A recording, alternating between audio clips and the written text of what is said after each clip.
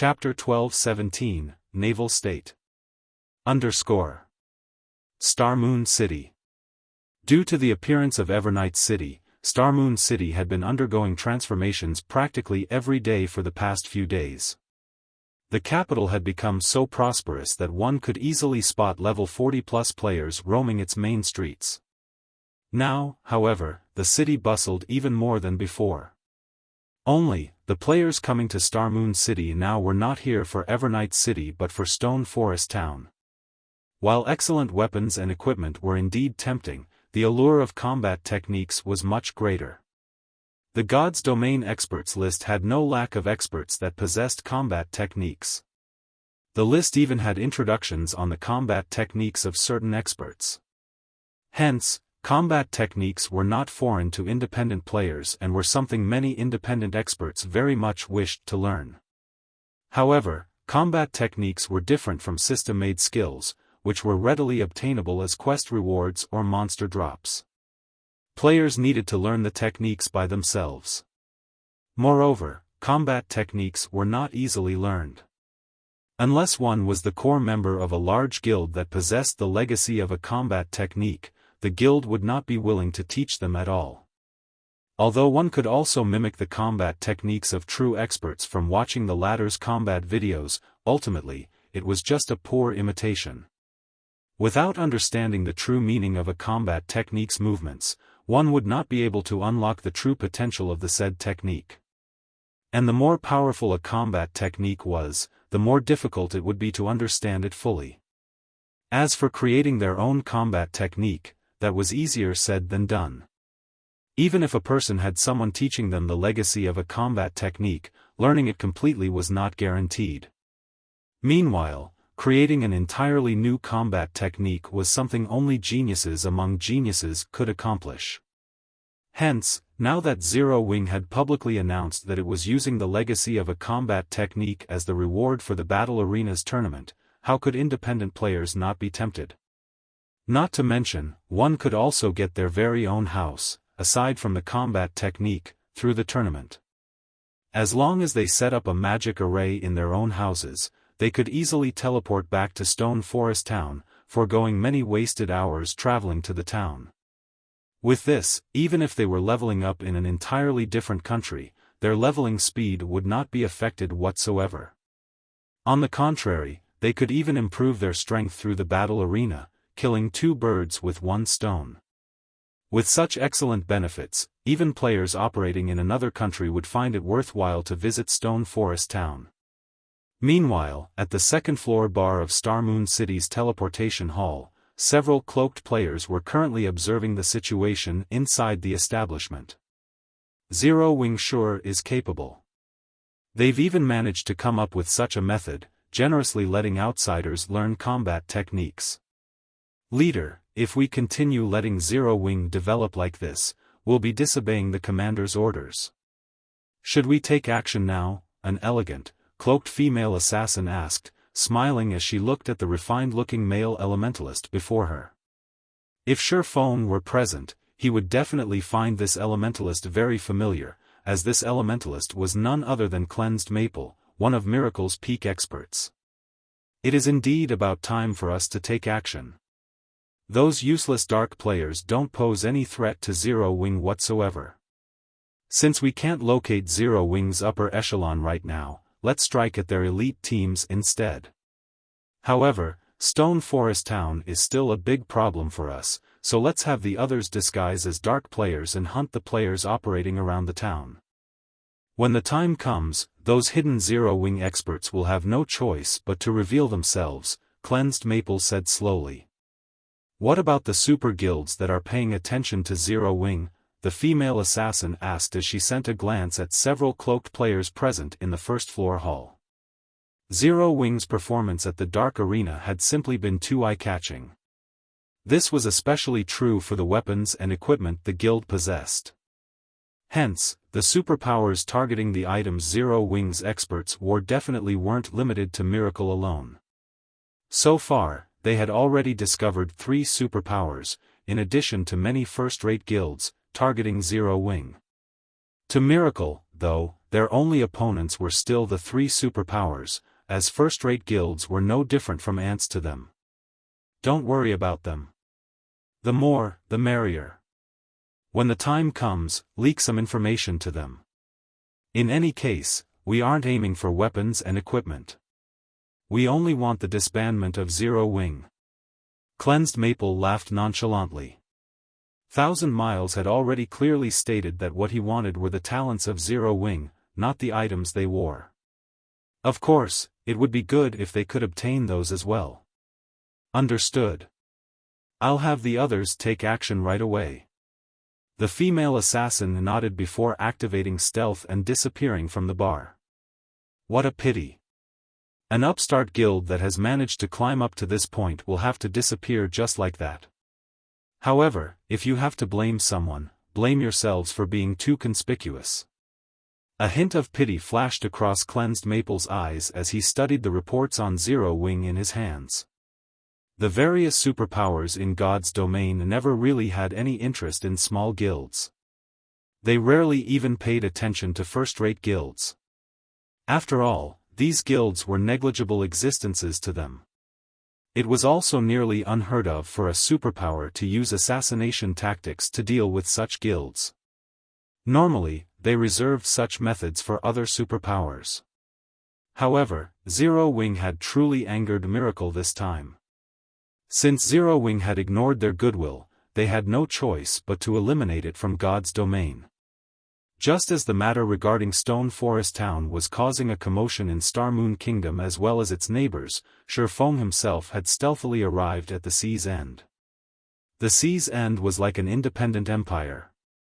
It had very little contact with the kingdoms and empires on the main continent. The first reason for this situation was the long distance separating them. Just teleporting from the mainland to the Sea's End cost 5 gold, 20 silver per person. Hence, Xiaofan was surprised when he encountered the Freedom Alliance at the Sea of Death. Of course, there was another travel method that was cheaper, but more time-consuming, than teleportation, which was riding a flying ship. One would pay only 5 silver per person to get from the Sea's End to the NPC island closest to the Sea of Death in a little over 30 hours. However, many people disliked wasting so much time on travel. The second reason was the different attitude each region had towards the various forces in God's domain. On land, the various kingdoms and empires were absolutely hostile towards the dark forces.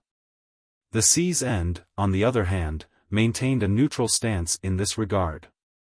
Hence, dark players and ordinary players were treated equally in the NPC cities located in the Sea's End. Red players and dark players would not be barred entry into NPC cities or captured by NPCs, so long as they did not cause trouble within the cities. One could say that the Sea's End was a paradise for dark players. The third reason was the different lifestyles players adopted. Players that were born at the Sea's End had fought naval battles ever since they started out in the game.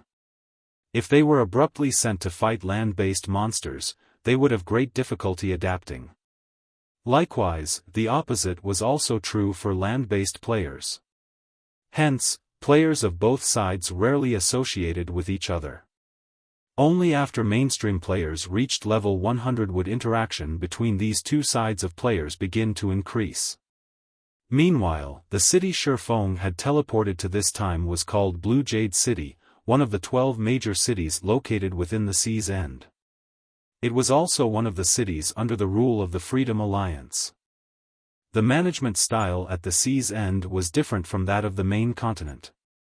There was no concept of a country here, or rather it leaned more towards city-states.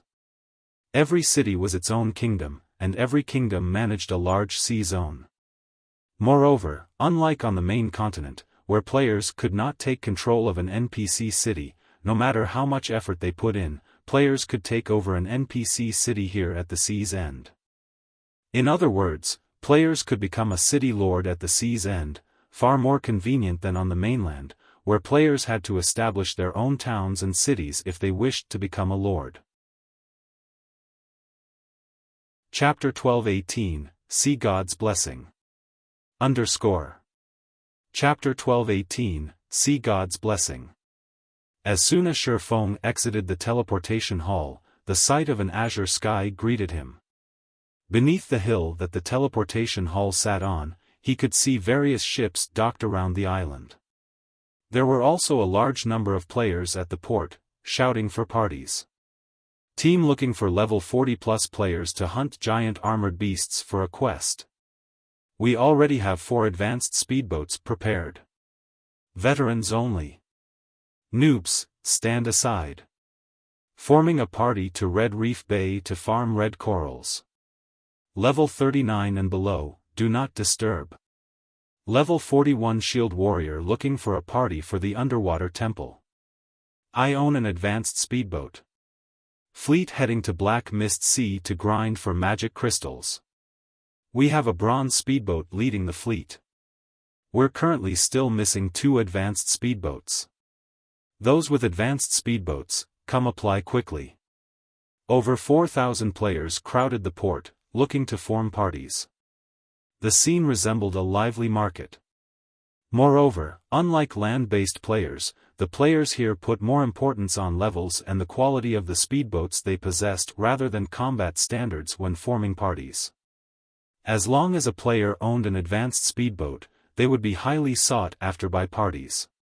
Advanced speedboat owners here were the equivalent of expert players on land. If one possessed a bronze speedboat, they would be the equivalent of a famous celebrity and become the center of attention. There sure are a lot of players who own advanced speedboats here. With a glance, Xiaofan discovered that roughly 10% of the ships docked at the port consisted of advanced speedboats.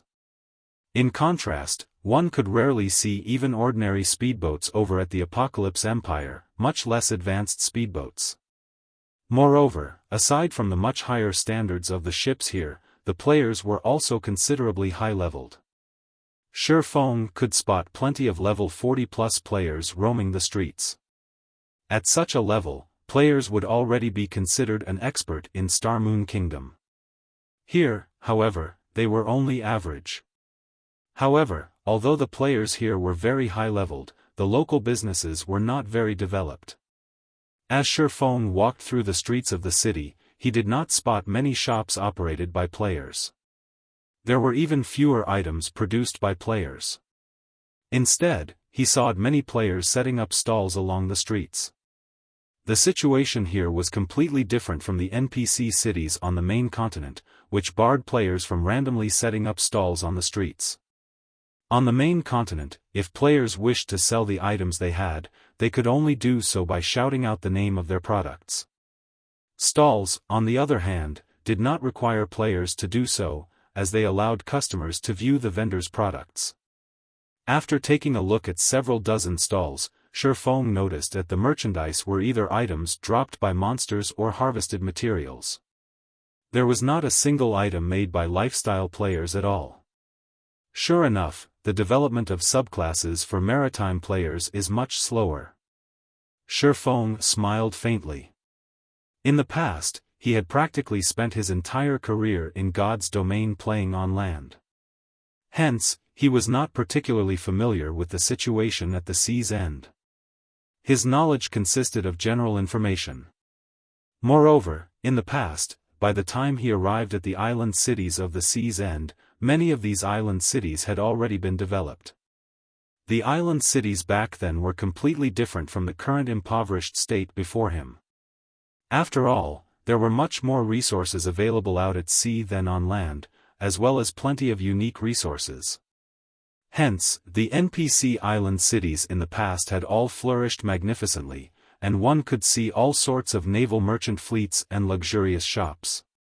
However, after giving the matter some thought, he found the situation reasonable. In reality, the development of subclasses of naval players was not slower than those on land. It was just that, due to the butterfly effect from his having developed the subclasses in his guild early on, the players on the main continent started shifting their focus towards subclasses a lot sooner than the maritime players. While Xiaofan was investigating the prices of products in Blue Jade City, a large crowd suddenly formed in the business district. Many players who saw this scene revealed excited expressions on their faces before promptly rushing into the crowd as well. Xiaofan grew curious at this situation. Buying runic fragments in bulk today. Buying each stack for 6 silver. First come, first served. In the next moment, a slightly chubby, middle-aged man with a small mustache on his face walked out of a 3-story shop, a smile on his face as he shouted a series of words. Immediately, the surrounding players flooded into the shop. Damn it! We're too late again. There are just too many competitors here. Can't the House of Seas buy a little more runic fragments each day? I've already been waiting here for an entire day now, yet I still haven't managed to sell my stockpile. There's no helping this. Only the House of Seas is willing to buy those fragments at a high price. If we sell the fragments to NPC merchants, we'll only get 40 copper per stack. I already have 20 stacks collected. If I can sell them all, I can get 1 gold, 20 silver. With that money, I can buy myself a nice set of equipment. After a short moment passed, the crowd of players that flooded into the shop called House of Seas came out, the majority of them with disappointed expressions on their faces, having apparently failed to sell their runic fragments. Runic fragments? Xiaofan could not help but recall matters regarding the runic fragment. I remember that it should be an item dropped by sea monsters. On its own, it isn't of any particular value. The only use it has is the synthesis of runic crystals. However, the synthesis rate is considerably low. Even master alchemists would have a success rate of only 10%. Could the House of Seas be trying to synthesize runic crystals? The runic crystal was an item unique to the sea. It was categorized as an energy crystal and was roughly similar to the magic crystal. Only, the amounts of mana stored in the 2 types of crystal were different. The amount of mana contained within a magic crystal was a lot higher. A runic crystal contained roughly 2/3 the amount of mana of a magic crystal. However, a runic crystal wasn't even worth half of a magic crystal. Currently, runic crystals should sell for 10 silver each. The reason for this was the runic crystals' much fewer uses. For example, runic crystals could not be used in the Divine Colosseum. If one had to point out its utility, then it would have to be in exchanges and the production of items.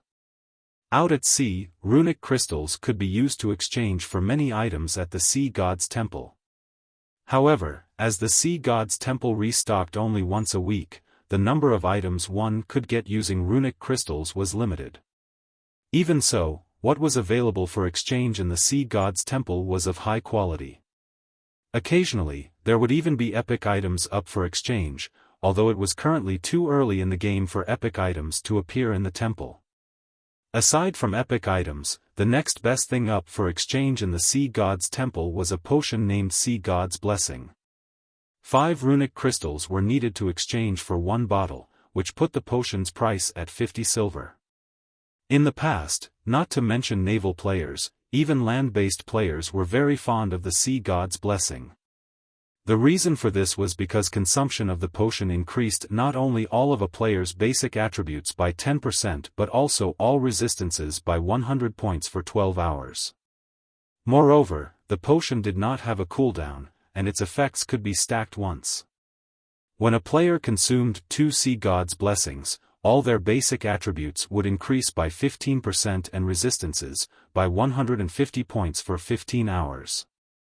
The further one progressed into the game, the more important environmental factors would become. Certain maps required players to possess a specific resistance for survival. The system would prevent players with insufficient resistances from visiting many special leveling maps. A potion that was capable of increasing all resistances by 100 points could allow players to visit the majority of the locations in God's domain freely without having to worry about environmental factors. However, as only a limited amount of Sea God's Blessing was put up for exchange each week, its actual value on the market was a lot higher. In the past, each bottle had sold for roughly 2 gold. Moreover, this was only the price at sea.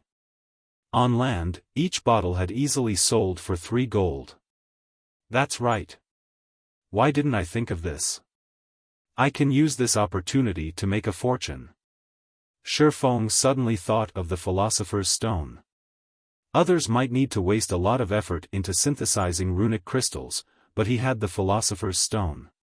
His synthesis success rate was much higher than even that of Grandmaster alchemists. Chapter 12-19, Gathering of Warlords. Chapter 12-19, Gathering of Warlords. Although Xiaofan had such thoughts, he did not hurry to collect runic fragments. The runic fragment was a common drop at sea, hence, purchasing a large amount from players would be straightforward. Besides, his primary objective in visiting the sea's end this time was not to collect runic crystals but the legacy of the sea. Following which, Xiaofan hurried towards the meeting place he had arranged with Passing Monarch. At this moment, hundreds of players geared in fine gold weapons and equipment stood guard in front of the most luxurious high-class restaurant in Blue Jade City. These players were all at least level 42, and just by standing there, they put extremely heavy pressure on others. The passers-by only sent a few glances at these players before scurrying away, nobody daring to enter this restaurant. These players standing guard at the entrance were none other than the members of the Freedom Alliance, the absolute overlord of Blue Jade City. In this city, nobody dared oppose the members of the Freedom Alliance. After all, if they provoked the Freedom Alliance, they would no longer be able to stay in Blue Jade City. Meanwhile, on the 22nd floor, which was also the top floor, of Blue Jade Restaurant, every member of the Freedom Alliance's upper echelon was present. Even the commanders of the Alliance's 11 fleets were here today. At this moment, a beautiful woman dressed in luxurious, red mage robes walked up to Passing Monarch and said in a quiet tone, "Commander Monarch, our independent fleets will be depending on you this month. If we let those guild-formed fleets surpass us, our fleet standings in the Alliance will definitely suffer." Although this woman's appearance was not as flawless as Gentle Snow's, she was the only female commander within the entire Freedom Alliance, 100 Leaves. In response, Passing Monarch simply nodded silently. In reality, he did not fully believe 100 Leaves' words. Those capable of becoming the commander of a fleet within the Freedom Alliance definitely shouldn't be underestimated. Not to mention, the rise of 100 Leaves' fleet had been rapid. Initially, she and her fleet had joined the Freedom Alliance as the 11th fleet. Now, her fleet was already the 8th fleet. Her fleet's improvement speed was simply staggering. Most likely, her fleet would reach the rank of 5th fleet or even 4th fleet before long, perhaps even surpassing his 3rd fleet one day. However, 100 Leaves' words were also partially correct. If their fleets, which were formed by independent teams, did not perform well and failed to obtain any legacies, their standings in the Alliance would no doubt suffer tremendously. The power structure of the Freedom Alliance was very complex. Although it was an alliance, it comprised 11 groups that fell into 2 main camps, the fleets formed by independent adventurer teams, and the fleets of small guilds. Normally, the 2 camps would compete for the resources obtained by the Freedom Alliance as a whole. However, due to the small guild camp managing to acquire a legacy in their previous joint expedition while the independent camp failed to get any, the independent camp situation deteriorated significantly. If the independent fleets could not reduce the disparity during this expedition, their position would definitely worsen in the next distribution of profits. I heard that the 2nd Fleet and 4th Fleet have joined forces and even managed to recruit the help of quite a few powerful experts. Once we enter the secret land, you'll have to help out the 8th Fleet, Commander Monarch, 100 Leaves said as she sent a glance at several people seated across her.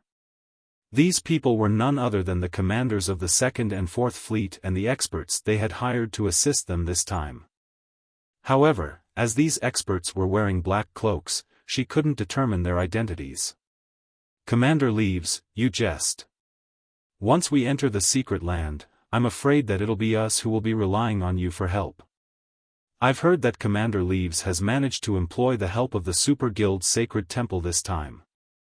I expect that even if we united the strength of the entire Freedom Alliance, we wouldn't stand a chance against the Sacred Temple, Passing Monarch said, his gaze shifting to the woman standing beside 100 Leaves. Although the woman had hidden her identity using a black cloak, the aura she exuded was no laughing matter. He had only ever felt such an aura on Demon Island. Moreover, his recent trip to the Sea of Death had enlightened him about many things, the fact that God's domain was massive, and that the various superpowers of God's domain were extremely powerful. They were far more powerful than he had previously imagined them to be. He had realized this just by watching the battle on Demon Island. When he and his companions went up against the Flower of Seven Sins members, they had been utterly powerless to retaliate. Yet, now, through some unknown means, 100 Leaves had actually managed to get help from the Super Guild's Sacred Temple. In the next fleet ranking, the fleet 100 Leaves commanded would most likely rank second out of the 11 fleets in the Freedom Alliance. As for getting first place, that was unlikely to happen. The reason for this was the commander of the First Fleet, who was the man that personally formed the Freedom Alliance. The First Fleet was also the first one to obtain the Legacy of the Sea. Even now, Passing Monarch had yet to uncover the identity of the mysterious supporter backing the First Fleet. Just as Passing Monarch and 100 Leaves were conversing with each other, the Second Fleet's commander, Identical Summer, and the Fourth Fleet's commander, Heavenly Spider, were likewise chatting together but with sneers on their faces. Ha ha ha. Monarch, that fool. He actually went to the Sea of Death and got all 4 of his bronze speedboats heavily damaged. Even now, the speedboats have yet to be fully repaired. With this, Third Fleet no longer poses a threat to us. The only problem left is First Fleet and Eighth Fleet. Identical Summer laughed as he looked at Passing Monarch. The Sacred Temple will be a troublesome foe. Not only is it a super guild, but unlike the other super guilds, the Sacred Temple also began developing its naval forces very early on. When it comes to the guild's naval strength, even our entire Freedom Alliance added together won't be a match, Heavenly Spider said, shaking his head. In response, Identical Summer sent a glance at the woman seated beside 100 Leaves and said dismissively, "What are you afraid of?" Although 100 Leaves has managed to recruit the help of the Sacred Temple, it is impossible for the Sacred Temple to lend her all of its strength. At most, she'll get only a small portion. With the cards we have prepared, we'll be able to deal with 8th Fleet easily. Afterwards, our 2 fleets will definitely secure the position of 1st and 2nd Fleet and rule Heavenly Ocean City. The Freedom Alliance occupied a total of 3 major NPC cities in the Sea's End, Blue Jade City, White Howl City, and Heavenly Ocean City. As for Sea Dragon City, it was not considered a major city, only a minor city located on a certain island. It was valuable merely because it provided access to a secret land that contained legacies. In terms of overall value, Sea Dragon City was worth much less than the 3 major cities. Moreover, every one of the 3 major cities had a player population of over 8 million. Among them, Heavenly Ocean City's population was the highest, with over 12 million players based there. It could already rival the capital of an ordinary empire. If their 2 fleets could obtain Heavenly Ocean City, the wealth they could amass would greatly surpass that of the large guilds occupying empires on land. After all, unlike the guilds on land, which only got to live in NPC cities, naval players like them got to control their cities completely. Chapter 1220, Discovered. Chapter 1220, Discovered. Inside the elegant hall, the Freedom Alliance's various commanders all had their own plans. They were all brimming with confidence about obtaining the Legacy of the Sea this time. Just as the various commanders were conversing with each other, the female elementalist Blue Joy led Xiaofan into the hall. Although Xiaofang's appearance was not particularly conspicuous, as he looked just like the many other cloaked players within the hall, he still attracted everyone's attention. This person came in with Blue Joy. He should be the expert monarch recruited to help, right? Sure enough, monarch really did come prepared. But why is there only one person? The various fleet commanders began quietly discussing Xiaofan as they looked at the swordsman walking towards monarch. The fact that passing monarch managed to become the commander of the Freedom Alliance's Third Fleet showed that his individual strength was extraordinary. Otherwise, the other fleets would have long since overtaken his fleet. However, seeing that passing monarch had invited only one helper confused everyone. It seems monarch has really miscalculated this time. Unlike the previous time, when the various fleet commanders had not invited even a single outsider to help out, they had all recruited plenty of helpers for the expedition this time. Even the lowest ranked among them had invited over 10 people, while some had actually invited over 40 people. Brother Yifeng, did you come alone this time? Passing monarch asked quietly, feeling greatly perplexed as he looked at Xiaofan walking over to him. Although he had invited Xiaofan, he never said that only Xiaofan alone could join. After all, the more people taking control of a speedboat, the more power it could display. A speedboat's ability to endure attacks from monsters would also improve with more players on board. Hence, in God's domain, the more players a ship could accommodate, the stronger it would be. In fact, he had even reserved 30 slots specifically for Xiaofan. Despite that, Xiaofan had come by himself. The others are all busy, so I didn't bother bringing them over, Xiaofan explained. Currently, the majority of Zero Wings experts were still stuck in combat inside the inferior legendary treasure chest. Only a portion of them had come out so far, and those who had were busy leading expert teams to grind for weapons and equipment. After all, Zero Wing was currently mass recruiting new members and was in dire need of weapons and equipment. Meanwhile, Aqua Rose and the others were inside the secret technique space and would not be coming out anytime soon. Rather than bring a group of elite members with him, it was much better to let passing monarch's other companions, who were much more accustomed to naval warfare, enter the ruins. Passing monarch could not help falling speechless at Xiaofang's words. He felt that Xiaofan was underestimating the legacy competition. Although he could have his own subordinates take up the missing slots, their coordination with Xiaofan would not be particularly good since neither side had a great understanding of each other. Meanwhile, at the same time as passing monarch was conversing with Xiaofan, 100 Leaves, who sat a short distance away, had her gaze fixed on Xiaofan, shock surfacing on her flawless, white face. However, 100 Leaves very quickly hid this reaction of hers. Leaves, is there something strange about that person? The cloaked woman seated beside 100 Leaves asked quietly. He is the person I'm looking for, 100 Leaves said, a hint of excitement surfacing in her eyes as her lips curled up slightly. At 100 Leaves' words, the cloaked woman turned to look at Xiaofan despite herself and exclaimed in surprise, how can this be? The demon god sent the recovery order to every dark player in God's domain. How could the person holding the soul orb possibly appear before us so easily? I can't believe it either. However, the detection crystal I spent 3,000 magic crystals to buy cannot be mistaken. As long as the soul orb is within 30 yards of me, the detection crystal will automatically sense it. Moreover, I've already used detection on him and have already confirmed that the soul orb is indeed on that person's body. 100 Leaves chuckled. I never thought that I would be able to encounter the person holding the soul orb so quickly. My luck really is too good. Then, when are we going to make a move? The cloaked woman asked. No need to rush. We'll have plenty of opportunities once we enter the secret land, 100 Leaves said as she waved her hand. Have Scorpion secretly keep an eye on them. Once players entered the secret land, they would not be able to leave for a certain period. At that time, there would be no escape for Xiaofan. Alright, I'll notify Scorpion right away.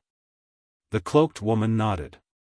If passing monarch heard the conversation between 100 Leaves and the cloaked woman right now, he would definitely be shocked. After all, based on the way the two were speaking with each other, the cloaked woman from the sacred temple seemed more like 100 Leaves' subordinate rather than a collaborator. However, shortly after everyone began talking about Xiaofan, the entire hall fell silent once again as it was nearly time for them to set out for Sea Dragon City. At this moment, a refined middle-aged man dressed in white robes entered the hall. Walking behind him were two robust men, a level 43 ranger with a dark gray longbow slung over his shoulder and a level 43 guardian knight with a massive, white bone shield on his back. The two could easily rank near the top of the ranking list of any empire in God's domain. Not to mention, both the bow and the shield these two men carried were currently radiating the epic glow effect. The two men looked extremely conspicuous as they entered the hall. "Since everyone has already gathered, let us begin, then," the refined middle-aged man said unhurriedly after taking a glance at everyone in the hall. "As is traditional, my first fleet will dispatch 100 members while the other fleets will dispatch 90 members each for a total of 1,000 members. If there are no objections, we'll start right away." Although the man's voice sounded mild, nobody present dared to look down on him. After all, this refined man was none other than the founder of the Freedom Alliance. He was also the commander of the current First Fleet, Silent Entropy. None of the commanders present said anything in response. Instead, they each took out a tablet fragment while Silent Entropy took out 2 tablet fragments. When everyone present combined their tablet fragments, the fragments formed a complete circular tablet with an ancient magic array carved on it, and the instant the tablet was assembled, a spatial portal gradually appeared in midair. When Silent Entropy saw that the spatial portal had stabilized, he took back his 2 fragments and said, "All right, everyone, enter according to fleet ranks now." Following which, the other commanders also stored their tablet fragments and entered the spatial portal together with their own fleets in an orderly procession. The first ones to enter were the First Fleet's 100 members, followed by the Second Fleet's 90 members and so on. After the 1000th player walked into the spatial portal, the portal vanished from the hall. The instant Xiaofan entered the secret land, before he could even see where he had been transported to, the sound of a system notification reached his ears. "System, you have entered the secret land beneath Sea Dragon City. You are not allowed to leave before 6 hours have passed. After 10 hours have passed, you will be automatically transferred out of the secret land." When the system notification came to an end, Xiaofan was finally able to see his surroundings clearly. He was currently standing in the middle of a massive cavern with an ink-black lake encircling his location. Moreover, fog hovered above the lake. He could barely make out passages at the far end of the cavern. While Xiaofan was busy observing his surroundings, the members of the Freedom Alliance began releasing their ships onto the lake in an orderly manner. Even the weakest ship released was an advanced speedboat. There were also plenty of bronze speedboats, which were originally very rare in the outside world. It was an amazing sight to behold. The secret land did not place any restriction on the number of ships that could be brought in. However, the appearance of over 120 ships on the lake would immediately trigger a massive monster attack. Only after these monsters had destroyed the excess ships would they leave. Hence, the various fleets of the Freedom Alliance had agreed that each fleet could bring a maximum of 10 ships each. Any fleet caught bringing more than the agreed number of ships would have their right to enter the secret land in the future taken away. Moreover, as everyone had signed a contract agreeing to this point, there was no escaping the penalty if they broke their word. At this moment, the cloaked woman, who stood beside 100 Leaves, covertly observed the distant Xiaofan as she quietly asked, "Leaves, should we take action now?" Chapter 1221, Hidden Strength. Chapter 1221, Hidden Strength. Scorpion, take the party with you and find an opportunity to strike. Don't attack unless you're absolutely confident of succeeding. 100 Leaves nodded. After entering the secret land, aside from the starting point, there would not be many places where their various fleets would encounter each other. Only those that chose to go down the same legacy path would get to meet again at the rest point, where players could escape the harassment of monsters, located in the middle of each legacy path. Aside from these two locations, there would be no other opportunity to strike at Xiaofan. Therefore, the time before the various fleets decided on the path they would take would be the perfect time to strike. Although attacking Xiaofan would also mean severing all friendly relations with passing monarch, she was willing to take this loss to complete the demon god's quest. The party? Is there really a need for that? He is just one person. I alone am enough to kill him, the black-clad assassin said contemptuously as he sent a glance at Xiaofan. He was a peak expert the sacred temple had dispatched to protect 100 Leaves in secret. He was also a peak assassin known to practically everyone in the outside world, as he was ranked 69th on the God's Domain experts list. In the entire God's Domain, the number of peak experts capable of stopping his assassination could be counted on the fingers of both hands. Killing an unknown brat would be a piece of cake for him. There was no need to mobilize the entire security party at all.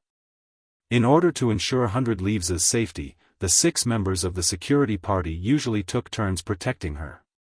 Moreover, even the weakest of them was at the half-step flowing water realm, while most of them were at the flowing water realm. Having all 6 of them take on a random kid was akin to humiliation to them. At this time, the other 5 members of the security party also nodded in agreement with Scorpion's words. Just having their party leader take action could already be considered an overestimation of Xiaofang's abilities. After all, not a single person in the entire Sea's End could stop their leader's assassination tactics. There's no harm in being careful. This quest is very important to me. If I succeed, I might be able to improve further, 100 Leaves said in an extremely stern tone. Immediately, Scorpion and the others shuddered as massive pressure washed over their bodies. Meanwhile, only Scorpion and the security party members felt this pressure, as it was not the result of a difference in strength but a difference in status. I understand, Scorpion said hurriedly, realizing the gravity of the matter. The other members of the security party also nodded promptly, not daring to speak another word.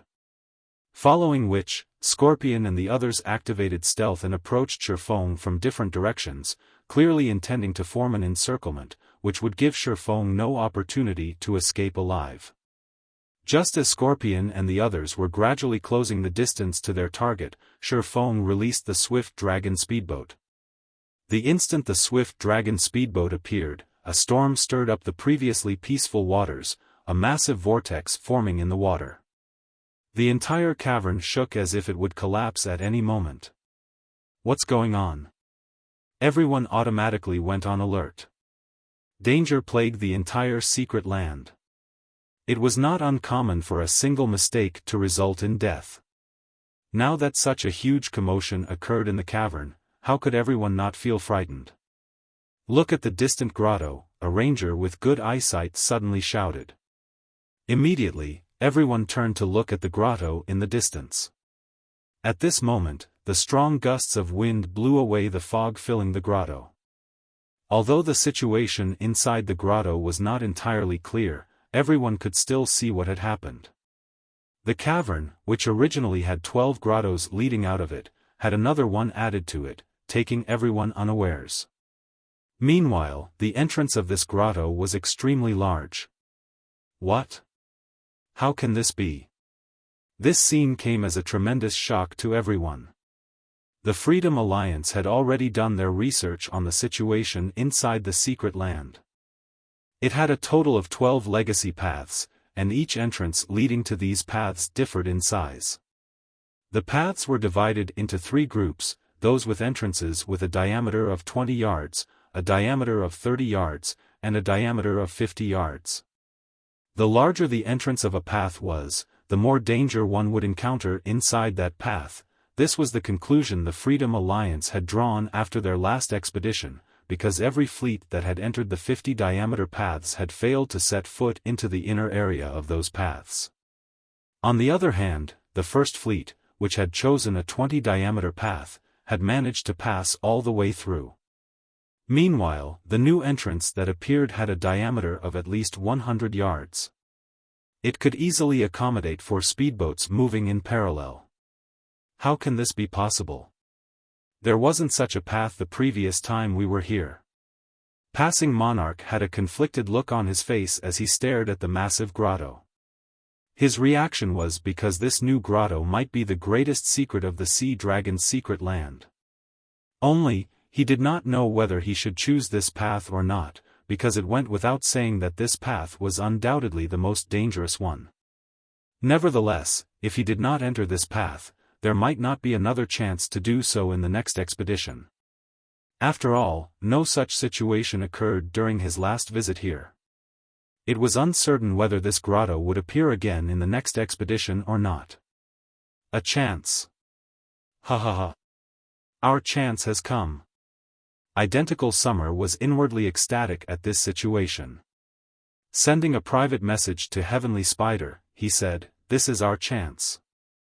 If we obtain the strongest legacy in the Sea Dragon's secret land, no matter how many times Entropy and the others enter this place, they will never be able to compete against us for Heavenly Ocean City. But I'm afraid the difficulty of conquering it will be quite significant," Heavenly Spider, the commander of 4th Fleet, said somewhat worriedly. "What's there to be afraid of? Don't forget, we still have that," Identical Summer said nonchalantly. "If we don't give it a try now, we might not get another chance in the future." Saying so, Identical Summer took out a glass bottle and immediately began chanting an incantation.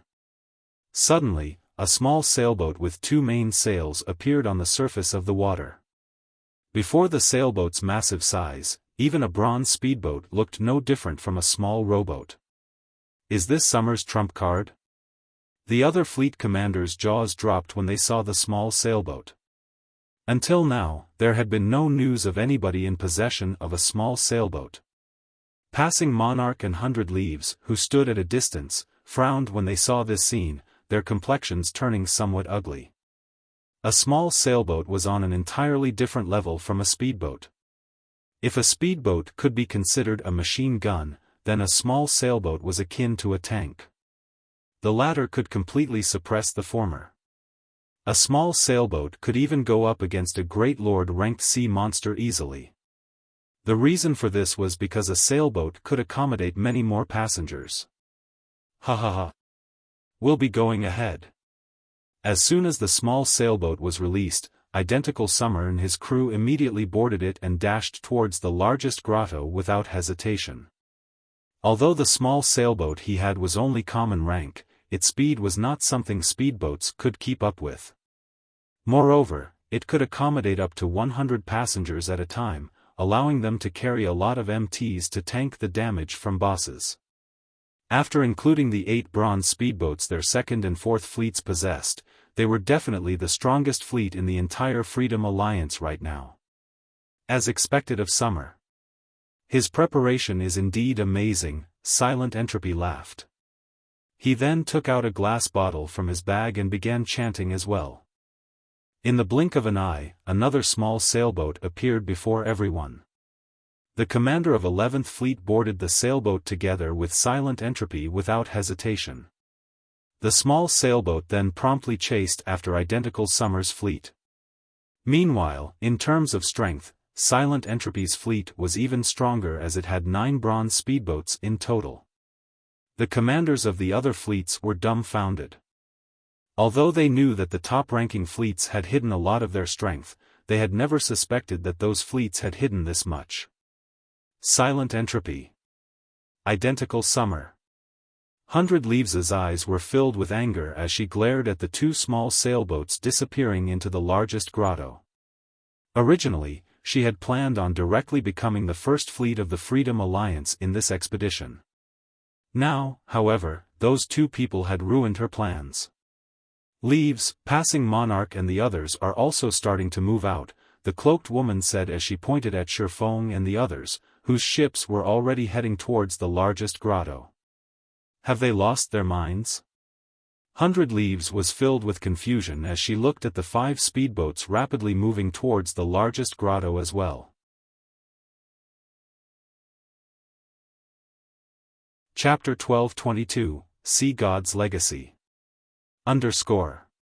Chapter 1222, Sea God's Legacy.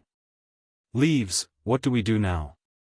Give chase, the cloaked woman asked 100 Leaves as she watched the speedboats sail away.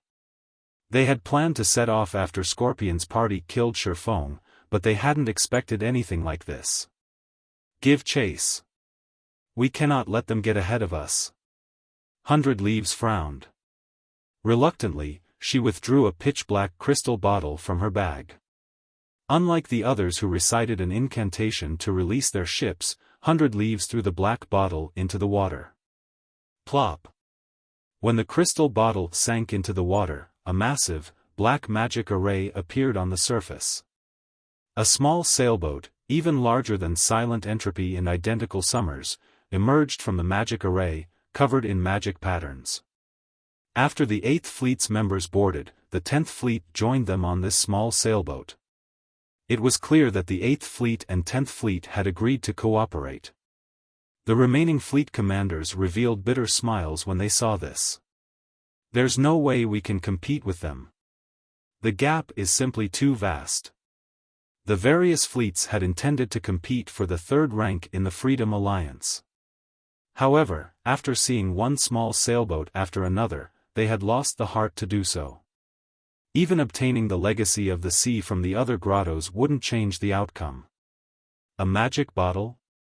Xiaofan was somewhat surprised to see the small sailboat emerge from the massive magic array. The sacred temple's foundations are truly impressive. A magic bottle could contain a myriad of items. The bottle's value changed based on the items contained within. For example, if a magic bottle stored a small sailboat, it could easily be worth several thousand gold. This was because magic bottles did not drop from monsters. Rather, they were treasures that could only be obtained by raiding ancient ruins. However, magic bottles had one fatal flaw: they were one-time use items. 100 Leaves cannot be underestimated. She actually obtained a small sailboat without anyone knowing. Brother Yifeng, let's choose another grotto. We cannot compete with them. As passing monarch watched 100 Leaves' approaching fleet, he questioned the idea of competing for the greatest legacy in the Sea Dragon's secret land. Even if they had Xiaofang's secret silver speedboat, it would be a waste of time. Moreover, now that 100 Leaves had also entered the largest grotto, their 3rd fleet had no competition in the other grottos. They could obtain legacies more easily. Glancing at Silent Entropy and the others, who had already entered the largest grotto, Xiaofan nodded and said, "That's fine. According to our previous agreement, the first legacy we obtain belongs to you, while the second belongs to me. Which grotto should we choose?" This, passing monarch hesitated. If given the choice, he would never willingly forsake the greatest legacy of the Sea Dragon's secret land. However, with so much powerful competition in a single grotto, it was unknown whether or not he could even obtain the legacy.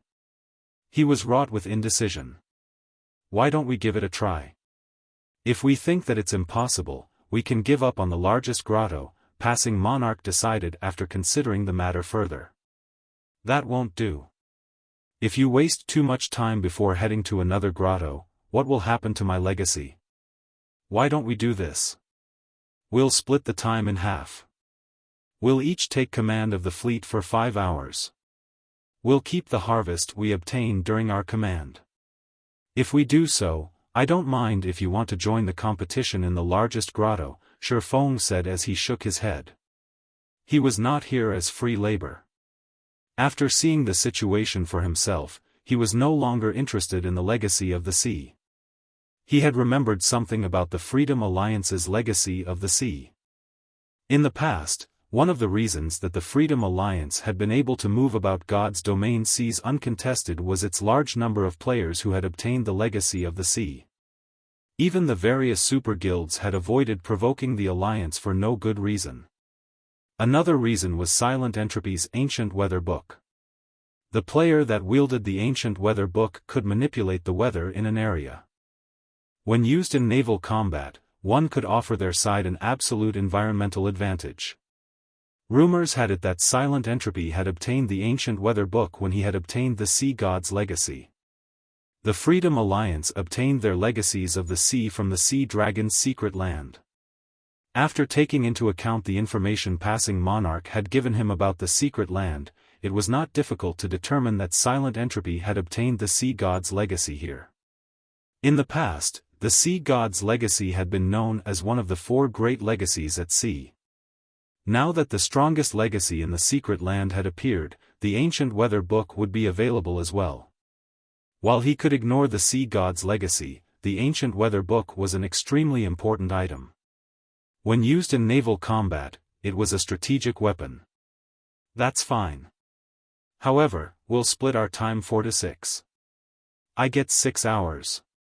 Later, I'll use 1 hour to test the waters.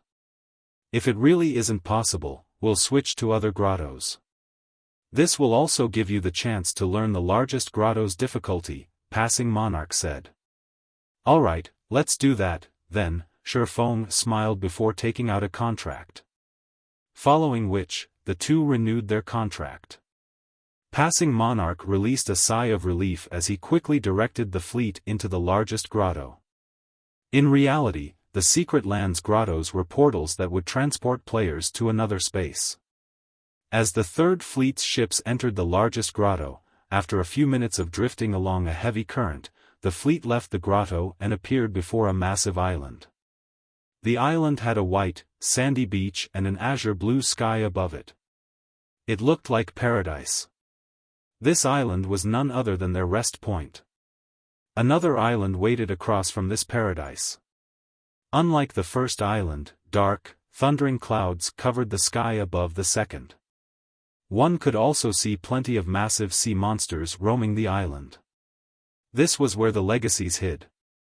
Silent Entropy and Identical Summer's fleets had already engaged these sea monsters in battle. Why are there so many sea monsters? Passing Monarch was shocked when he saw the creatures. Both Silent Entropy and Identical Summer's fleets stood against more than 20 sea monsters. These sea monsters looked like sea turtles, but unlike normal sea turtles, a long horn grew from the heads of these monsters. Their bodies also emitted arcs of blue electricity, and all of their attacks used lightning. Not only were their attacks very fast, but they also contained massive destructive power. Thunderhorn Beast, Sea Monster, Lord. Level 51. HP 35,000,000/35,000,000. Although Silent Entropy and Identical Summer's fleets each had a small sailboat, their ship suffered against so many Thunderhorn beasts. If not for their small sailboats taking the brunt of the attacks, they would have already been annihilated. Passing Monarch paled at this sight. Speedboats stood no chance against those monsters. The Third Fleet couldn't even reach the island. If they could not get on the island, how were they supposed to obtain the legacy? In the Sea Dragon's secret land, all legacies were in the center of the legacy island at the end of each grotto. The ship's role was to transport the players through the obstacles on the way to the legacy island. However, with so many sea monsters in the outer perimeter, one could just imagine how many sea monsters waited for them around the legacy island. They sure move quickly. At this moment, 100 Leaves had also emerged from the grotto. When she saw the ongoing battle, she simply smiled and said, "It seems this legacy is fated to be mine." In the next moment, the small sailboat and bronze speedboats in 100 Leaves' fleet sliced through the water towards the legacy island, bypassing the Thunderhorn beasts. Roar! As 100 Leaves' fleet entered the outer perimeter, a large group of Thunderhorn beasts broke through the water's surface, attacking 100 Leaves' fleet. Pung! Pung! Pung! A series of lightning strikes bombarded the fleet. However, 100 Leaves' small sailboat showed no intentions of dodging the attacks. Instead, it forged ahead. When the lightning strikes were 30 yards away from the small sailboat, they dissipated into nothing as if they had met an invisible barrier that nullified magical attacks. In a short moment, 100 Leaves' fleet broke past the blockade and entered the inner perimeter.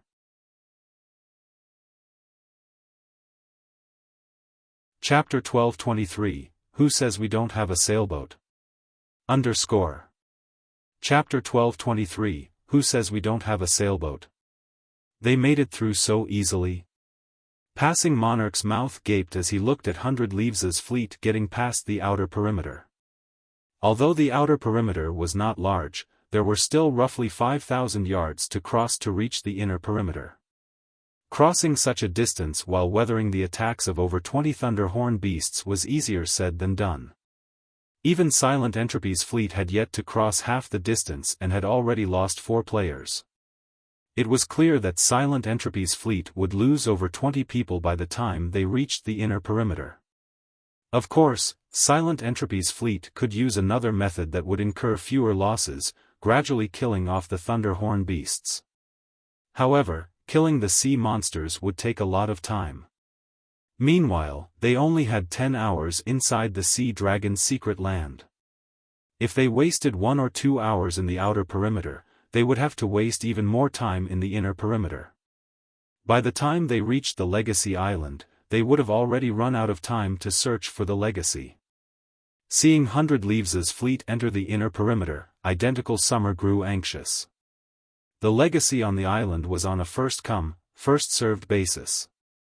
The sooner one reached the island, the higher their chances were of obtaining the Legacy. All MTs, take turns activating your life-saving skills. We're forcing our way through. Identical Summer commanded, gritting his teeth. A group of 6 MTs stormed the small sailboat's deck, receiving the Thunderhorn beast's attacks. The ship blasted away any monsters in their way with cannon fire. Silent Entropy's side fared far better than the other fleet. Silent Entropy had used a Tier 3 defensive magic scroll to receive the level 51 Lord's attacks. By the time both fleets had reached the inner perimeter, the difference between Silent Entropy and Identical Summer's fleets was obvious at a glance. Silent Entropy's fleet hadn't lost a single player. On the other hand, Identical Summer's fleet had lost 17 players, with 5 of them being MTs. The players that died would automatically resurrect on the Rest Island. They would not be able to rejoin the main force and would have to wait for their companions to retrieve them or be sent out of the secret island once time was up. Fortunately, the death penalty in the secret land was similar to that of dungeons. Hence, players that died would only lose a small portion of their EXP. "Commander, are we still waiting?" Blue Joy asked Passing Monarch, a hint of worry in her eyes. It was obvious that she was not optimistic about their chances of breaking past the outer perimeter. "Forget it. It's too difficult. There's no need for us to waste our speedboat's durability here," Passing Monarch said, sighing deeply. In the end, he decided to give up on the greatest legacy as this area was far more challenging than he had imagined. With their fleet's strength, they had no hopes of reaching the Legacy Island. "Hold up," Xiaofan said suddenly. "If you really want to reach the island, we're not entirely out of options." While the Thunderhorn beasts were terrifying, after watching them for some time, Xiaofan could tell that the majority of the Lord's attacks were magical. Others might find it difficult to defend against magical attacks, but to Xiaofan, it was a simple task. "Brother Yifeng, you have a plan?" Passing Monarch asked curiously. These Thunderhorn beasts was extremely fast. Even bronze speedboats could not outrun them. If they were surrounded, they would be utterly helpless. They would need a small sailboat to force open a path. "I'll attract these sea monsters' attention while your speedboats use the opportunity to get past them," Xiaofan explained. Passing Monarch was surprised by Xiaofeng's words. He had never thought that Xiaofan would willingly sacrifice his speedboat as bait. However, since Xiaofan was willing to do so, he would not object. Meanwhile, 100 Leaves and the others, who were currently resting at the edge of the inner perimeter, noticed Passing Monarch's fleet speeding towards the outer perimeter. "They're overestimating themselves," Identical Summer sneered. Do they really expect to get past those Thunderhorn beasts without a small sailboat to open a path? Do they really need to waste time here? 100 Leaves rolled her eyes as she watched passing Monarch. There was no way to repair one's ship inside the Sea Dragon's secret land. If the Thunderhorn beasts bombarded passing Monarch's fleet, even with players splitting the damage, the speedboat's durability would deplete rapidly. Once a ship's durability reached zero, it would be useless. Even if passing Monarch's fleet escaped with their speedboats intact and proceeded to the other grottos, their chances of obtaining a legacy would decrease due to the lost durability. Though, looking at it from another perspective, the fact that passing Monarch and the others were willing to attempt reaching this legacy island benefited 100 Leaves. This way, she would have an opportunity to kill Xiaofan and complete the demon god's quest. At this time, Xiaofan steered the swift dragon speedboat into the outer perimeter. Thunderhorn beasts immediately emerged from the water, one after another, rapidly encircling the swift dragon speedboat. At the same time, electricity gathered at their horns as they prepared to attack. However, Xiaofan paid no attention to these monsters as he continued towards the group of sea monsters before him. Seeing the numerous arcs of lightning arcing towards him, Xiaofan activated Magic Barrier, making the swift dragon speedboat immune to magic damage and reducing the physical damage it received by 60% for 10 seconds. After blocking the attacks, the swift dragon speedboat arrived before the group of Thunderhorn beasts, letting the sea monsters surround it.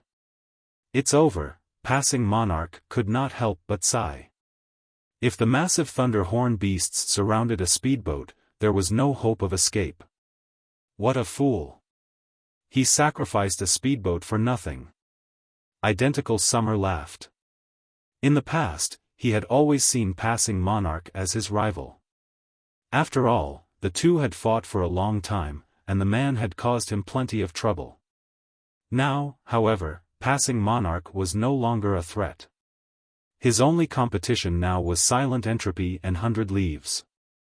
As more Thunderhorn beats gathered around the swift dragon speedboat, the likelihood of Xiaofan breaking through the encirclement grew smaller and smaller. Rather than worrying, however, a smile appeared on Xiaofan's face. "It's about time to make a move." Xiaofan observed his surroundings and noticed that practically 80% of the Thunderhorn beasts had gathered around him. Energy Pulse. Dragon Cannon. Suddenly, a blue ripple spread out from the swift dragon speedboat, paralyzing the surrounding Thunderhorn beasts. At the same time, a black-white beam shot out from the swift dragon speedboat's bow. In the next moment, 3 Thunderhorn beasts that blocked the secret silver speedboat's way had been blasted back. At the same time, the 3 lords lost over 2 million HP each. The surface of the water caved in at the might of the black beam. Suddenly, an empty path opened up before the swift dragon speedboat. Xiaofan activated Accelerate, increasing the swift dragon speedboat's movement speed by 100%. Before the Thunderhorn beasts could react, the swift dragon speedboat had already sped away from the encirclement and made its way to the inner perimeter. Meanwhile, passing Monarch and the others tore across the water to the inner perimeter from another direction. As only 5 Thunderhorn beasts chased after passing Monarch's group of 4 bronze speedboats, they were able to get away with minimal damage, their speedboat's durability decreasing only slightly. As for the remaining sea monsters chasing the swift dragon speedboat, due to the paralyzation, their movement speeds had reduced to less than half of their original. As a result, the distance between them and the secret silver speedboat rapidly increased. By the time the paralysis effect wore off, the swift dragon speedboat was over 300 yards away. By then, all the Thunderhorn beasts could do was watch as the swift dragon speedboat entered the inner perimeter. "What rank is that speedboat?" 100 Leaves blinked in astonishment as her gaze followed the unharmed swift dragon speedboat. "So, this is the expert passing Monarch recruited? Not bad." The swift dragon speedboat's performance had also surprised Identical Summer. The speedboat's main cannon was strong enough to throw 3 Thunderhorn beasts. Even his small sailboat wasn't capable of such a feat. However, they won't get much further. They'll never reach the island. Identical Summer's words earned the agreement of those around him. The difference between the inner and outer perimeter's difficulty was like the difference between heaven and earth. Although one had to face fewer sea monsters in the inner perimeter, these monsters were obviously stronger.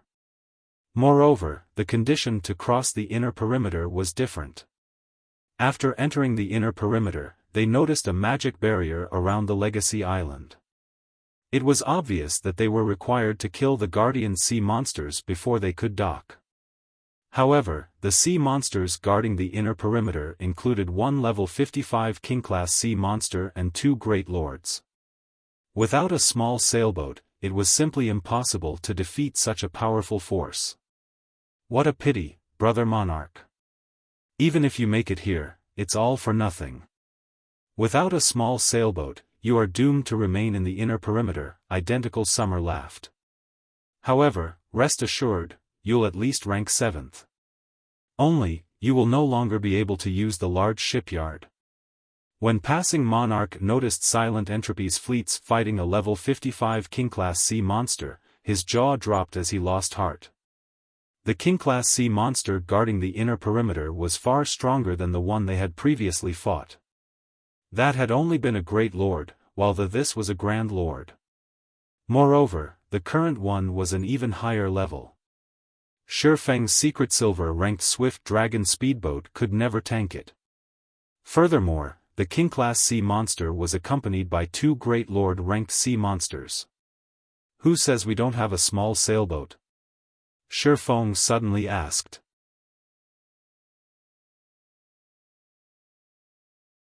Chapter 1224, Combat Power Assessment. Chapter 1224, Combat Power Assessment.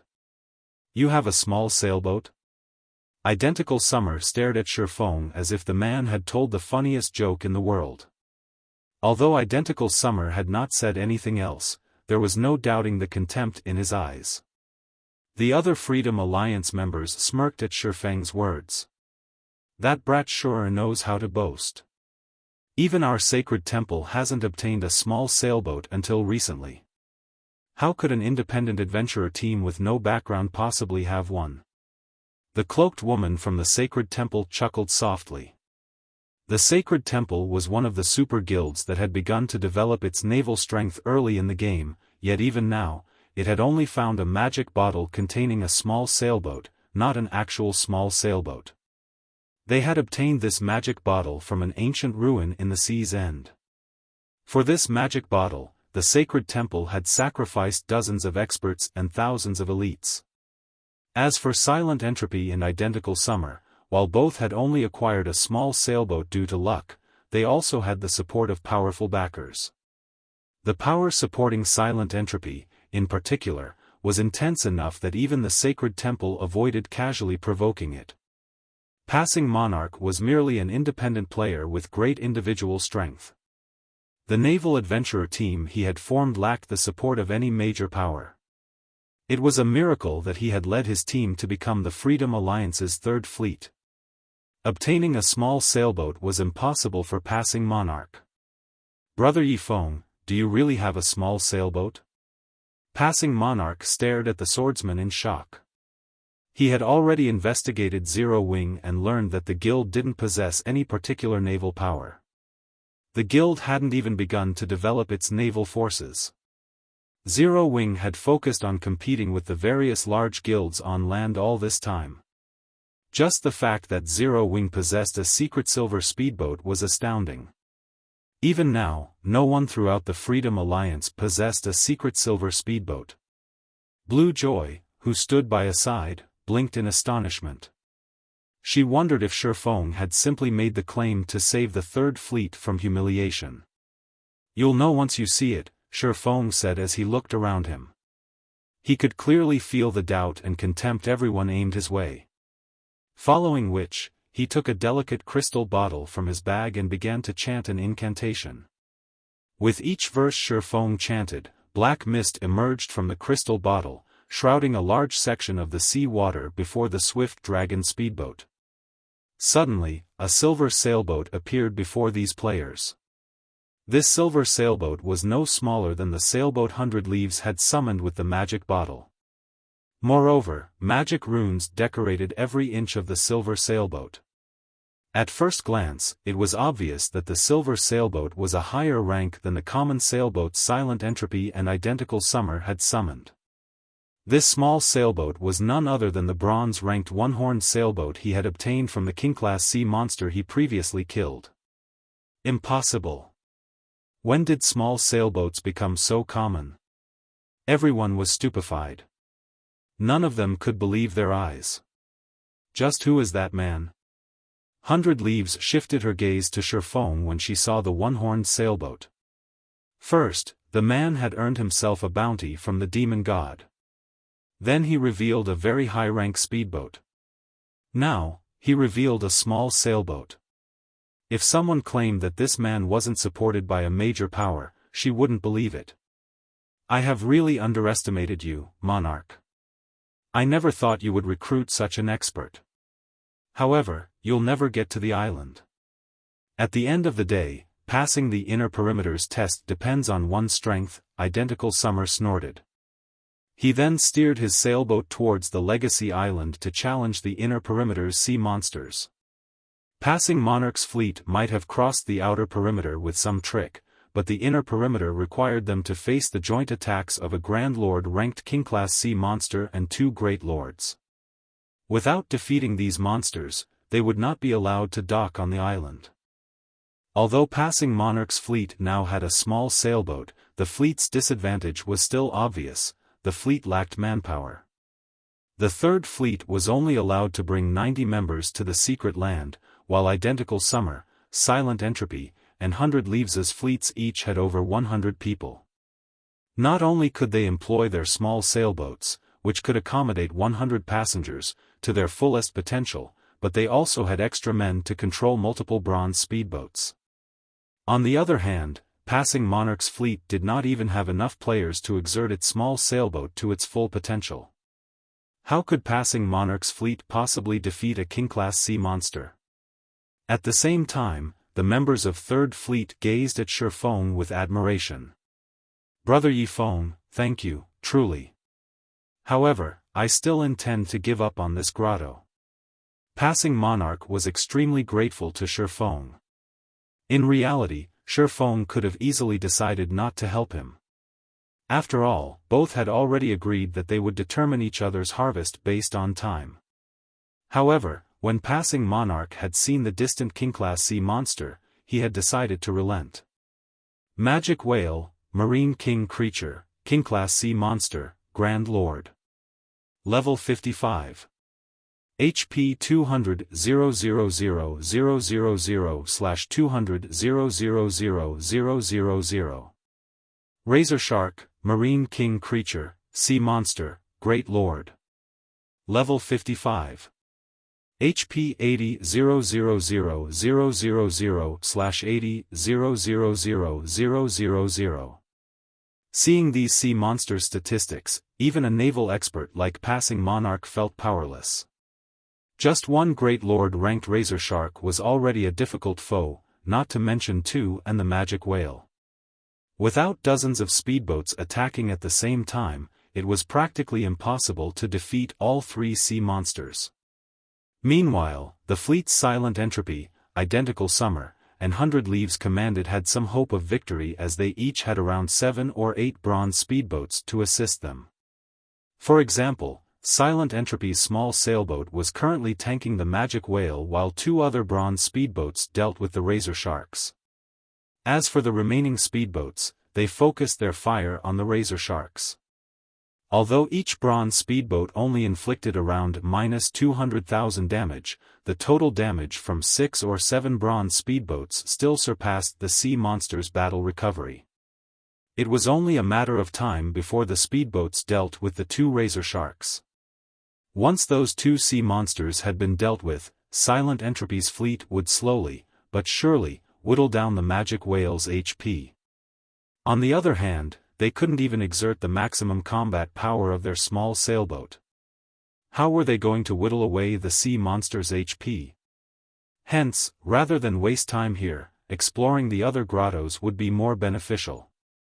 With their fleet strength, they wouldn't have any issues obtaining 2 legacies.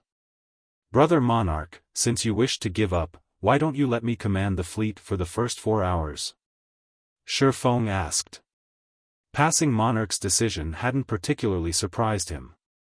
After all, assessing an opponent's combat power was the basics of being an expert.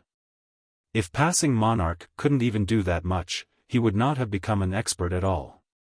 Only, passing Monarch's assessment was slightly different from his.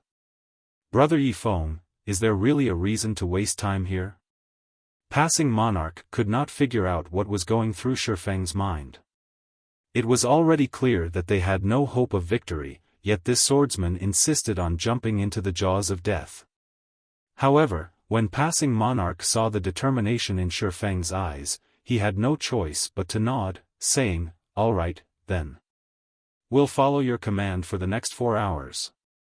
Once these 4 hours are up, we'll leave immediately." Following which, both sides renewed their contract yet again. From the next 4 hours, the Third Fleet would be under Xiaofang's command. After finding nothing wrong with the contract, Xiaofan stored it away in satisfaction. "Let's go." Xiaofan smiled at the distant magic whale. Others might not know the one-horned sailboats might, but he did. While king-class sea monsters were quite powerful, a bronze sailboat could not be underestimated, either. Following which, Xiaofan allocated tasks to the Third Fleet's members. The Swift Dragon speedboat and one of the bronze speedboats had a 20-man crew each, while each of the remaining 3 bronze speedboats had a party of 6. The remaining fleet members would board the one-horned sailboat and deal with the magic whale. This is nuts. We'll only have 32 people on our strongest ship? How are we going to hold back the magic whale? When passing Monarch and the others saw Xiaofang's distribution, they were confused. The other fleets had 3 full MT parties each, splitting the magic whale's damage. Those fleets also had the other crew members on their small sailboats sharing the damage. Only then could they minimize the damage to their sailboats.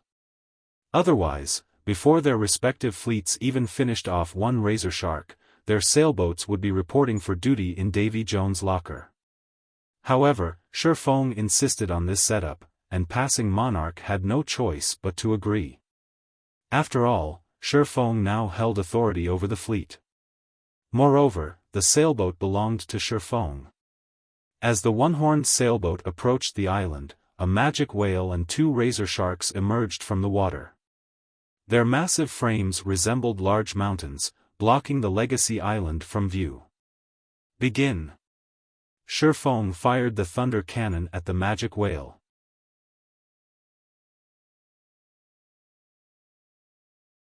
Chapter 1225, The Might of a Bronze Small Sailboat.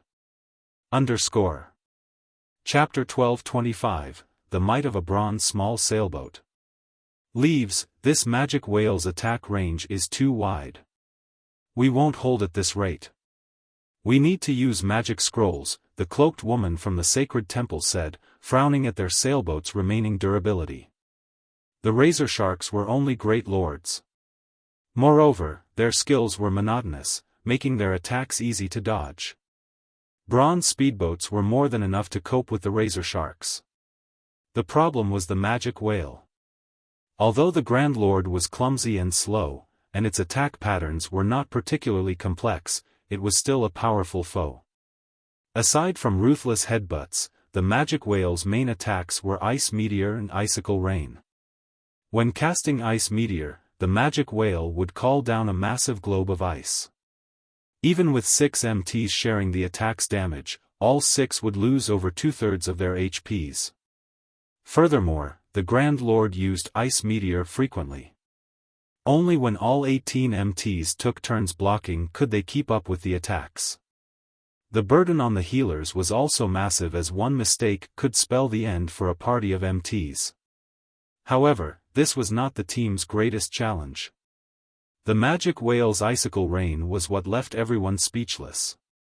When the magic whale cast icicle rain, countless icicles would rain down from the sky. Although each icicle only dealt around -10,000 damage and could easily be blocked by any player, they could not keep up with how many icicles bombarded their ships. One could say that this skill specifically targeted ships. By the time icicle rain's duration ended, their small sailboat would have lost roughly 3 or 4 points of durability. If they continued this battle of attrition, their small sailboat's 700 durability would have long since bottomed out before they could shave away the magic whale's 200 million HP.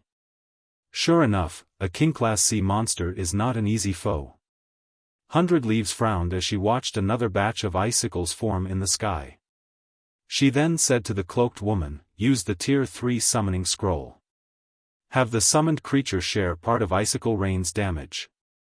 The cloaked woman nodded before retrieving a Tier 3 summoning scroll and chanting the incantation. With a Tier 3 summoned creature sharing the damage, the small sailboat only lost 1 point of durability by the time the skill ended. At the same time, the cloaked woman redirected a portion of the sailboat's cannon attacks towards one of the distant razor sharks, assisting the bronze speedboats in whittling down the Great Lord's HP. As a result, the razor shark's 80 million HP decreased at a visible rate. 95%. 94%. 93%. Leaves, Passing Monarch and the others seemed to be taking action. As the cloaked woman controlled the summoned creature, she noticed the one-horned sailboat moving deeper into the inner perimeter, and an odd feeling rose in her chest. Passing Monarch's fleet only had 90 members. Even with a small sailboat, such a small team was not enough to defeat the magic whale. Any expert worth his salt should know this, much less a fleet commander like Passing Monarch. They're actually pushing forward? 100 Leaves glanced at Xiaofan, who stood aboard the one-horned sailboat. Smiling, she muttered, "What an interesting person." She was very familiar with Passing Monarch. While Passing Monarch's individual combat standards were not particularly high, his leadership abilities and assessment for monsters' strengths were first class. He would never take such a risk. The only possibility was that Xiaofan had persuaded him to do so. Silent Entropy and Identical Summer had also noticed the one-horned sailboat's approach. "They're not giving up?" Identical Summer asked contemptuously. "I want to see just how long they can last." Currently, his fleet barely held its ground against the 3 guardian monsters. He still didn't know if his team could kill the magic whale. In the case of Passing Monarch's fleet, however, just killing the 2 razor sharks would be a huge challenge. As such thoughts ran through the various commanders' minds, a golden beam exploded from the one-horned sailboat's bow, slamming into the magic whale's thick hide. Boom! As it struck, the golden beam carved out a small wound from the magic whale's side, blue blood spilling into the water. How can it possess such power? 100 Leaves was shocked. No matter how many times her small sailboat attacked the magic whale, they had only taken a fraction of the Grand Lord's HP. The sailboat's attacks could not cause any substantial injuries to the Grand Lord. How can this sailboat possess such a high-rank cannon? Could it have been modified? As Identical Summer stared at the wound on the magic whale's body. In God's domain, no ship was static. They could all be modified. Only, there was a limit to how much a ship could be modified and strengthened, as the ship's construction materials were a limiting factor. Furthermore, it was very difficult to modify and strengthen a ship. The task required lifestyle players of considerably high rank. To modify a ship, one also had to risk reducing the ship's quality or destroying it altogether. Hence, even now, nobody actually dared to modify their precious ships. Aerua. Enraged, the magic whale beat its tail fin violently and propelled itself towards the one-horned sailboat. The 2 razor sharks followed after the magic whale. A bronze small sailboat's cannon fire is really quite impressive. Xiaofan was very satisfied with this outcome. Seeing the magic whale and razor sharks swimming closer, he activated Thunder Blast, the one-horned sailboat's strongest move. This attack was many times stronger than the swift dragon speedboat's dragon cannon. Immediately, several snakes of golden lightning surged forward, dealing devastating damage to the area 500 by 30 yards ahead of the one-horned sailboat. As the golden lightning snakes slithered towards the magic whale and razor sharks, the three sea monsters revealed a hint of fear, trying to avoid the incoming attack.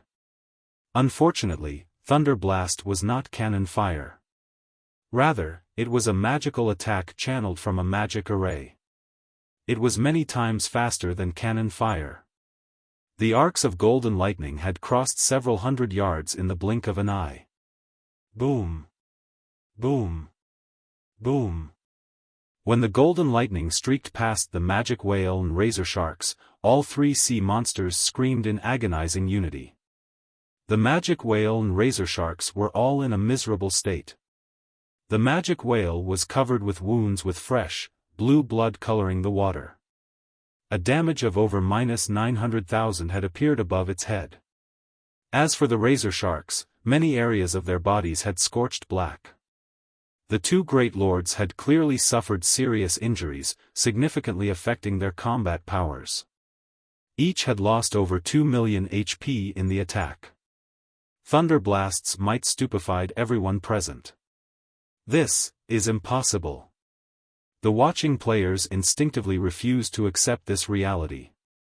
They had lived in Sea's End throughout their career in God's domain. They had lost count of how many times they had fought sea monsters. Hence, their naval understanding ranked at the peak of God's domain. However, the one-horned sailboat's attacks were unbelievable. Brother Yifeng, what rank is your sailboat? Passing Monarch gulped audibly as he looked at the heavily injured razor sharks. Only now did he understand why Xiaofan was so confident. With such firepower, it was no wonder why Xiaofan wasn't worried about killing the magic whale. What do you think? Xiaofan smiled mysteriously, not offering a concrete answer. Players still assumed that small sailboats were similar to speedboats, which had only a small gap in power between each rank. They had not yet realized how vast the divide was between a common ranked small sailboat and a bronze rank. In terms of firepower, a bronze small sailboat could rival a fine gold speedboat. This was the reason that passing Monarch's assessment of each side's combat power was incorrect. Brother Monarch, you guys deal with the razor sharks. Make sure you lure them away from each other. Leave the magic whale to me, Xiaofan instructed after noticing the magic whale and razor sharks approach. You're going to deal with that thing with only one ship? Won't we be cutting it a little too close?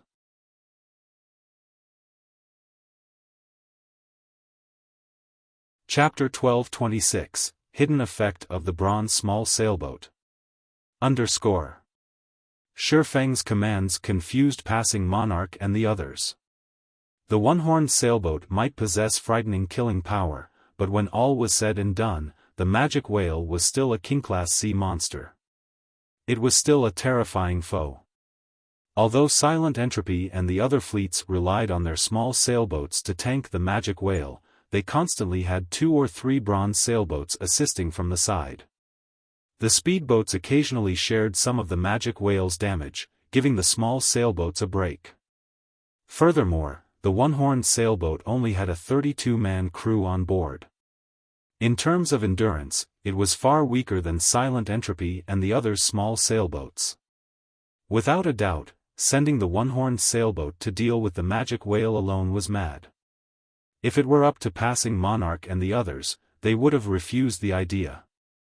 After all, it was nothing more than gambling with a small sailboat. A small sailboat's value went without saying. One wouldn't even necessarily trade such a ship for a fragmented legendary item. However, it was too late for passing Monarch and the others to argue as Xiaofan had steered the one-horned sailboat directly towards the massive magic whale. Meanwhile, the 2 razor sharks had swum around to launch a pincer attack against the one-horned sailboat from the sides. Commander, Are we really not going to help him? Blue Joy asked Passing Monarch worriedly. He is the commander now. We'll only stop him if it truly seems impossible. Passing Monarch could not help but sigh. He did not know what was going through Xiaofang's mind. Normally, anyone who obtained a small sailboat would treat it like a priceless treasure, avoiding anything reckless that might destroy it. Xiaofan, however, pitted his small sailboat in a dogfight against a Grand Lord-ranked King-class sea monster. Looking at this situation, Passing Monarch could not help but feel sorry for the one-horned sailboat. Following which, under Passing Monarch's command, all speedboats took action. With the 4 basic mana pulse bombs Xiaofan had provided them, they fired 2 bombs at each of the Razor Sharks, each bomb dealing over -1 million damage.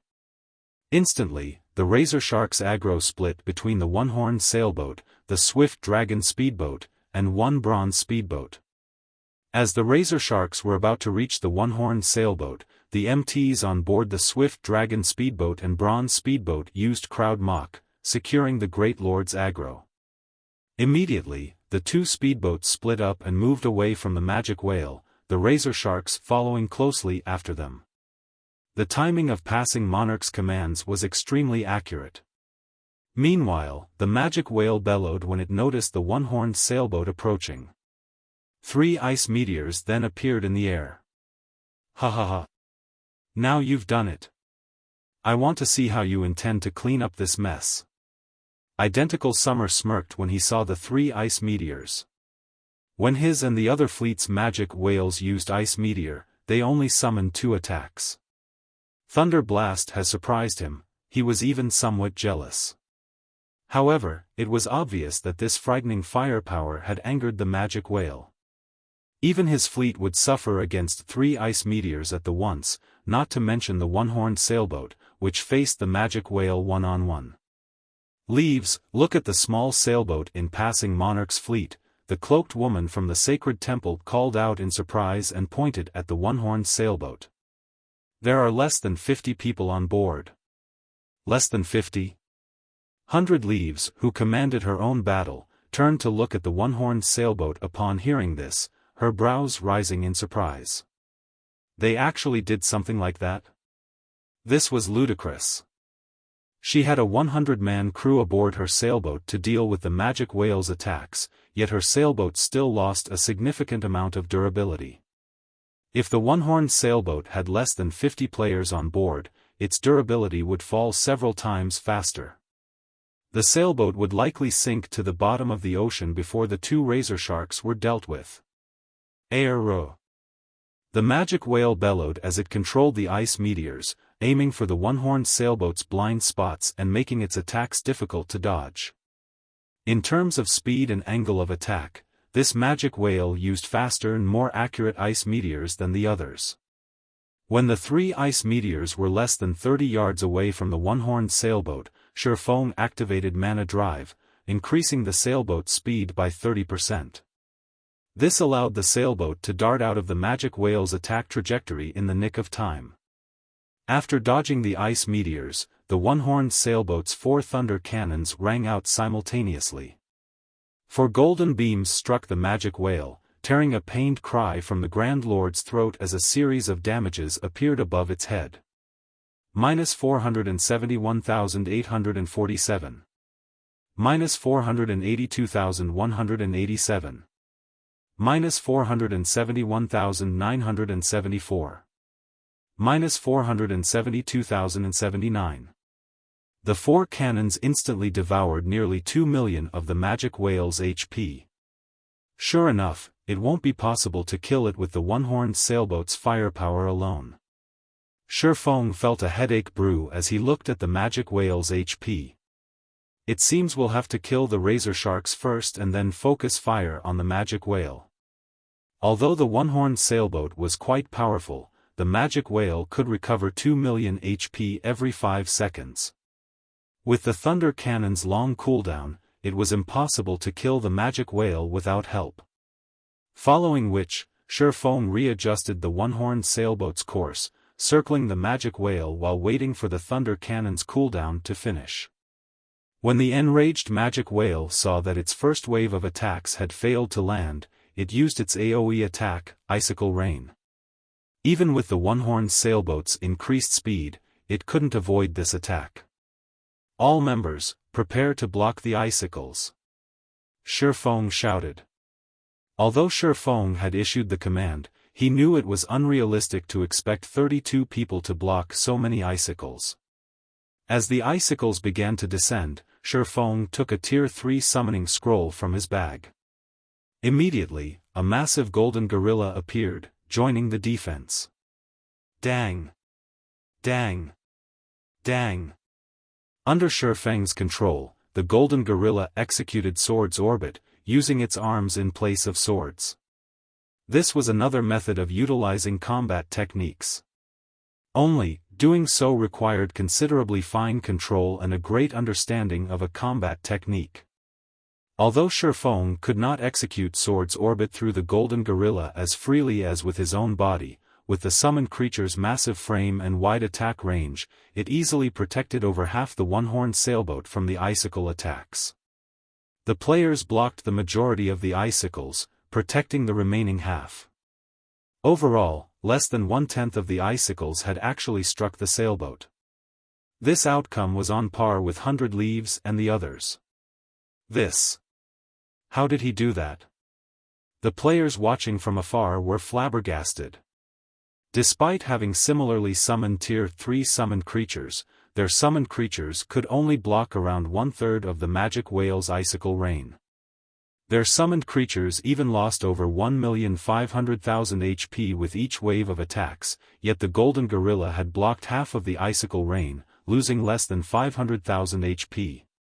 This was simply inconceivable. It wasn't just the golden gorilla that had received less damage than expected. Even the players on the one-horned sailboat had only lost around 7,000 HP when struck, 3,000 less HP than their players. This allowed the one-horned sailboat's crew to endure many more attacks. However, what everyone did not know was that bronze small sailboats had a hidden effect. The runes lining the hull weren't just for decoration. They possessed a damage mitigation ability. The runes could reduce an attack's damage by 10% to 30% based on the attack's might. Although the icicle rain was a powerful skill, the individual icicles did not pack a lot of power. Hence, their damage was reduced by 30%. In addition, a bronze small sailboat's defense was superior to that of a common small sailboat. Despite receiving roughly the same amount of attacks, the one-horned sailboat had not lost a single point of durability after the last wave of attacks. This was also the reason that Xiaofan dared to challenge the magic whale with a crew of fewer than 50 people. Time passed quickly. While keeping the magic whale distracted, the one-horned sailboat launched attacks at the distant razor sharks. In less than 15 minutes, both razor sharks were dead, fueling the team's EXP bars. In contrast, each of the other fleets had only dealt with one razor shark so far. The difference between them was obvious instantly. Now that only the magic whale remained, Xiaofang's side had a much easier time. Although it took a long time just to reduce the magic whale's HP by 1%, they slowly, but surely, depleted the Grand Lord's HP. When the magic whale's HP fell to 10%, it spread its colossal jaws, and a frightening amount of mana began to concentrate in its mouth. "All speedboats, hide behind the sailboat," Xiaofan shouted hurriedly. All King-class sea monsters possessed powerful team-wipe moves. The magic whale was no exception. The King-class sea monsters inside secret lands might not be as powerful as those elsewhere, which possessed second lives, but it still shouldn't be underestimated. Hararo. An evil glint appeared in the magic whale's eyes. The magic whale snapped its mouth shut. Its body then began to release dark blue beams of light that directly devoured Xiaofan and the others. As the light show ended, the sea around the one-horned sailboat and the magic whale had transformed into a frosty world. Everyone gasped at this sight. The magic whale was simply too fierce. This last move could rival the power of a Tier 4 large-scale destruction spell. As a result of the spell, the magic whale had lost 5% of its HP. As the icy fog surrounding the one-horned sailboat dissipated, it received significant damage as the blue barrier protecting the ship crumbled and disappeared. This was none other than the one-horned sailboat's life-saving skill, Magic Shield. When activated, it would create a barrier capable of absorbing up to 1 million damage for 5 minutes. Although the barrier couldn't mitigate all of the damage, at the very least, it had prevented many of the crew's deaths. After sharing the damage, 19 people were still alive on the one-horned sailboat. As for the speedboats behind the one-horned sailboat, only the Swift Dragon speedboat and the Bronze speedboat with a full crew had half their original crew members. The other Bronze speedboats had lost their entire crews, leaving behind ghost ships. The magic whale has entered a weakened state. Throw everything you have at it. Xiaofan had less than half of his HP remaining. Although he had prepared for this, the move had shocked him. Even after activating Magic Shield, everyone on board had still received so much damage. Although only the one-horned sailboat, Swift Dragon speedboat, and one Bronze speedboat remained, the magic whale's defense was crippled. Moreover, it had lost its ability to recover in battle. It was nothing more than a living target for Xiaofan and his crew now. 4%. 3%. 2%. 1%. Die. Xiaofan activated Divine Blessing and used Thunder Blast. Countless arcs of golden lightning devoured the magic whale's remaining HP. In the end, the magic whale released an agonized cry as its body disintegrated into particles of light. Immediately after, a large group of golden dots descended towards the water.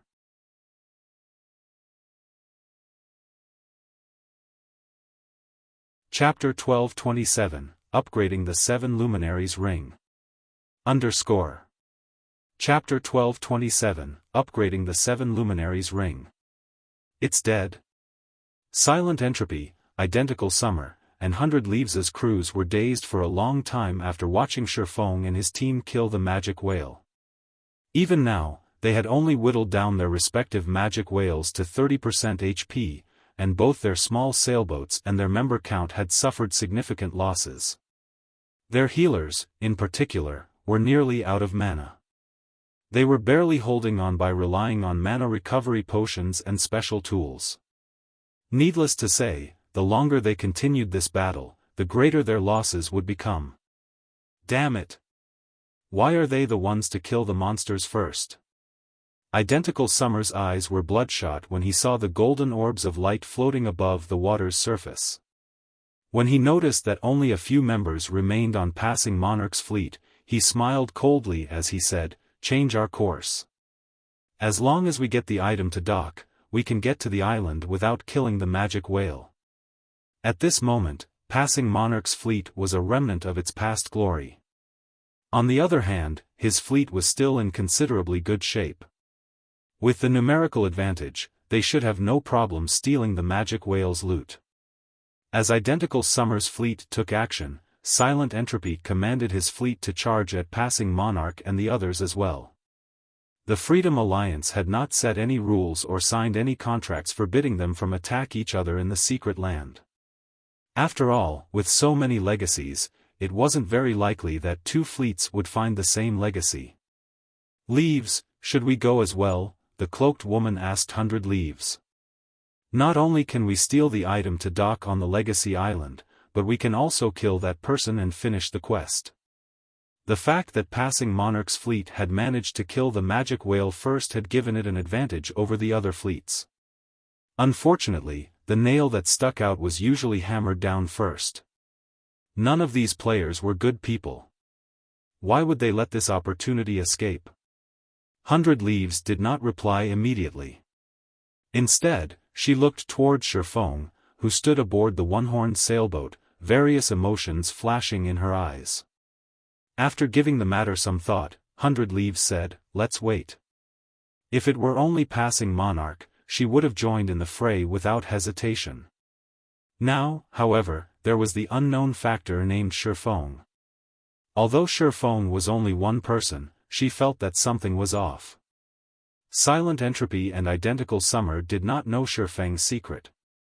The Soul Orb was important enough to drive even the demon god frantic, and Xiaofan currently carried this item. He had also revealed priceless treasures like the Swift Dragon Speedboat and One-Horned Sailboat. Moreover, Xiaofan had displayed his skills in controlling a summoned creature, allowing the beast to exert extraordinary combat power. Most likely, not even the Sacred Temple's old monsters could accomplish such a feat. No matter how she looked at it, Xiaofan wasn't a simple character. It was unwise to take action against him right now. But, the cloaked woman grew anxious as she watched Identical Summer's and Silent Entropy's fleets sail closer to the magic whale's loot. Enough. I've made my decision. Let's concentrate on dealing with our own magic whale. If there is an opportunity, I won't let it get away, 100 Leaves commanded indifferently. Meanwhile, as soon as the magic whale had died, Xiaofan steered the one-horned sailboat towards the dropped item's location, completely ignoring the fact that the magic whale had provided enough EXP to net him one whole level. Currently, he was at 24% of level 51. Meanwhile, Passing Monarch and the other members of the Third Fleet had leveled up twice, reaching level 45. Perhaps due to divine providence, the magic whale had dropped over 30 items. This was a considerable harvest for a monster in a secret land. The monsters in secret lands were mainly there to test players' worthiness of the final treasure. Hence, while they provided higher EXP than normal, their drop rate was generally low. Take the two razor sharks for example. Both had only dropped 4 items in total. Although the magic whale's 30+ items were scattered, Identical Summer's and Silent Entropy's fleets were too far away. Even if they sailed at full speed, it would be quite some time before they arrived. Xiaofan had more than enough time to pick up all of the loot. Hand over the loot, and I'll let you all off the hook. Identical Summer, who arrived first, shouted at Xiaofan and Passing Monarch. If you don't hand it over, none of you will leave this place alive. I'll have my men kill you until you drop all of the loot. Summer, you're too shameless. Didn't we agree to rely on our own skills once we enter the secret land? We killed this magic whale. Passing Monarch surveyed his surroundings and noticed that Identical Summer's fleet had already surrounded them. They would have to fight their way out now. After entering the Sea Dragon's secret land, players couldn't leave the secret land during the first 6 hours. So far, only 1 hour or so had passed. With the number of players in Identical Summer's fleet, he definitely had the power to kill them multiple times. Ha ha ha. Monarch, while we did agree to rely on our own capabilities, we never said that we aren't allowed to plunder each other's ships. Identical Summer sneered. I don't have that much patience right now. I'll count to 3. If you don't hand the loot over, don't blame me for being ruthless. 1. 2. Both he and Silent Entropy intended to plunder Passing Monarch's loot. As his fleet was closer to the one-horned sailboat, he got there first. However, if Silent Entropy joined the battle, the situation would become even more complicated. If there was going to be a battle, he needed to end it quickly. Passing Monarch also understood that Identical Summer was fully capable of acting on his words. He had no way of buying more time. He turned to Xiaofan and said quietly, Brother Yifeng, rest assured, even if I have to put my life on the line, I won't let Identical Summer get away with this. Later, I'll distract Identical Summer while you get to the island. Once you've entered the island, he won't be able to touch you. Hearing this, Xiaofan was moved. Even in such a dire situation, Passing Monarch placed friendship above all else. If it were anyone else, they would have long since advised him to hand over the loot. After all, according to their contract, the magic whale's loot belonged entirely to him, not Passing Monarch. It's fine. I'll fight with you.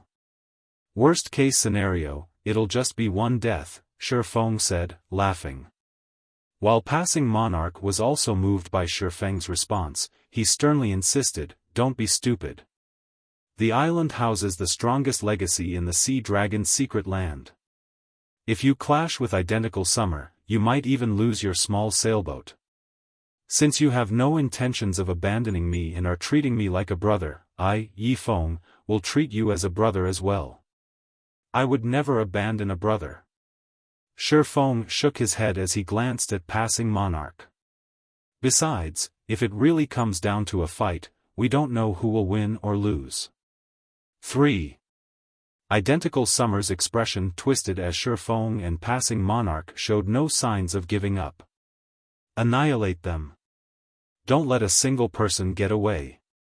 As Identical Summer issued his command, numerous cannons rang, all of them bombarding the one-horned sailboat. To Identical Summer's fleet, speedboats were no threat. As long as the players on board the one-horned sailboat were annihilated, the battle would be over. "Since you want a fight, come." Feng simply smiled as he watched cannonballs fill the sky. He then rapidly leveled up the 7 Luminaries ring. The 7 Luminaries ring was the best epic ring Feng had seen thus far. It provided immense help to any player that wore it. Feng hadn't leveled the ring for quite some time. Due to the 7 Luminaries ring, high demand for EXP, he hadn't bothered doing so until now. Now that he was level 51, he could start leveling the ring once again. Immediately, Feng upgraded the Aura of Fire, Aura of Wind, and Aura of Earth to Tier 1, which in turn upgraded Firestorm, Wind Rider, and Absolute Defense to Tier 1.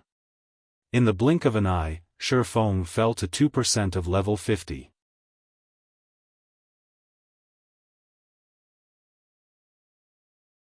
Chapter 1228, One Strike. Chapter 1228, One Strike. Sure enough, the skills have grown significantly stronger after reaching Tier 1. Feng smiled faintly as he looked at the newly improved 7 Luminaries ring.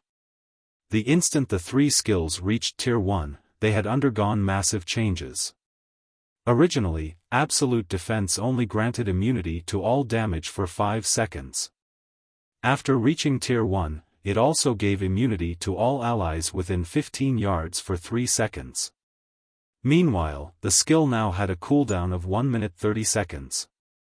As for Wind Rider, the movement speed increase it provided had risen from 220% to 300%.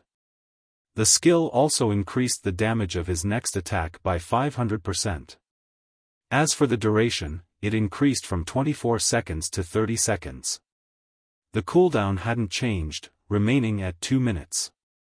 Lastly, Firestorm, which had dealt 1200% damage to an area of 45 by 45 yards for 6 seconds, now dealt 1500% damage to an area of 50 by 50 yards for 6 seconds.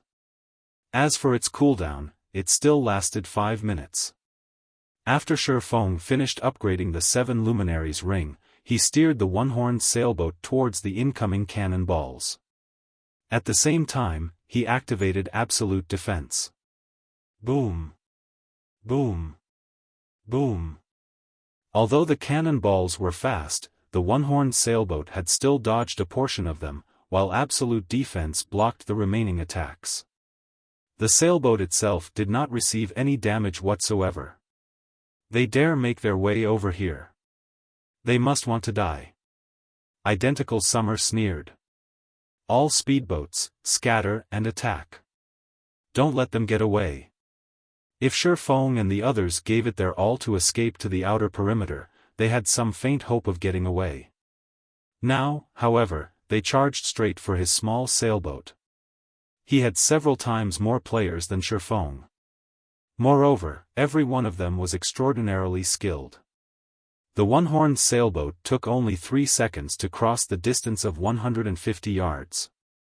When it arrived before Identical Summer's small sailboat, before it sailed past, Feng jumped to the other ship's deck. What is he trying to do? Passing Monarch, who watched from a distance, was stupefied. Xiaofan had safely arrived before Identical Summer's sailboat. As long as he continued forward, he could have shaken off the enemy sailboat and docked on Legacy Island, yet the swordsman had boarded the enemy sailboat alone for a melee battle. This was insane. Unlike the fight on Demon Island, they still bore the damage from the fighting the magic whale for so long. In fact, Xiaofang's HP bar was not even half full right now. On the other hand, Identical Summer's crew was only slightly battered. You've arrived just in time. In any case, I had thought of taking your sailboat for myself. Seeing Xiaofan board his sailboat, Identical Summer looked to the 15 cloaked players around him and said, "Get rid of him. Everyone else, collect the sailboat." Nodding, these 15 cloaked players slowly approached Xiaofan. Although these 15 players' footsteps were casual, their positioning was far from it as they had sealed off Xiaofang's path of retreat. "Brat, you really are unlucky to have crossed us. But don't you worry. We won't come at you together." At this moment, a man that was as robust as an ox stepped away from the formation and said, "I'll be your opponent now." As soon as this man said so, he threw off his black cloak and revealed his steel-like muscles and the two short swords hanging from his waist. Both swords bore a delicate flame engraving, the marks giving off a light blue flame.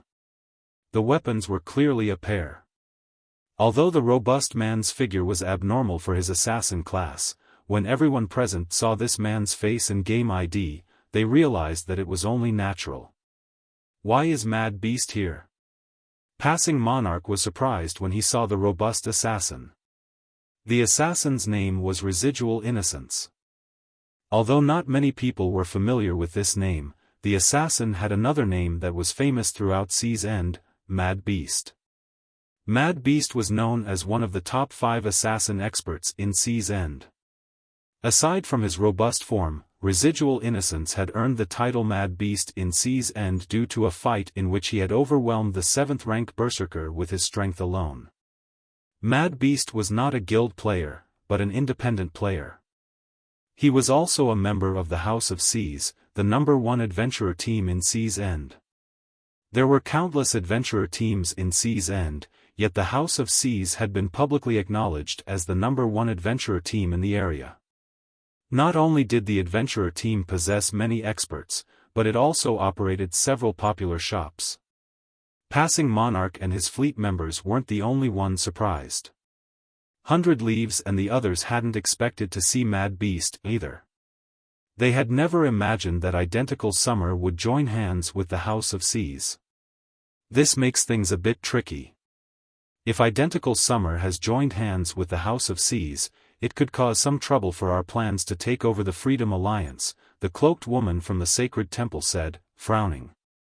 Although the House of Seas was merely an adventurer team, it was backed by an extraordinary power. During the Sacred Temple's investigation, it discovered that the House of Seas had secured the support of a certain major corporation from overseas. If the Sacred Temple wanted a hand in the Freedom Alliance's first fleet, it would likely have to compete with that corporation in the future. The Freedom Alliance's top-ranked fleet commanders cannot be underestimated. Let's get ready. We cannot let Identical Summer monopolize the loot, 100 Leaves said, smiling. Originally, she had worried that Identical Summer would not be a match for Xiaofan. However, it would seem that both sides were equally matched. It was likely that they would enter a stalemate. If that happened, she would have a golden opportunity to rake in a fortune. However, as 100 Leaves considered such thoughts, Xiaofan exploded into action. Instant Strike. In the blink of an eye, Xiaofan appeared before Mad Beast and executed Sword's Orbit. Instant Strike increased his attack speed by 500% and damage by 400%. Even someone like Mad Beast was caught off guard. Before the assassin could even activate Vanish, Xiaofang's sword bit into him. Only after Xiaofang's second slash descended did he successfully activate Vanish. However, it was too late. Minus 39,486. A terrifying damage devoured all of Mad Beast's 30,000 HP. Even after his death, Mad Beast could not figure out how a normal attack had taken his life. How is he so fast? Mad Beast's companions suddenly wore serious expressions. Mad Beast had literally died in the blink of an eye. This had to be a joke. Mad Beast could rank third among their group of 15. Although there were players who could defeat Mad Beast in Sea's End, his survivability was incredible due to his assassin class. If he focused on escape, very few could kill him. There wasn't even one expert in Sea's End who could kill him instantly. Yet, now, Mad Beast lost? This can't be possible. Identical Summer's eyes nearly fell from their sockets when he saw this.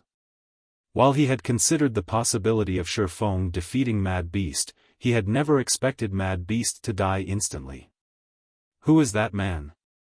100 Leaves was stunned as she stared at Mad Beast's lifeless body. Based on her investigation, Mad Beast was a flowing water realm expert. Although he was no match for her guard, Scorpion, he wasn't an easy target. Who's next? Xiaofan licked his lips as he glanced at the remaining experts from the House of Seas.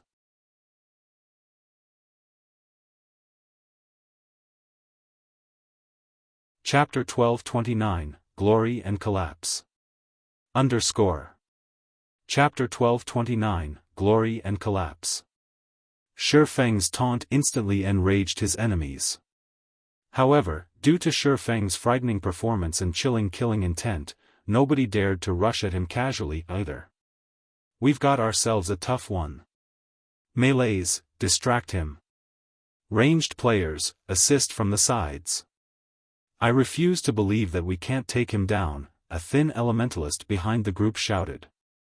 The heavy pressure these players felt from Xiaofan vanished the moment the elementalist finished speaking. 5 melee players then charged at Xiaofan. A Guardian Knight used Justice Roar. A Berserker used Flame Slash, a Shield Warrior used Shield Bash, a Swordsman used Wind Blade, and an Assassin used Stealth and circled to Xiaofang's back. All 5 were level 43 and equipped with dark gold weapons and equipment. In terms of weapons and equipment, they were not the least bit inferior to Mad Beast. Moreover, these 5 had excellent coordination. While the Guardian Knight and Shield Warrior were distracting Xiaofan, the other 3 launched attacks from Xiaofang's blind spots. Even peak experts would have to retreat temporarily in the face of such an attack. After all, if hit, Xiaofan would definitely be at a disadvantage. At the same time, the slim elementalist waved his staff and double cast, sealing off Xiaofang's only path of retreat with an ice wall as well as sending 5 great fireballs following the Guardian Knight and Shield Warrior. Amazing! Identical Summer was inwardly impressed by the timing and execution the House of Seas experts displayed. Whether Xiaofan tried to run or fight after repelling the Guardian Knight and Shield Warrior, the 5 great fireballs would strike the instant he pushed the 2 MTs back. If Identical Summer had to face such a well-planned assault, he would die.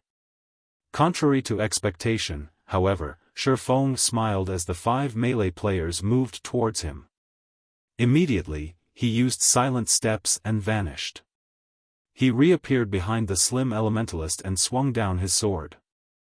Dang! However, before Xiaofang's killing ray could strike the elementalist, a layer of ice stopped it in mid-swing. Impressive reaction time. The ice barrier before him surprised Xiaofan slightly. He would not underestimate Mad Beast and the other House of Seas experts. Otherwise, he wouldn't have used instant strike right from the start. The House of Seas had been one of the 6 major maritime trading firms in the past. The wealth it amassed was unimaginable. Meanwhile, to grow one's business to such an extent, one first needed enough strength to protect it. In fact, Mad Beast and the others represented the House of Seas' strength. They were all incredibly strong, and every one had been an apex expert that had reached Tier 5. Even on land, the House of Seas had been strong enough to challenge super guilds. After Xiaofang's attack met the elementalist's ice barrier, the other House of Seas members reacted and bombarded Xiaofan with attacks. Dozens of arrows and spells flew at Xiaofan, giving the swordsman no other choice but to retreat momentarily. Be careful.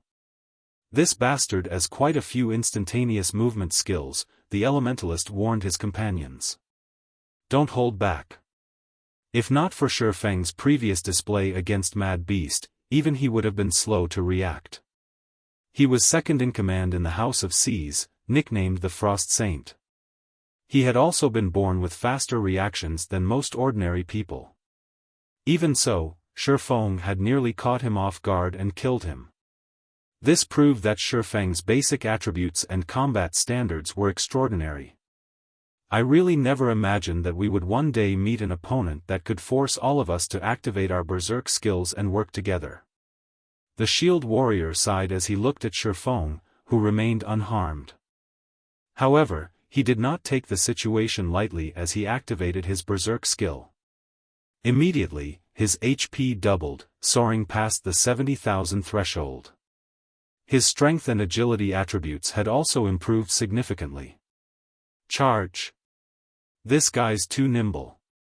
I'll try to restrain him, a distant ranger announced as he took 5 silver arrows from his bag. Savage, you're so generous, the shield warrior chuckled as he glanced at the silver arrows. The ranger named Savage treasured these silver arrows, each worth 10 gold coins. Crafting the arrows required many rare materials. Aside from dealing with Grand Lords, he had never seen Savage use the arrows on anything. Just one of those silver arrows packed enough power to injure a Grand Lord, not to mention 5 of them. Even if he activated a life-saving skill, he couldn't avoid the ranger's treasures. He should be proud to die under my arrows, Savage boasted as he activated his berserk skill and released his bowstring. Xiao! All 5 silver arrows flew towards Xiaofan simultaneously. As the silver arrows sliced through the air, they twisted the space around them. Gravity arrows? Xiaofan frowned when he saw the incoming arrows. Originally, he had intended to preserve some of his skills, but he scrapped that idea.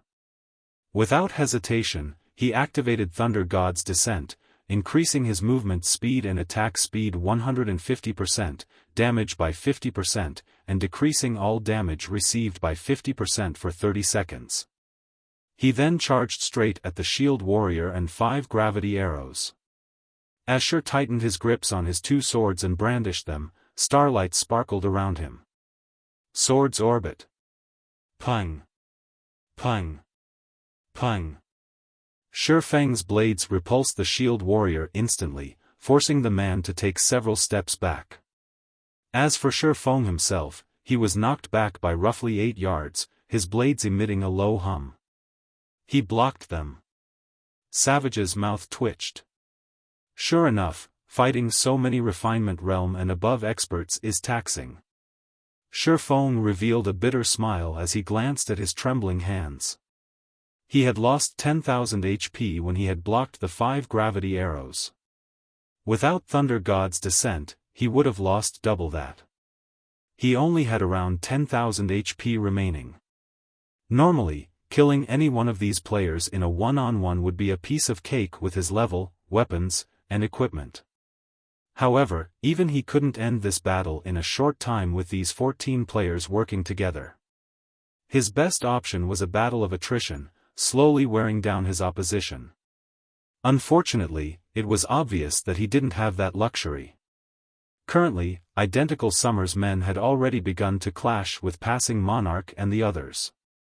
It was only a matter of time before so many enemies annihilated Passing Monarch and his fleet. It seems that I don't have the option of holding back any longer. Xiaofan sighed. He then activated Heavenly Dragon's power. He had yet to reach the Legacy Island. Nobody knew what would happen once they docked. In addition to the time limit, Xiaofan had wanted to conserve some of his strength in case of emergency. However, now that the House of Seas experts had already their berserk skills, he had lost his advantage of higher basic attributes. The slim elementalist felt a chill crawl down his spine when he saw this situation. He immediately shouted, "Careful! He has used his berserk skill." Damn it! How is he so strong? Frost, find an opportunity to use a Tier 3 magic scroll. We'll pay for this trade. The House of C's members wore serious expressions. They glared at Xiaofan was as if he were their greatest enemy, focusing on the swordman's every move. Meanwhile, Xiaofan no longer held back. Wind Rider. In the blink of an eye, Xiaofan appeared before the slim elementalist, who had been 16 yards away. He swung down his sword. It was a simple and straightforward slash. However, despite such a simple attack, the elementalist couldn't dodge in time. He was forced to use blink, instantly appearing 15 yards away. Too close. Although Xiaofang's sudden appearance had shaken the slim elementalist, he had used blink in time. With this, Xiaofan couldn't close in on him again so easily. Be careful. As the elementalist refocused his attention on Xiaofan, he heard his companion's warning. Unfortunately, the warning came too late as Xiaofan already stood before him. The upgraded Wind Rider increased Xiaofang's movement speed by 300%. With the movement speed and agility buff from the aura of wind, Xiaofan could easily cross a dozen yards or so in the blink of an eye. His speed might not be comparable to blink or instantaneous movement, but in such close quarters, he was not very far behind. How? Although the elementalist tried to retaliate, killing ray had already sliced open his neck, draining all of his HP.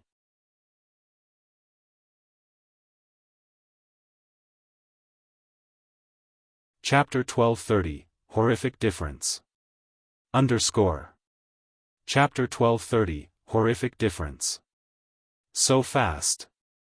Everyone on the sailboat glared at Xiaofan as if he were a powerful enemy. Despite Xiaofan being alone and having less than 25% of his total HP, they somehow felt as if they were at a disadvantage. However, Xiaofan did not plan to give the crowd around him time to react. Advancing, he dashed towards his next target. Everyone, attack. Do not let him leave here alive. Identical Summer shouted. Summer, if everyone attacks him, who will deal with passing Monarch's fleet?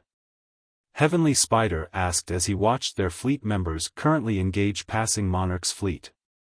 Ignore them. This brat is our most important target. Identical Summer snapped, rolling his eyes at Heavenly Spider. Passing Monarch was but a fish on a chopping block. Xiaofan was different. If they didn't stop him quickly, his frightening combat power would cost them dearly. Under Identical Summer's command, his fleet members shifted their focus to Xiaofan. Only a small number of players remained to distract passing Monarch and the other Third Fleet members. Identical Summer's assumptions were correct. Even a peak expert would be hard-pressed to avoid every attack if surrounded by plate armor classes and over 100 melee players. More melee players waited on the side as well, waiting for an opportunity to strike. Even an assassin with high survivability would not escape death. Unfortunately, Xiaofan wasn't what they expected. With Wind Rider's movement speed increase, it would be very difficult for ranged classes to get a lock on the swordsman. Moreover, Xiaofang's range wasn't limited to the ship's deck. He could also fly through the air. He could easily throw off his opponents and dodge attacks with abrupt turns and stops mid-air. Furthermore, fighting on the small sailboat was convenient for Xiaofan. In the cramped space, he didn't need to chase his enemies. He could easily arrive before another player with a few steps. Xiaofan slaughtered one player after another. Every time he swung one of his swords, one of Identical Summer's fleet would lose their life. The shield warriors with over 35,000 HP were no exception. There was already a massive gap between their levels. After Xiaofan activated Heavenly Dragon's power, his strength had also increased by 150%. In addition, he had Angry Tyrant's passive skill, Blood Frenzy, which increased his strength by another 20%, attack speed by 30%, and reduced damage received by 20% when his HP was below 50%. He could even kill shield warriors with high HP and defense instantly if the latter did not activate shield wall in time. In 10 short seconds, Xiaofan had killed 11 people, yet his HP had not decreased. Rather, it had begun to recover.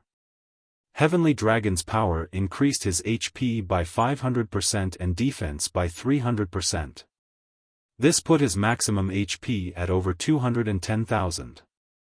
With his battle recovery, he could regenerate 1% of his HP every 5 seconds. When normal arrows struck, Xiaofan only took around -400 damage. In the case of frost arrows or fireballs, due to Xiaofan's high magic resistance, they dealt even less, with each attack dealing around -200 to -300 damage. During the 10 seconds of combat, Xiaofan had been struck 3 times. However, these 3 hits had been extremely expensive. Each attack had cost the House of Seas a refinement realm expert. How is this possible? How is his HP increasing without a healer? Identical Summer felt his skin grow cold as he watched Xiaofan eliminate his fleet members. What kind of monster is he? Every member of his fleet that he had brought with him to the secret land was an expert, yet against Xiaofan's blades, they were no little more than thin sheets of paper. This transaction has cost us. Morning, help me pin that guy down. I'll use the space-shattering arrow to finish him off. The ranger named Savage whispered to the guardian knight before him. 1 second. I just need him to stay still for 1 second. 1 second? The guardian knight, first morning, hesitated. He could hold down any other expert for 10 seconds easily, much less 1. However, Xiaofan was simply too strong. Even with his berserk skill, he was not confident in holding Xiaofan down for that long. I'll give it a try. Savage did not say anything in response. Instead, he retrieved a crimson arrow from his bag, removing the seal placed upon it. The ranger class wasn't like other classes. Aside from the player's attributes and bow, their arrows played a major role in how much damage they dealt. With a powerful arrow, a ranger could even display several times more combat power than usual.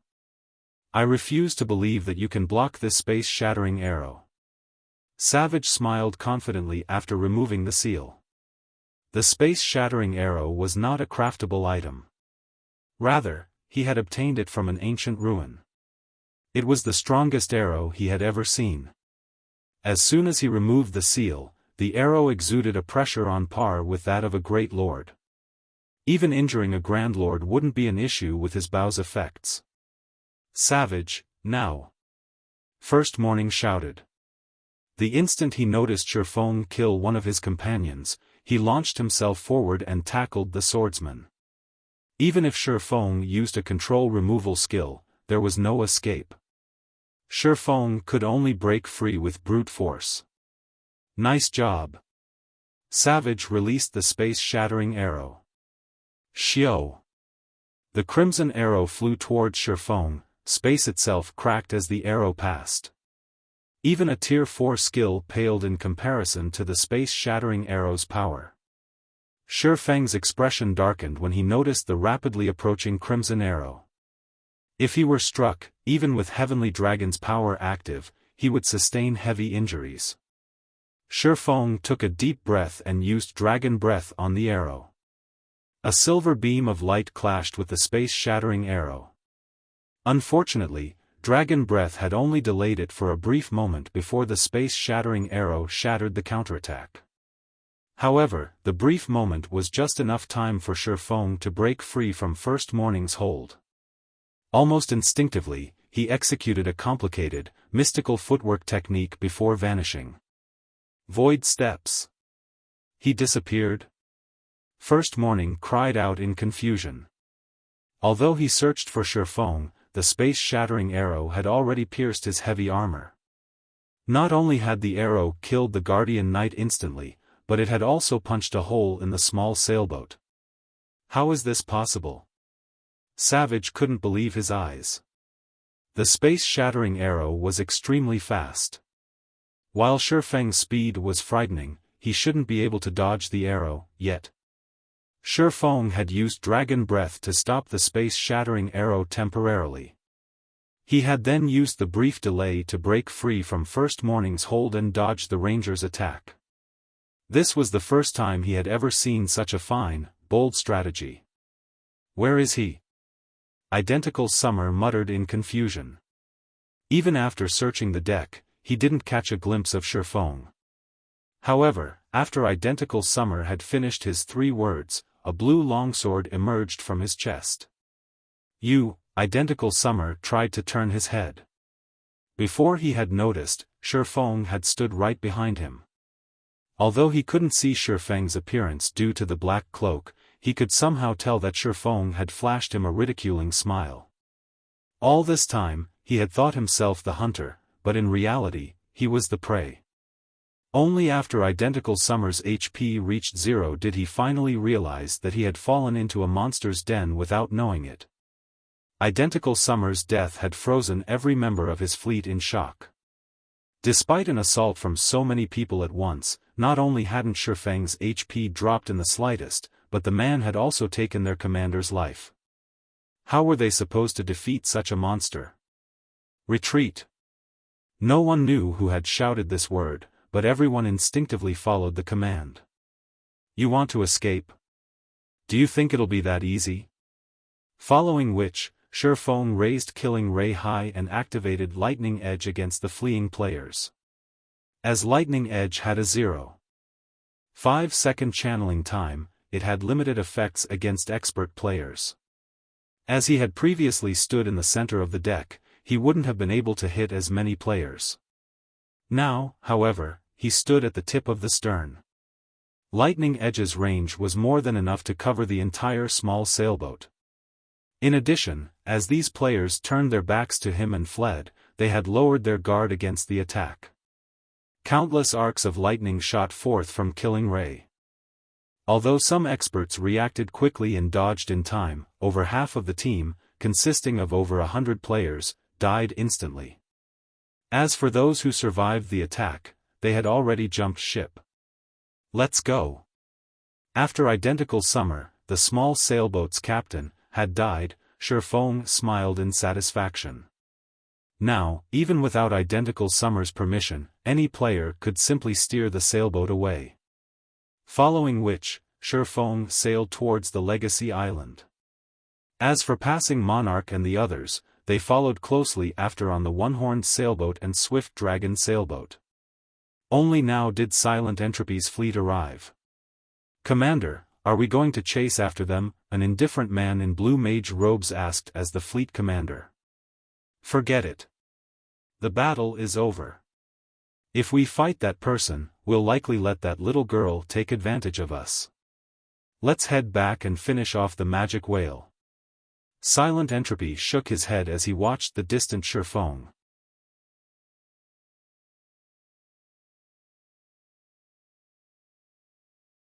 Chapter 1231, Hidden Reward for the First Kill. Chapter 1231, Hidden Reward for the First Kill. It's over? Disappointment flashed in 100 Leaves' eyes when she saw Silent Entropy's fleet turn back. Originally, she had thought that she could get to understand Xiaofan more through Silent Entropy and the others. In the end, however, the outcome wasn't what she had hoped for. After watching Xiaofang's battle with Identical Summer's fleet, she ended up with even more questions than before. "Leaves, your prediction was quite accurate. Fortunately, we didn't intervene. Otherwise, we would have suffered severe losses as well," the cloaked woman said as she watched Xiaofang's departing figure in shock. Not only had Xiaofan wiped out over half of Identical Summer's fleet by himself, but he had also taken a small sailboat from his enemies.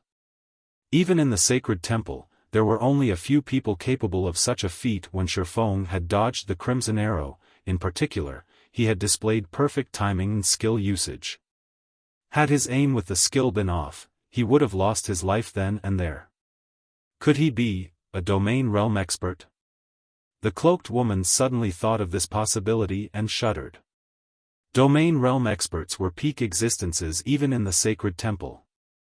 The guild would host an all-day celebration if such an expert joined. The cloaked woman also knew how fearsome a domain realm expert was, as she had once fought one. Despite both parties having the same level and attributes, the battle had been completely one-sided. She had not even injured her opponent before her HP dropped to nothing.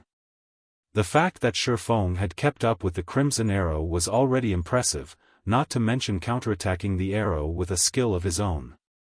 Without sufficient understanding and perception of physics, the feat would have been impossible. She was a Void Realm expert the Sacred Temple had nurtured.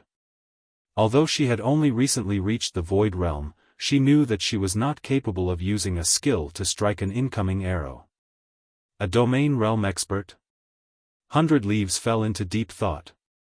She felt both fortunate and frustrated. If Xiaofan really was a Domain Realm expert, then it would be impossible to kill him with their forces. After all, the previous fight had shown her that Xiaofan was a true monster when it came to basic attributes. With both the advantage in basic attributes and combat standards, how were they supposed to defeat him? Currently, there were only two known methods to deal with Domain Realm experts. The first method was to catch the Domain Realm expert in an ambush and supplement the lack of quality combat standards with quantity of experts. However, for this method to work, certain conditions, such as the expert being unable to escape, needed to be met. The second method was to use a special tool to catch the other party off guard. Similarly, however, certain conditions needed to be met for this to work.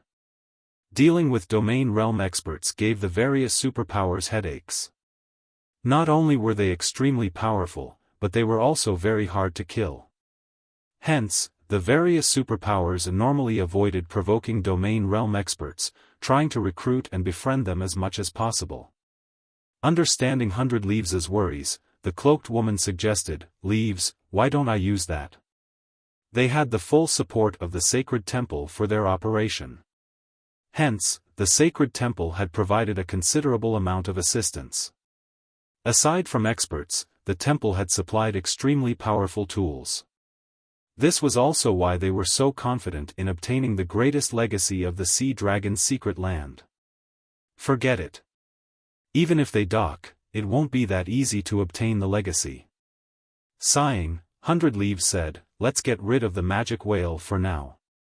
Xiaofan and the others rested on Legacy Island's shore.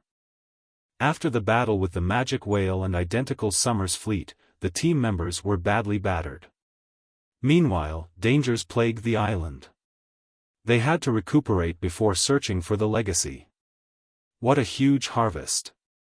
Xiaofan was ecstatic as he smiled at the crystal bottle in his bag. This crystal bottle contained none other than identical Summer's small sailboat. Although it was only a common small sailboat, its value far outstripped that of epic items. With the addition of this small sailboat, Zero Wing's naval power would increase significantly. Moreover, the magic whale had dropped a plethora of relatively valuable items. Although its loot could not compare to that of King-class sea monsters in the outside world, every item among the 30+ that had dropped was a treasure in its own right. The magic whale skin, in particular, could strengthen ships. Xiaofan even regretted not killing a few more magic whales. Magic whale skin, dark gold rank tool. Improves a ship's defense by 10%, movement speed by 3%, and durability by 10 points. A maximum of 3 magic whale skins can be used to strengthen a ship. While players could modify their ships in God's domain, the risk was quite high. A single mistake could ruin the ship entirely. However, there was also a risk-free method to strengthen a ship by using certain precious tools. In the past, the best ship strengthening tool Xiaofan had seen was only secret silver rank. Said tool was only capable of increasing a ship's defense by 5% and durability by 3 points. Even then, it could have easily sold for 500 gold on the market. One might consider the price steep, but many had fought over the item like crazy. If one used a ship-strengthening tool on an advanced speedboat, it wouldn't be worth the 500 gold. However, if used on a bronze speedboat or above, one could easily earn back their investment. Now, a total of 8 magic whale skins had dropped. Just looking at them excited Xiaofan. The magic whale had also dropped 2 items that Xiaofan valued above the rest. One of them was a growth-type support tool called the alchemy pot. The alchemy pot could increase a player's alchemy success rate. To alchemist players, this item was worth no less than an epic item. As for the other, it was the map of Sea God's Island, which was the name of the legacy island they rested on. The map recorded all of the island's secrets, and it allowed players to reach the legacy without wasting a lot of time with exploration. Is this the benefit of getting the first kill of a magic whale?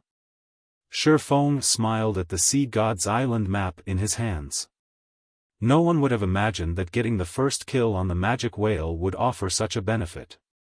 Otherwise, Silent Entropy and the others would have used everything they had to kill their magic whales first. Brother Yifeng, you are incredible. You wiped out so many experts all by yourself. You are the strongest player I've ever seen. Reverence filled Blue Joy's eyes as she praised Xiaofan. The Third Fleet had clashed with Identical Summer's Second Fleet in the outside world frequently. She knew full well how powerful Identical Summer and his subordinates were, yet Xiaofan had not only defeated them so easily, but he had also killed the House of Sea's Mad Beast with a single hit. Finally, Xiaofan had even stolen Identical Summer's small sailboat. Identical Summer was most likely dying inside right now. Blue, don't just praise Brother Yifeng. Didn't you see my heroic performance? I faced Heavenly Spider and 3 of his experts at the same time, Passing Monarch boasted. Commander, Brother Yifeng only used one move to annihilate over half of Identical Summer's experts. When you can defeat dozens of experts of Identical Summer's caliber by yourself, I'll praise you as well, Blue Joy retorted, giggling. This, Passing Monarch fell silent. While he wished that he could accomplish such a feat, he was not a monster like Xiaofan. Now that we've rested, let's set out. Xiaofan simply smiled in response. In reality, his performance was average at best. In the past, the experts that had become legends in God's domain were the truly amazing players. One expert had defended an entire city by himself. Moreover, said expert's opponent had not been an ordinary guild, but a super guild. Watching the expert face off against hundreds of the super guild's top forces had been spectacular. There was also one instance where an expert had held their ground against 3 god-ranked players. That battle had been truly breathtaking. Blue Joy and Passing Monarch had experienced too few battles in God's domain, particularly between famous experts. While the Legacy Island seemed small from afar, in reality, it was massive. Its size could rival a regional map. The island was also home to many powerful monsters, the weakest of which were chieftain rank, while the strongest were Grand Lords. Fortunately, the maximum level was level 55.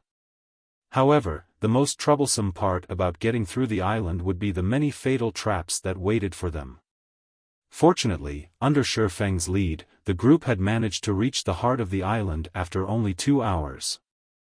The Tower of Falling Stars.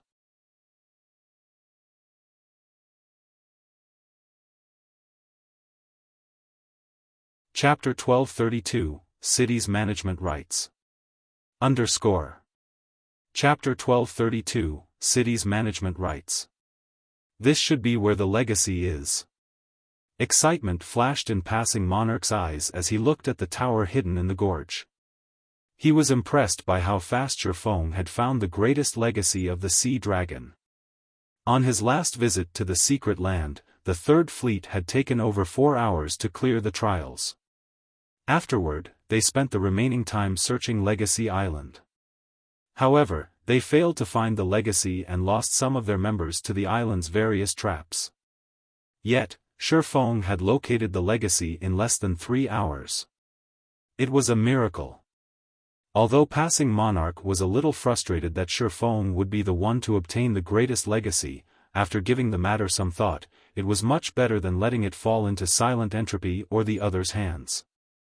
Moreover, if he had Xiaofang's help later, he should have no problems obtaining the legacies in the 50-yard grottos. He could then stabilize his fleet's position as third fleet in the Freedom Alliance. Had he not cooperated with Xiaofan, his fleet would have likely fallen to 7th or 8th fleet after this expedition. If that happened, his fleet would no longer qualify to use the Freedom Alliance's large shipyard. When Xiaofan saw the Tower of Falling Stars, although he was slightly excited, he did not hurry to approach the tower. Rather, he turned to Passing Monarch calmly and quietly asked, "Brother Monarch, are you interested in a trade?" At this point, he practically had the sea god's legacy in the bag, fulfilling his initial goal in coming here. However, Zero Wing currently lacked both money and resources to develop. The Candlelight trading firm's income was not enough to sustain Zero Wing. If he wanted to increase the Candlelight trading firm's income, he needed to expand. Meanwhile, the Freedom Alliance occupied 3 of the 12 major cities in the sea's end. If he could set a shop up in each of these 3 cities, the trading firm's income would skyrocket. However, setting up shop in these major cities would not be as easy as it was on land, where all he needed was a sufficient amount of reputation and coins. When purchasing a shop in Sea's End's NPC cities, one did not require any reputation. Instead, a player needed the approval of the city's manager. This was similar to how player-constructed towns and cities operated. Due to this, Sea's End's businesses hadn't developed over much. After all, to get the city manager's approval, one normally needed to sign a profit-sharing agreement. While some kind-hearted managers only asked for 30% of the profits, some black-hearted managers went as far as to ask for 50%. This was why most players in Blue Jade City had opted to set up street stalls to sell their items, as that method did not require them to split profits, they only needed to pay a small fee. A trade? What do you have in mind, Brother Yifeng? Passing Monarch asked, curiosity gripping his heart. Are you interested in becoming First Fleet's commander? Xiaofan asked, laughing. First Fleet's commander? Brother Yifeng, are you joking? You know what kind of foundations Silent Entropy and 100 Leaves possess. Even if I obtain a legacy this time, I'd be lucky to keep the 3rd seat, Passing Monarch said, shaking his head. That's why I'm offering a trade. Suddenly, Xiaofan grew serious as he said, you've seen my strength. You also know that I have the Zero Wing Guild behind me. If you have Zero Wing's full support, how confident are you in becoming the First Fleet's commander? Xiaofang's words rendered Passing Monarch speechless. If not for Xiaofang's help, the 3rd Fleet would have suffered in this operation. Although I don't know exactly how strong Zero Wing is, in my opinion, I'd be lucky to have a 20% chance of becoming the First Fleet's commander. Silent Entropy is not as simple as you assume, Passing Monarch answered. 20%? Xiaofan chuckled. Not bad. At the very least, it's more than nothing. If I help you become the First Fleet's commander, I want management rights for the city under your rule. We'll split the profits evenly. What do you think? The Freedom Alliance was not a guild. Becoming the First Fleet's commander did not mean that one would gain control over all 3 major cities under the Freedom Alliance. However, one could gain control over Heavenly Ocean City, which had the largest player population out of the 3. The commanders of the remaining 10 fleets commanded the 2 other cities. This was also why the Sacred Temple meddled in the Freedom Alliance's affairs. By becoming the First Fleet's commander, one could monopolize a major NPC city. If managed properly, the riches one could obtain would be staggering. The city's management rights? After giving the matter some thought, Passing Monarch said, all right, I agree to your conditions. I can deal with that as long as I become the First Fleet's commander. An adventurer team had formed the 3rd Fleet. To them, a city's management rights were of little importance.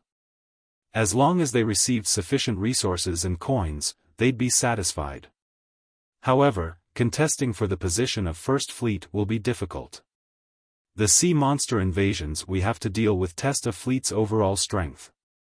It isn't something that can be handled with just 2 small sailboats and several high-quality speedboats.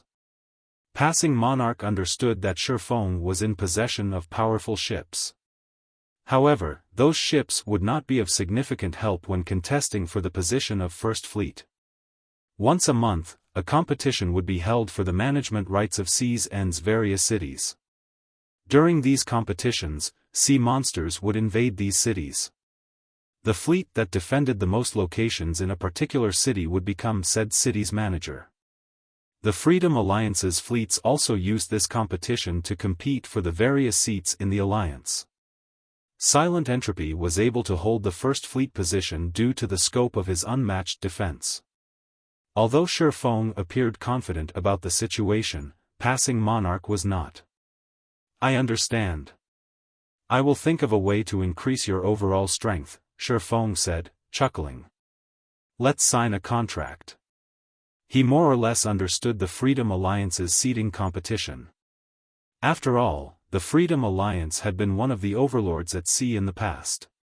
Following which, Xiaofan established a contract with Passing Monarch. The contents were very simple. Xiaofan would help Passing Monarch become the commander of First Fleet. In return, Passing Monarch would hand over all management rights of the city he controlled to Xiaofan. As for the Prophet City's profits, they would split them equally.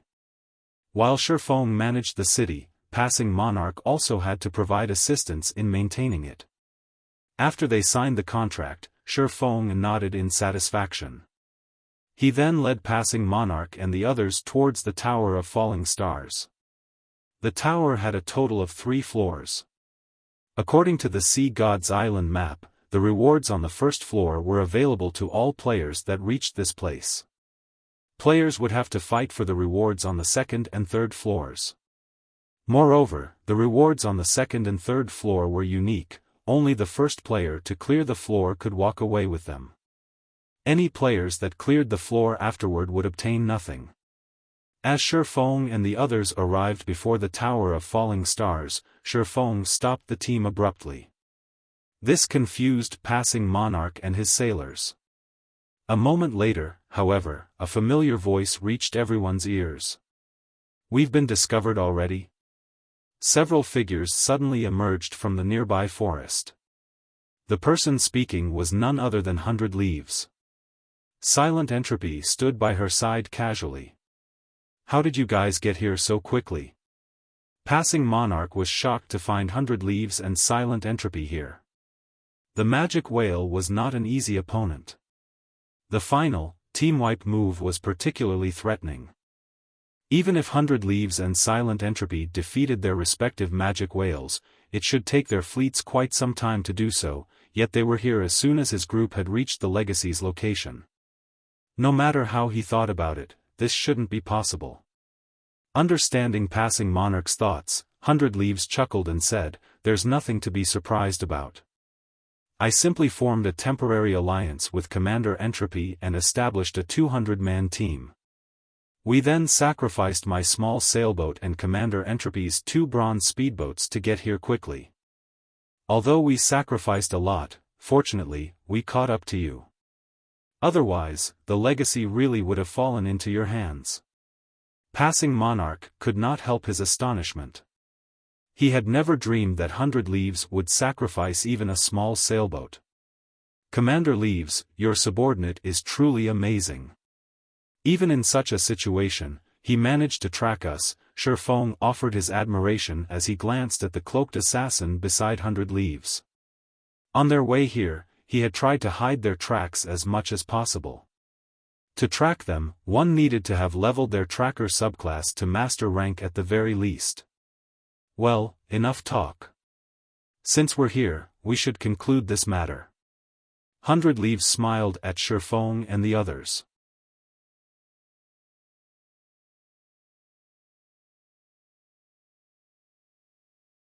Chapter 1233, Breaking a Magic Array with One Sentence. Chapter 1233, breaking a magic array with one sentence. Hearing this, Passing Monarch's expression darkened as he prepared for an attack. He had less than 30 people. In contrast, 100 Leaves and Silent Entropy had a force of over 150. Aside from the numerical disadvantage, his men had already used their berserk skills to deal with identical Summer's men. Without their berserk skills, they were even less of a match for 100 Leaves and Silent Entropy's people. However, what Passing Monarch had not realized was that 100 Leaves' subordinates had long since taken action. Suddenly, a crimson barrier appeared around Xiaofan's group, enveloping them. "Commander Monarch, I'll have to ask you and your crew to wait here while we go ahead," 100 Leaves said, giggling as she glanced at Xiaofan, who stood beside Passing Monarch. There was no limit to the number of people that could enter the Legacy's location. However, the sooner one entered, the higher their chances were of obtaining it. If not for witnessing Xiaofan's combat power personally, she would have killed Passing Monarch and the others instead of wasting a magic barrier. "100 Leaves, you're despicable." Blue Joy gnashed her teeth, glaring at the female commander. If the other party had simply wanted to fight, they could have accepted that. After all, they could have found an opportunity to escape into the Tower of Falling Stars. Once inside, they would enter a separate space. By then, 100 Leaves and the others would not be able to touch them, and they could compete for the Legacy fairly. However, they wouldn't escape this trap for some time. If they were stuck in the barrier for too long, 100 Leaves and the others might secure the Legacy before they broke free. "Don't worry. I have a Tier 3 magic scroll. It should not be difficult to break this magic array." Passing Monarch shot 100 Leaves a glare. He hadn't expected the woman to waste a magic array willingly. He couldn't help but smile bitterly as he turned to Xiaofan. After saying so, Passing Monarch took out his only Tier 3 magic scroll, Storm Spear. As Passing Monarch activated the magic scroll, a blue magic array appeared behind him. Several spears, shaped like tornadoes, bombarded the crimson barrier. The attack struck the barrier 6 times. However, after trembling slightly, it quickly returned to its original state. Meanwhile, the 15 players maintaining the magic array only lost 1% of their mana. Don't bother. Although this is only a basic magic array, it is among the best. Even Grand Lords of the same level need some time to break out, 100 Leaves explained when she saw the grim look on Passing Monarch's face. In reality, she had been reluctant to use the magic array. However, with the possibility that Xiaofan might be a domain realm expert, she could not afford to be careless. Silent Entropy glanced at Xiaofan as well, before chuckling and said, "Commander Leaves, our agreement ends here. Once we enter the Legacy location, we'll compete with our own abilities." As the first person to have obtained a Legacy from the Sea Dragon's secret land, he was familiar with how these locations operated. Everyone believed that obtaining a Legacy upon reaching the location was easy.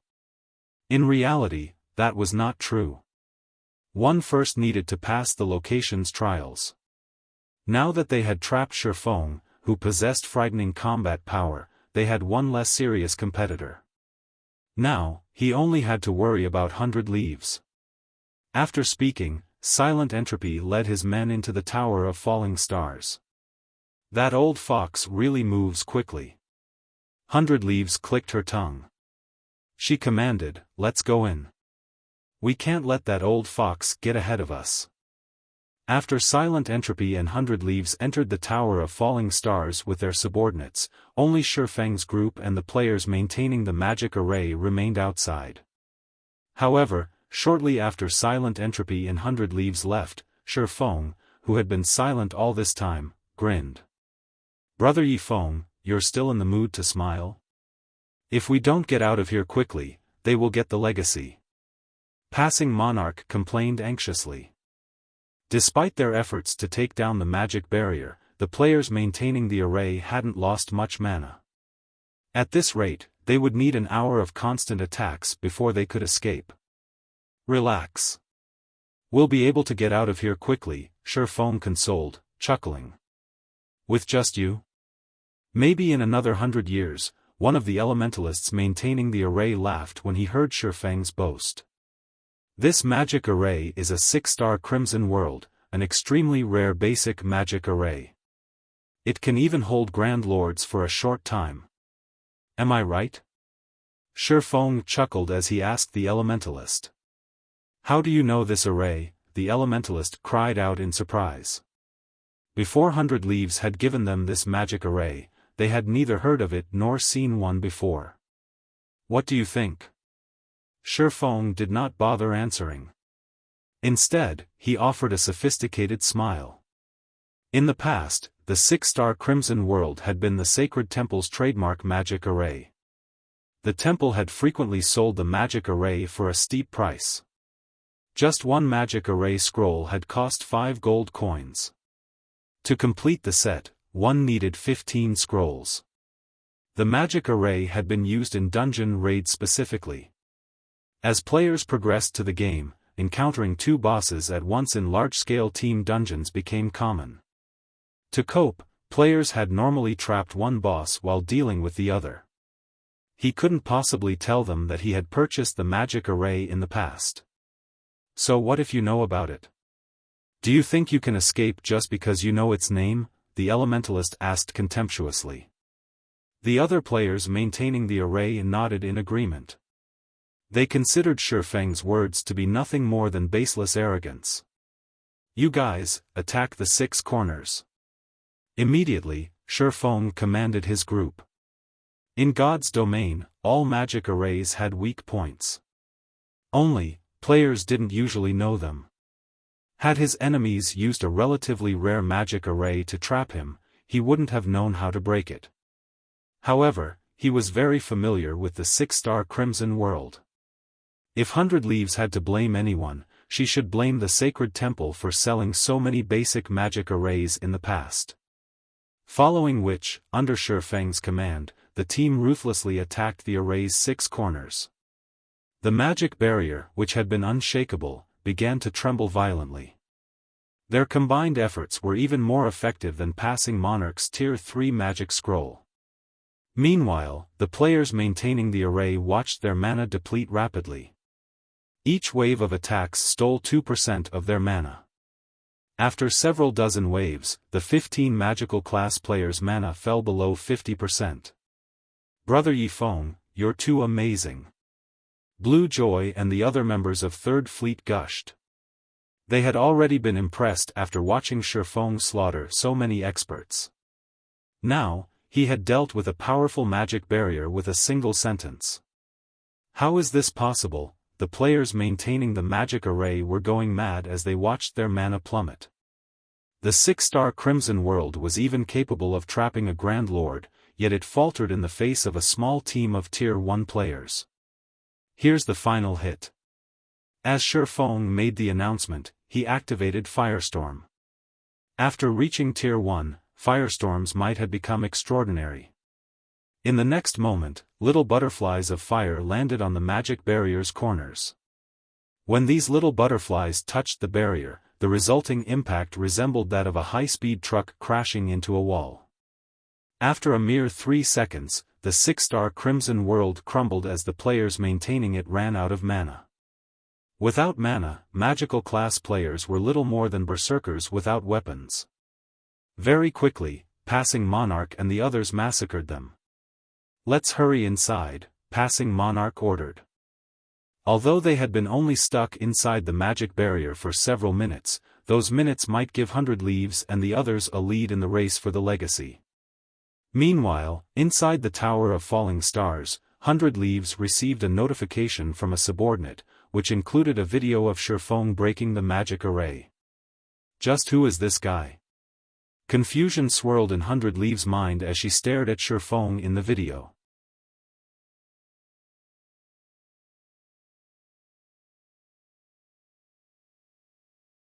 Chapter 1234, Secret Footwork Technique. Chapter 1234, Secret Footwork Technique. After 100 Leaves watched the video of Xiaofan taking command, her expression grew grim. The 6-star Crimson World was unique to the Sacred Temple as they had the only magic array design. Even now, they had never announced this to the public. No matter how she looked at it, Xiaofan couldn't have located the 6-star Crimson World's weak points coincidentally. It seems I'll have to report this to the guild leader. 100 Leaves' gaze remained fixed on Xiaofan in the video. Originally, the guild had planned to make a fortune with the 6-star Crimson World. The fact that someone had discovered the array's weak points was no trivial matter.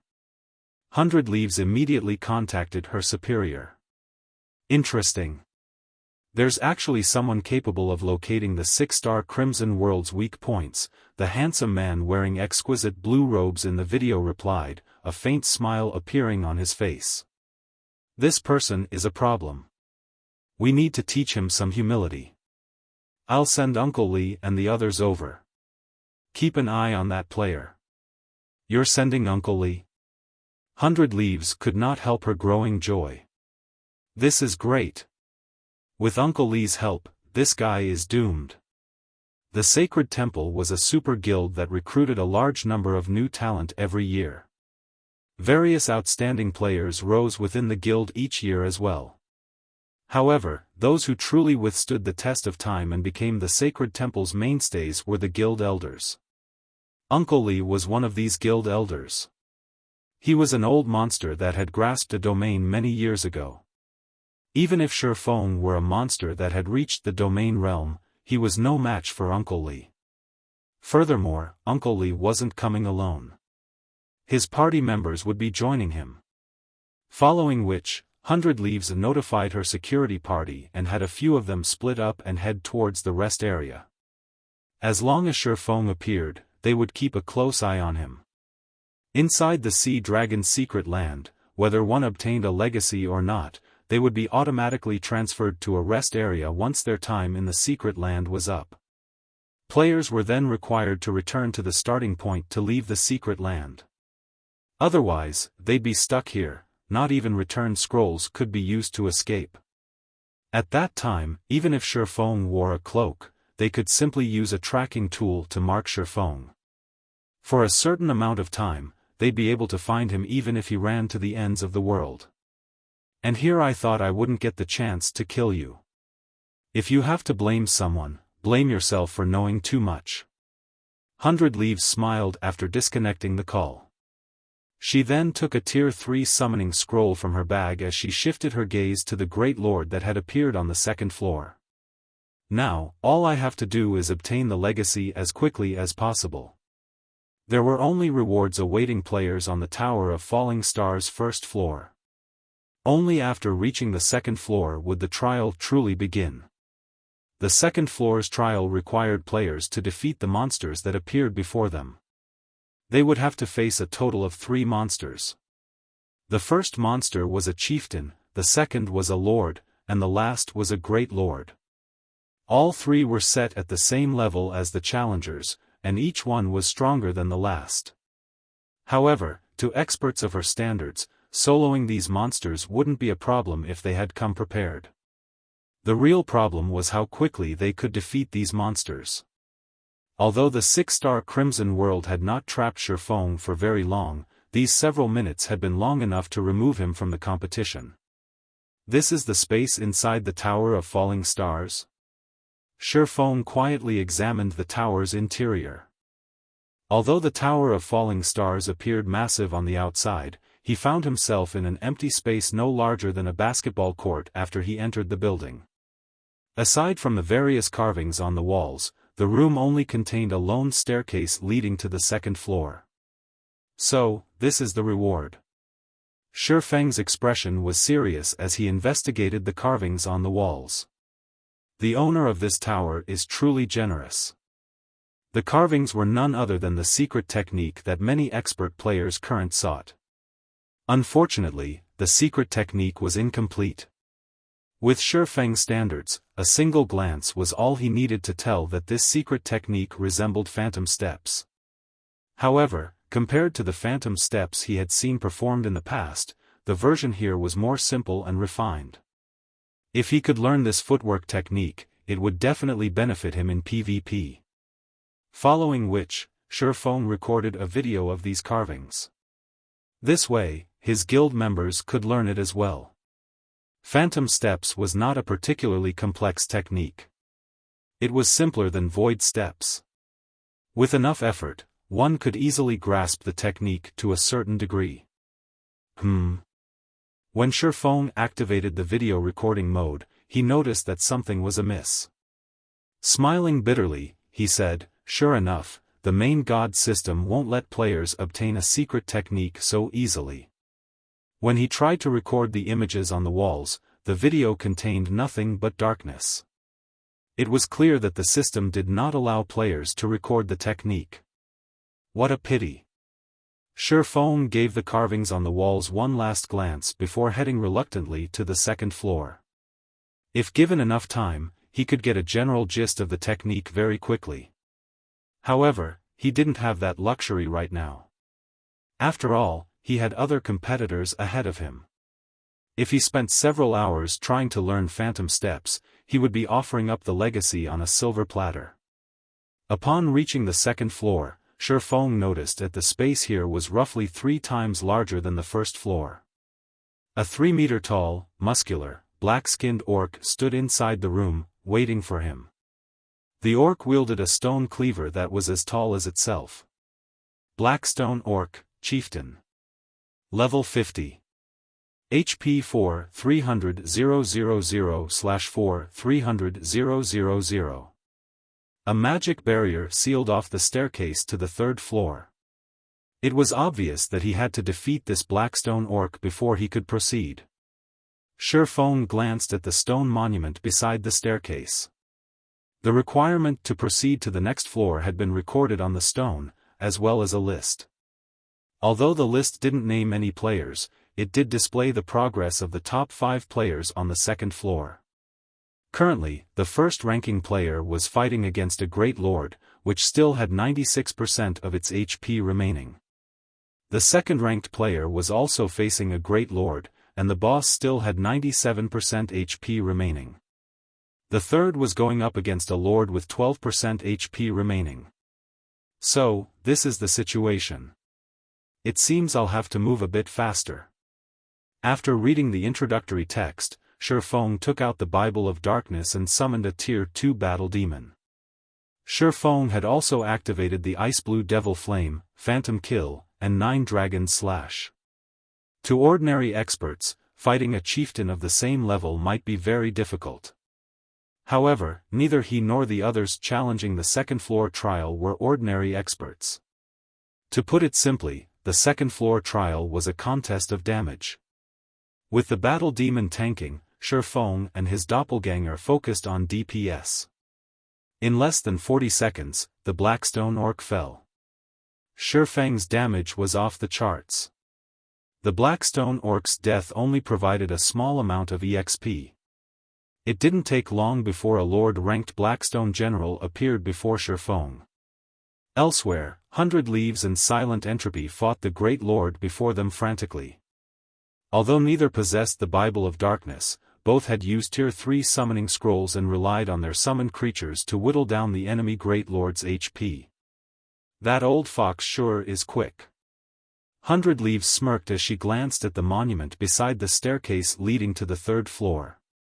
Currently, she still ranked first in terms of progress, with 71% of her Blackstone chieftain's HP remaining. Silent Entropies had 72% HP remaining. There was only a difference of 1% between them. If this continued, she would be the first to clear the second floor. As 100 Leaves thought of a way to finish the Blackstone chieftain off sooner, the 5th place on the progress list changed. Previously, number 72 of the Tower of Falling Stars had occupied 5th place, and that player's Great Lord had 94% of its HP remaining. Now, the occupant of the 5th position was entrant number 141, and their Great Lord had 93% HP remaining. When 100 Leaves saw the entry number, she knew it was Xiaofan. However, instead of panicking, she chuckled as she said, "How fast?" Unfortunately, you are too late. Had they entered the tower at the same time, Xiaofan would have definitely posed a threat. But before 100 Leaves could use another skill on the Blackstone chieftain before her, the progress list changed once again. This time, number 141 had jumped to third place, with his Great Lord at 87% HP. Immediately, the Great Lord's HP fell from 87% to 82%, its HP decreasing at a frightening rate.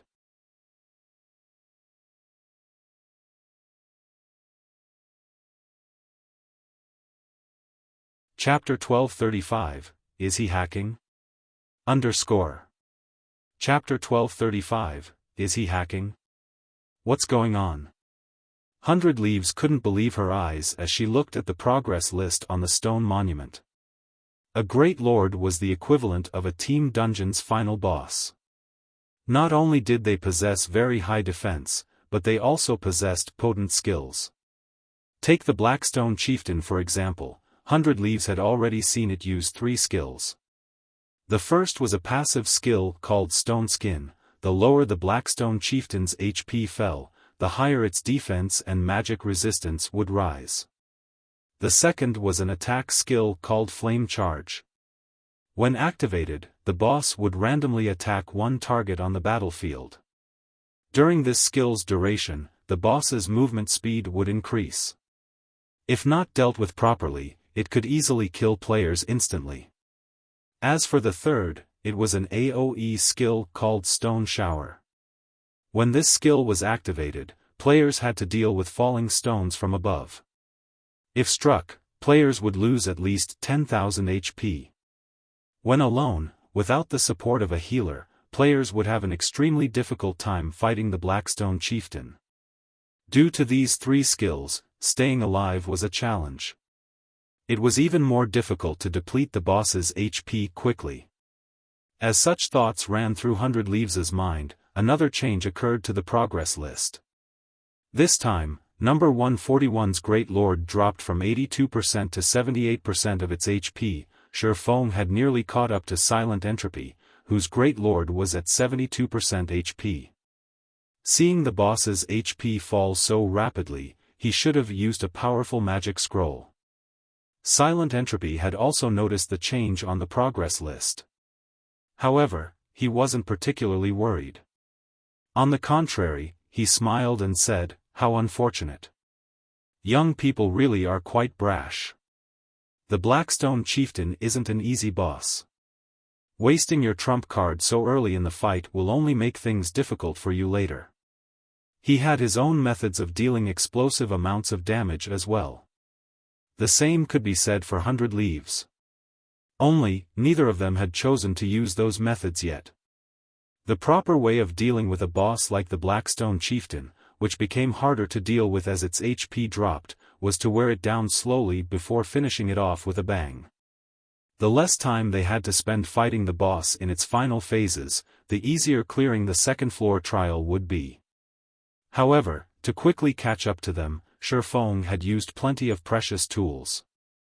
On the surface, it might seem as if he had made up for the lost time, but in reality, he was doing more harm than good, so much so that he might even fail to kill the boss in the end. After all, practically every boss entered a berserk state when its HP fell to a certain point. If one couldn't cope with the boss then, they would be annihilated. Seconds, then minutes, flew by. Although Xiaofan devoured the Blackstone chieftain's HP at a staggering rate, the longer the battle continued, the less HP the boss lost. From the initial 4% to 5% decreases, it gradually slowed to 2% decreases before falling to 1% decreases. By the time the boss had 42% HP remaining, its HP no longer fell at a visible rate. Your drive to win has doomed you. 100 Leaves smiled as she glanced at the progress list. Although she was somewhat annoyed that Xiaofan had overtaken her progress, pushing her to second place, when she saw Xiaofang's progress bar grow stagnant, she felt a little gleeful. According to her plan, she would only go all out when the boss's HP fell to 20%. The level 44 Blackstone chieftain had 36 million HP. After taking into account its later defense and magic resistance, it wasn't time to make her move just yet. Moreover, this was only the second floor. The legacy was on the third floor. She needed to save enough trump cards. This way, she could secure the second floor's reward and the third floor's legacy. As expected of a guardian boss. Its HP has fallen to 40%, yet its defense has increased by 50% and magic resistance by 70%. Xiaofan analyzed the Blackstone Chieftain's defense and magic resistance growth while controlling the battle demon. It's time to make my move. To catch up with Silent Entropy in 100 Leaves, he had used all of the Tier 2 and Tier 3 attack-type magic scrolls he had brought with him. He had used the magic scrolls to deal with the boss to buy time while he waited for his skills cooldowns to finish. Following which, Xiaofan activated Power of Darkness, increasing all of his basic attributes by 60%. 9 Dragon Slash. Abyssal Curse. The level 50 Blackstone Chieftain had a total of 44 million HP. It was far more powerful than the Blackstone Chieftain's Silent Entropy and 100 Leaves faced. However, after Xiaofan activated his Berserk skill and taking into account Abyssal Curse, which decreased the Blackstone Chieftain's attributes by 10% for 5 minutes, his strength was on par with the Great Lords. Die. Xiaofan activated Firestorm. A raging inferno rose from the ground. Immediately, the Blackstone Chieftain's HP fell by 150,000 every second, 300,000 if it received a critical hit. The battle demon had also used its ultimate move, the Tier 2 skill Purgatory Assault. The demon launched 6 attacks in quick succession, each taking over 120,000 HP from the Great Lord. At the same time, Xiaofan controlled the 12 Abyssal Blade Phantoms to attack the Blackstone Chieftain, each dealing over -5,000 damage. A wave of the Phantoms' attacks easily dealt over -60,000 damage. In 6 short seconds, the Blackstone Chieftain's HP fell by 8%. After Firestorm ended, Xiaofan activated Phantom Kill, both he and his doppelganger striking the Great Lord. Thundering Flash. Thunder Flame Explosion. With the battle demon as a shield, Xiaofan rapidly chipped away at the Blackstone Chieftain's HP. Although his current damage output couldn't compare to the magic scrolls, the Great Lord's HP still fell rapidly. After a short moment, the Blackstone Chieftain's HP dropped below 30%. On the other hand, 100 Leaves, who was in second place, had just managed to reduce her boss's HP to 56%. How is he still so fast? 100 Leaves could not help her shock when she saw Xiaofang's progress bar. Does he plan to give up the third floor? This little lunatic. Silent Entropy's anxiety grew when he saw Xiaofang's progress bar. He had to admit that Xiaofan had interrupted his plans. As the legacy's location in the Sea Dragon's secret land, the second floor reward should be considerably valuable. If Xiaofan was truly going all out on the second floor, he might really obtain the floor's reward. After all, there was a huge gap between them right now. If this gap continued to grow, Silent Entropy would lose the second floor reward. Silent Entropy hesitated on whether or not he should try to compete with Xiaofan. Damn it! To think you would dare to spoil my plans. Since joining God's domain, this was the first time Silent Entropy had lost control of a situation. His expression turning frosty, he declared, "You're 10 years too early if you think you can compete with me." Saying so, Silent Entropy took out 2 Tier 3 magic scrolls. One was his prized domain-type magic scroll, while the other was a Tier 3 summoning scroll. With 2 Tier 3 summoned creatures and a Tier 3 domain attacking the Blackstone Chieftain simultaneously, the boss's HP began to plummet. Shortly, Silent Entropy overtook 100 Leaves and dominated second place. This old bastard must have lost his mind. Since you want to fight, let's see who has a sturdier foundation. 100 Leaves gnashed her teeth. She then retrieved an orange crystal ball and multiple magic scrolls. As 100 Leaves began to chant an incantation, the crystal ball shattered and disappeared. A magic array then formed around the Blackstone Chieftain, rapidly decreasing its attributes. Very quickly, its attributes fell to 70% of their original values. Moreover, its defense and magic resistance had weakened significantly. In the blink of an eye, 10 Tier 2 summoned creatures appeared around 100 leaves, every one frantically assaulting the level 44 Blackstone Chieftain.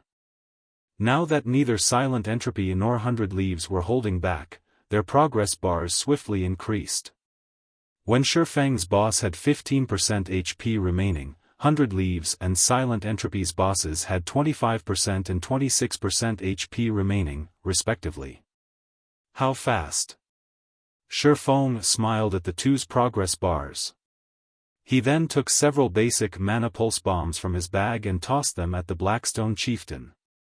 Every bomb contained the might of a Tier 3 large-scale destruction spell.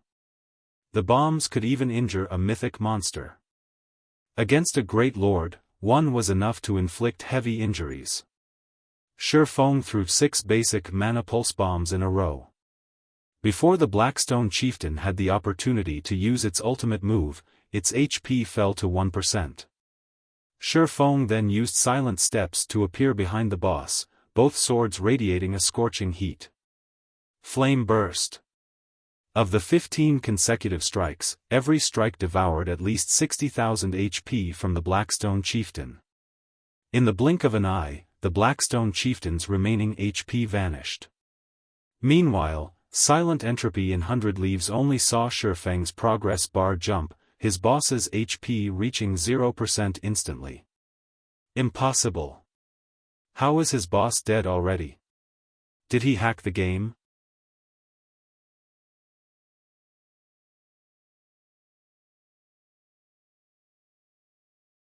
Chapter 1236, Dragon Knight.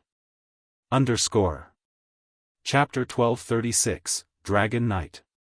The Blackstone Chieftain's sudden death had stunned Silent Entropy and 100 leaves momentarily. How did he do it? While 15% HP was not much, it wasn't a small amount, either. The Blackstone Chieftain's special characteristics made it tougher as its HP decreased. However, Xiaofan had stolen the Great Lord's remaining HP almost instantly. Did he use several Tier 3 magic scrolls at once? 100 leaves suddenly thought of this possibility. There was no other explanation for how quickly Xiaofan had killed the boss. What a crazy bastard. Does he think the third floor's trial will be easier than the second? Or does he know that he can't get the legacy on the third floor, so he decided to use all of his cards on the second floor? 100 leaves had only guesses at this point. After all, it was extravagant to use various tools to defeat a great lord of the same level. Such resources were generally difficult to obtain, only dropping after a large number of bosses or several difficult quests. They were precious resources. If not for a particularly important goal or something incredibly profitable, one normally avoided using these tools. However, if Xiaofan understood that he didn't have sufficient foundations and that he could not compete for the legacy on the third floor, he may simply aim for the second floor's rewards. Silent Entropy entertained similar thoughts. Although he was frustrated, he continued to whittle away the Blackstone Chieftain's HP, trying to get to the third floor as quickly as possible. Meanwhile, due to soloing the level 50 Blackstone Chieftain, Xiaofan's EXP bar had risen significantly. However, the greater harvest was the 3 rewards that had appeared after he had defeated the boss. 3 dazzling crystal balls rested in the center of the second floor room, and each one of these crystals contained 1 item within. System, congratulations. You have cleared the Tower of Falling Stars second floor trial. You may choose 2 of the 3 items as your reward. Sure enough, the system wouldn't be that generous. Xiaofan quietly clicked his tongue. To kill the Blackstone Chieftain as quickly as possible, he had invested a considerable amount of resources, yet he had only been awarded 2 items for his efforts. Xiaofan approached and investigated the items. Amazing! After looking through the items carefully, Xiaofan's eyes shone with excitement. Every one of the 3 rewards was extraordinary. It was no wonder why the system only allowed him to choose 2. The items included the Ancient Weather Book, Time-Space Herb Garden, and Secret Body Technique. Any of the various large guilds would covet each of these items. Even Xiaofan had a hard time choosing which to take and which to abandon. Ancient Weather Book, Epic Rank Item. The Ancient Weather Book allows its wielder to control the weather of an area. However, due to damage during the war between gods, it can only exert a fraction of its original power. Additional Active Skill 1 - Weather Control, changes the weather in a 2,000-yard radius for 2 hours.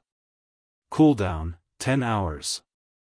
Additional Active Skill 2 - Reshape Nature, concentrates the mana within a 200-yard radius, increasing the mana density within a 15-yard radius by 100%. Can be used even if the Ancient Weather Book is stored in a bag space. No cooldown. The Ancient Book has sustained significant damage. Initial restoration will require 100,000 magic crystals. Current absorbed number, 0. Spacetime Herb Garden, Epic Rank Item. There is an independent space inside the Spacetime Herb Garden which can be used to cultivate herbs. Current rank, Basic, upgrading to intermediate rank requires 70,000 magic crystals. Cultivation space, 500 by 500 yards. Flow of time, twice of that of the outside world. Survival rate increased by 10%. Secret Body Technique, Bronze Rank Tablet. The Ancient Weather Book's importance went without saying. After all, the Ancient Weather Book was Xiaofan's main goal. Aside from its weather control skill, which could be a significant advantage in naval combat, the book could also be used to train and improve oneself. It was an excellent epic tool. Meanwhile, the Spacetime Herb Garden could help trading firms massively. In God's domain, while scavenging in the fields was most guilds' main herb source, there were other methods players could use to obtain herbs. They could cultivate them themselves. However, having a town of one's own was the prerequisite. It was practically impossible for independent players to cultivate their own herbs. Generally, only guilds could accomplish such a thing. As towns had a limited amount of space, guilds rarely made this a priority. Normally, guilds that wanted to do so would only try it after occupying a considerable number of towns with plenty of space to spare. Moreover, cultivating herbs was not an easy task. Not only was it time-consuming, but it also required a lot of manpower to manage. Most importantly, herb survival rate wasn't high. More often than not, the cost of cultivating a herb was higher than its market value. However, the Spacetime Herb Garden was different. Although it didn't offer a lot of space, it could increase the flow of time as well as survival rate. These effects put the Spacetime Herb Garden's value on par with the Ancient Weather Book. Moreover, the Herb Garden was only basic rank right now. It could be improved. If managed properly, it could become a goldmine. Lastly, the Secret Body Technique. According to Xiaofan's current understanding of secret technique tablets, the Secret Body Technique was considerably rare. It was useful to both magical and physical class players. Even the Dragon Phoenix Pavilion did not possess a single tablet of this type. Despite this Secret Body Technique being only bronze rank, it was no less valuable than a secret silver rank tablet. After considering all three items, Xiaofan realized they were equally valuable to a guild. He wished he could walk away with all three. However, as the system had determined the regulation, he wouldn't get that third item even if he offered to pay a greater price. The Ancient Weather Book indispensable if I wish to develop a naval force. I have to choose that one no matter what. Then, there is the Spacetime Herb Garden and Secret Body Technique. Xiaofan's gaze moved back and forth between the two items. The Herb Garden can earn more money for the guild, whereas the Secret Body Technique can increase the combat power of the guild's experts. Should I go for money, or combat power? The seconds passed by as Xiaofan fell into deep thought. Forget it. I'll choose this one. After much contemplation, Xiaofan eventually chose the Ancient Weather Book and Spacetime Herb Garden. While improving the combat power was important, developing the guild's financial strength was a priority right now. Zero Wing needed to invest funds in several aspects. Some of the candlelight trading firm's potions, in particular, required rare herbs. Purchasing these herbs in bulk was difficult as doing so would inflate their prices. Rather than give others the profits, it was more beneficial to cultivate the necessary herbs themselves. Now that players were inched ever closer to level 50, they would experience severe environments in future maps. Players would need more potions as they explored and leveled up. If he prepared for that eventuality properly, he could make a fortune. Most importantly, Xiaofan recalled a certain matter. In the past, the Freedom Alliance's trading firm had risen to an impressive height. This was especially for its potions. Despite not having any outstanding master alchemists, the Freedom Alliance's trading firm had contended with many powerful maritime trading firms. Now that Xiaofan looked at it, the Freedom Alliance's success had resulted from Silent Entropy obtaining the Spacetime Herb Garden. Although many resources were available at sea, there was a severe shortage of herbs. With the Spacetime Herb Garden, one could easily compensate for this. Following which, the system placed both items into Xiaofan's bag space. At the same time, the barrier surrounding the staircase to the third floor dissipated. This is the third floor. After Xiaofan emerged from the staircase, he was stunned by what he saw. He stood at the top of a large mountain, a sea of clouds drifting below. A middle-aged man in silver armor stood in the center of this room. After taking a close look, Xiaofan discovered that the middle-aged man was actually a Tier 4 NPC.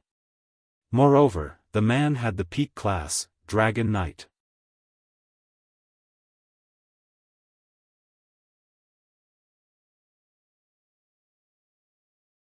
Chapter 1237, Challenging a Tier 4 NPC. Chapter 1237, Challenging a Tier 4 NPC. The trial can't be a duel against this NPC, right? Xiaofan was at a loss for words as he looked at the silver-armored Dragon Knight. As a peak class, the Dragon Knight's defense and strength were superior to both the Guardian Knight and Berserker classes. Furthermore, the NPC before him was a Tier 4 class, on par with a mythic monster. Even if he had a bag full of powerful tools, he was no match for the NPC in a one-on-one fight. Unlike monsters, NPCs possessed very high intellect. Their ability to deal with tools was beyond any monster. A group of ordinary players using special tools might be able to challenge, and even defeat, a mythic monster. If these players' opponent were a Tier 4 NPC, however, they wouldn't even have a shred of hope. This was also why some players might be capable of defeating mythic monsters in dungeons, but were helpless if a Tier 4 NPC decided to rob them in broad daylight. The Dragon Knight class was no ordinary class either. Rhinebeck, Vice Knight Commander of the Sea God's Temple, human, Tier 4 Dragon Knight. Level 50. HP 19,000/19,000,000. In God's domain, divine temples such as the War God's Temple and Sea God's Temple normally had their own knight divisions. Even these divisions and normal members would be highly influential people in a kingdom, not to mention a vice commander. Even the king had to show respect to these individuals. Following which, Xiaofan began to search for clues relating to the third floor's trial. Yet, even after examining the room for a long time, he couldn't find an introductory monument like the one on the second floor.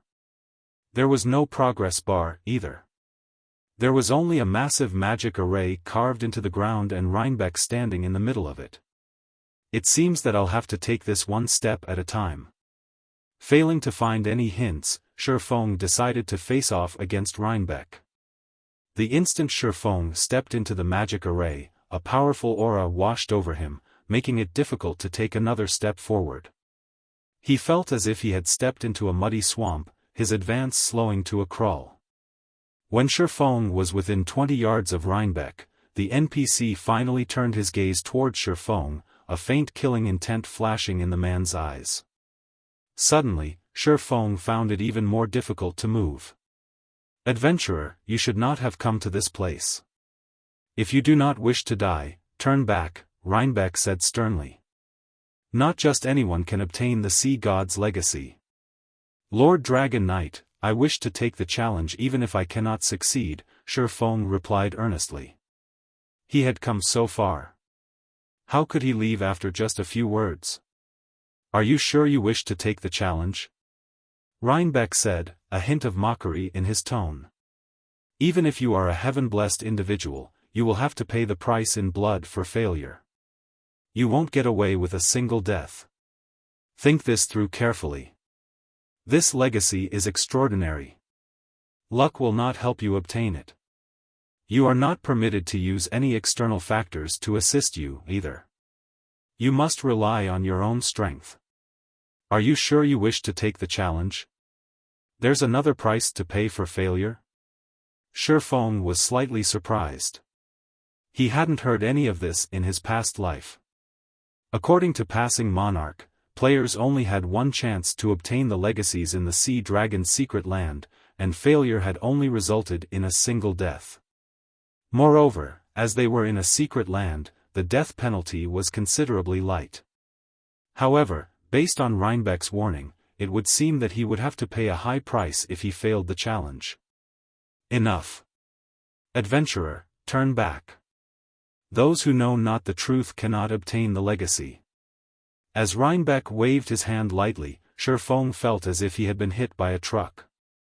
Before he could react, he had been sent flying out of the magic array. What amazing control over his domain! Xiaofan was shocked as he stared at Rhinebeck, who returned to his motionless vigil. It was common knowledge that Tier 4 was a colossal turning point in God's domain. The biggest difference that separated a Tier 4 and a Tier 3 class was their ability to control a domain. However, Tier 4 NPCs could, at most, suppress their enemies with their domains, making it difficult for their enemies to move, yet Rhinebeck had sent Xiaofan, a player who was very close to obtaining their Tier 2 class, flying with a wave of his hand. Rhinebeck's control over his domain could already rival that of the ancient abyssal monsters in the fallen Arkansas. Even the weakest among those ancient abyssal monsters had reached Tier 5 during their prime. Their tiers had only fallen due to their severe injuries.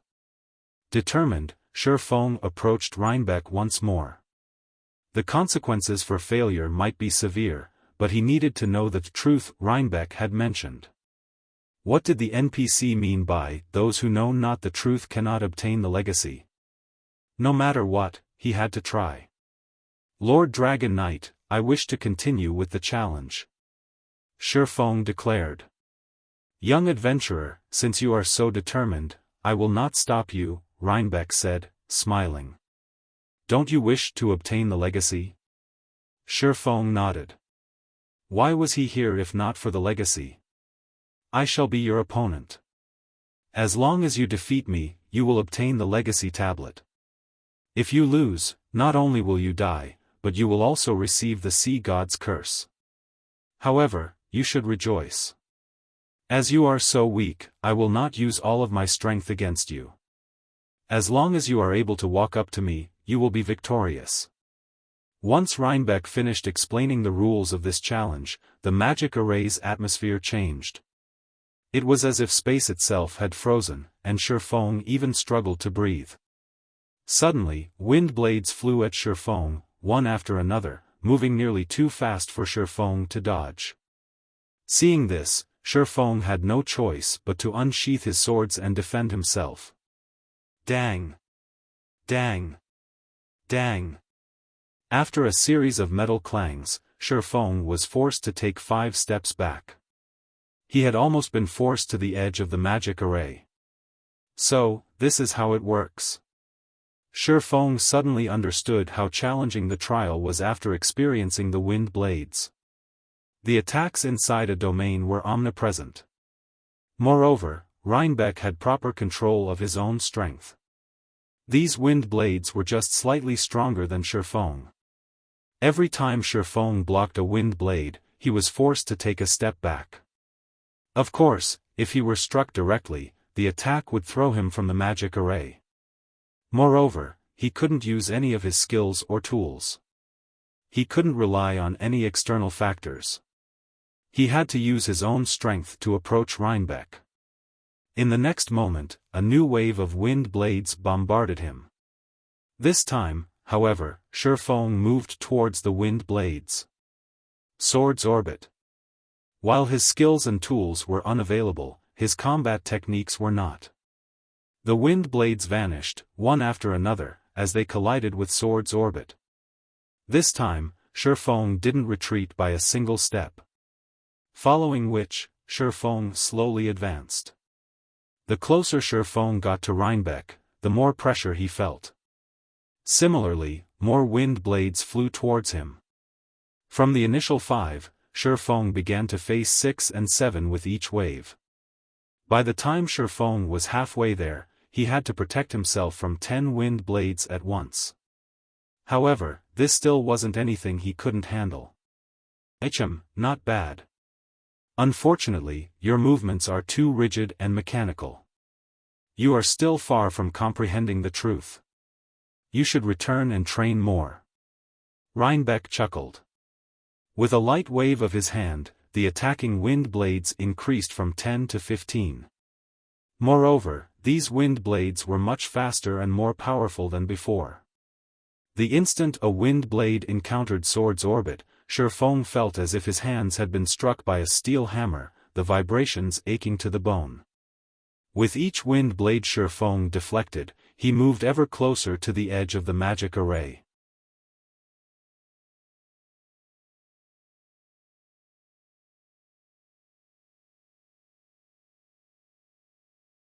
Chapter 1238, Technique Evolves.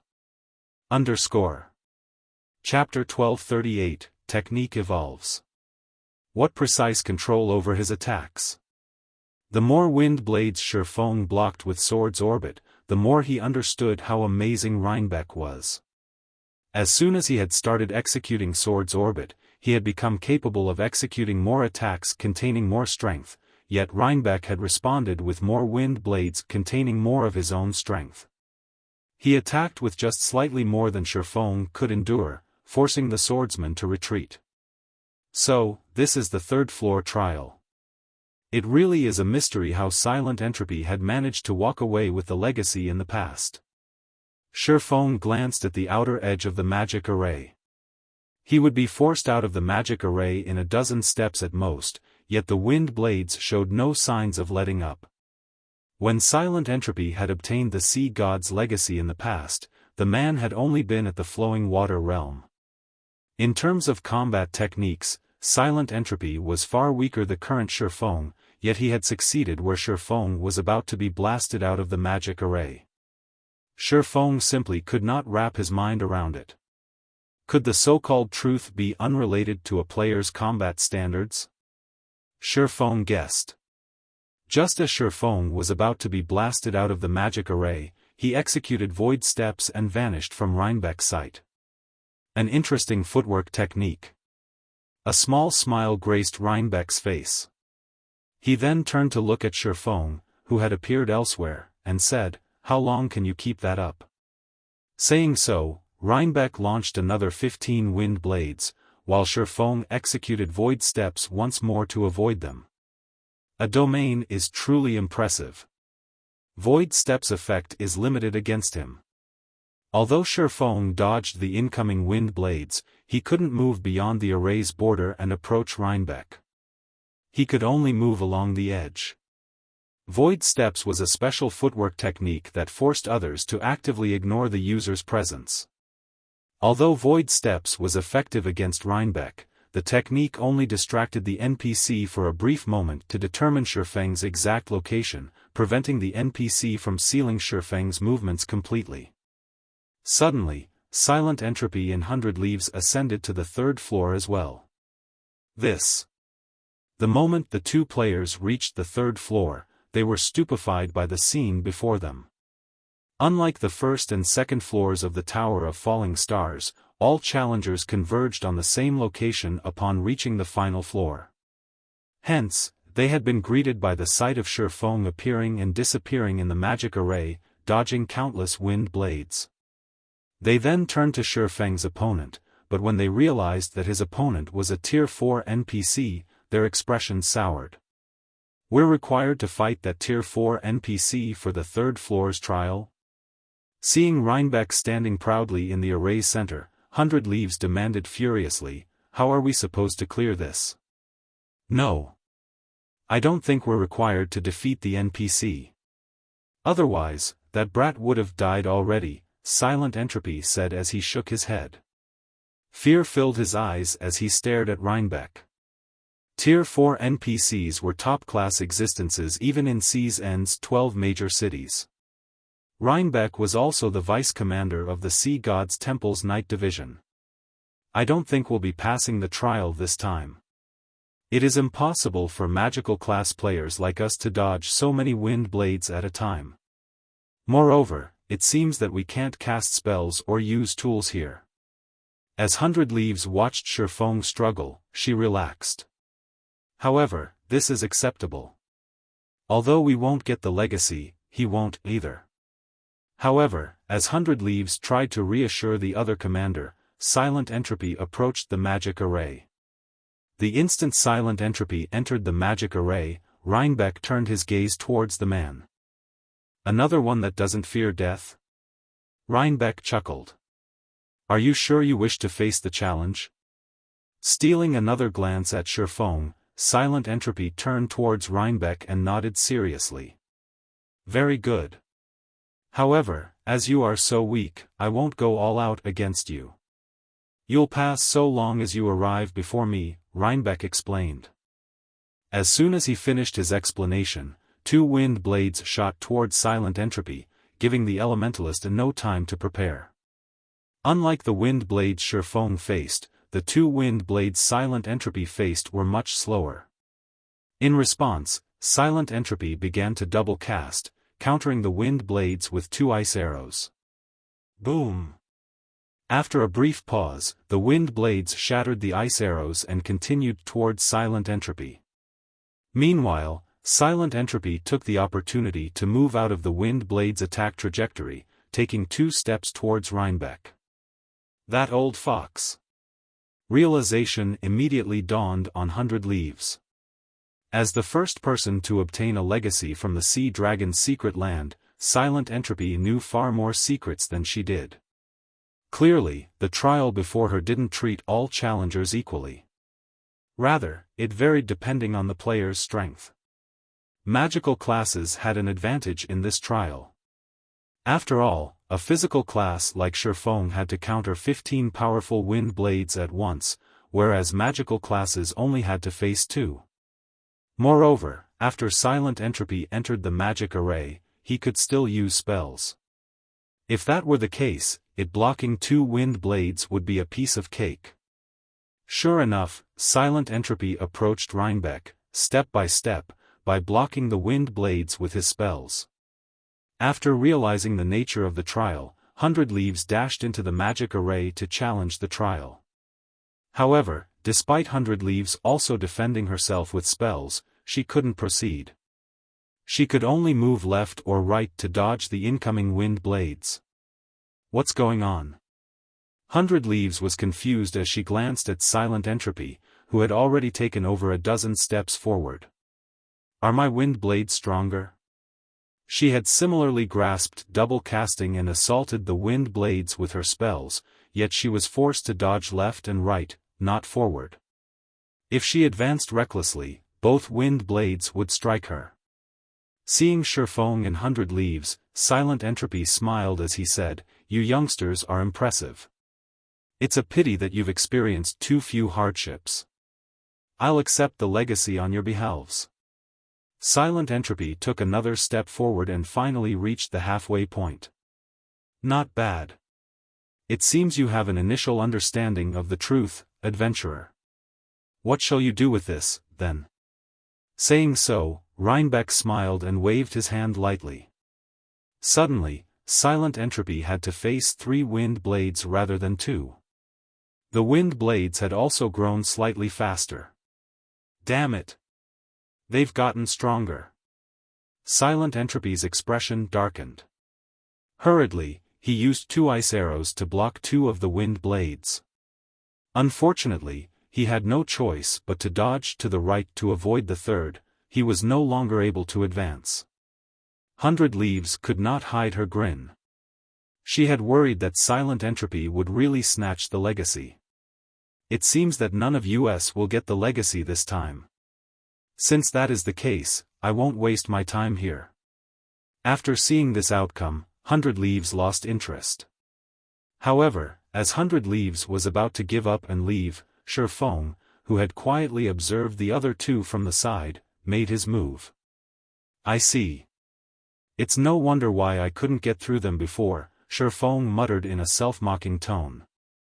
Have you learned something? 100 Leaves asked when she noticed Xiaofan laugh for no obvious reason. However, Xiaofan did not bother with answering her. Instead, he moved forward to welcome the oncoming wind blades before executing Sword's Orbit. Dang! Dang! Dang! After a series of clangs, he leaped forward, rather than being knocked back. How is this possible? 100 Leaves was astonished, unable to understand what had just happened. Impossible. Silent Entropy was similarly shocked. How could you have grasped it so quickly? I have you to thank for that. I wouldn't have figured this out without you. At this moment, Xiaofan felt exhilarated. He finally understood why Rhinebeck had said his movements were rigid and mechanical. He hadn't been thinking outside the box. Both his combat style and his technique utilization had been stiff and clumsy. He only knew how to learn the techniques, not how to make the techniques his own. Silent Entropy could both defend and advance because he hadn't stopped moving while he had cast his ice arrows. On the other hand, 100 Leaves had only moved after she finished casting her spells. As she started moving later, it was only natural that she hadn't had enough time to advance. Now that Xiaofan understood this truth, he could block the wind blades far more easily. In the blink of an eye, Xiaofan crossed the halfway point. At the same time, Rhinebeck increased the number of wind blades he sent at Xiaofan. However, the NPC had only added 1 wind blade this time. To Xiaofan, who had already reached the Void Realm, this minor increase was no problem. By deflecting the attacks while moving, he had broken through the wind blade's blockade. Upon seeing Xiaofan cross the halfway mark, Silent Entropy muttered incredulously, "Is he a monster?" After a short moment, Xiaofan stood before Rhinebeck.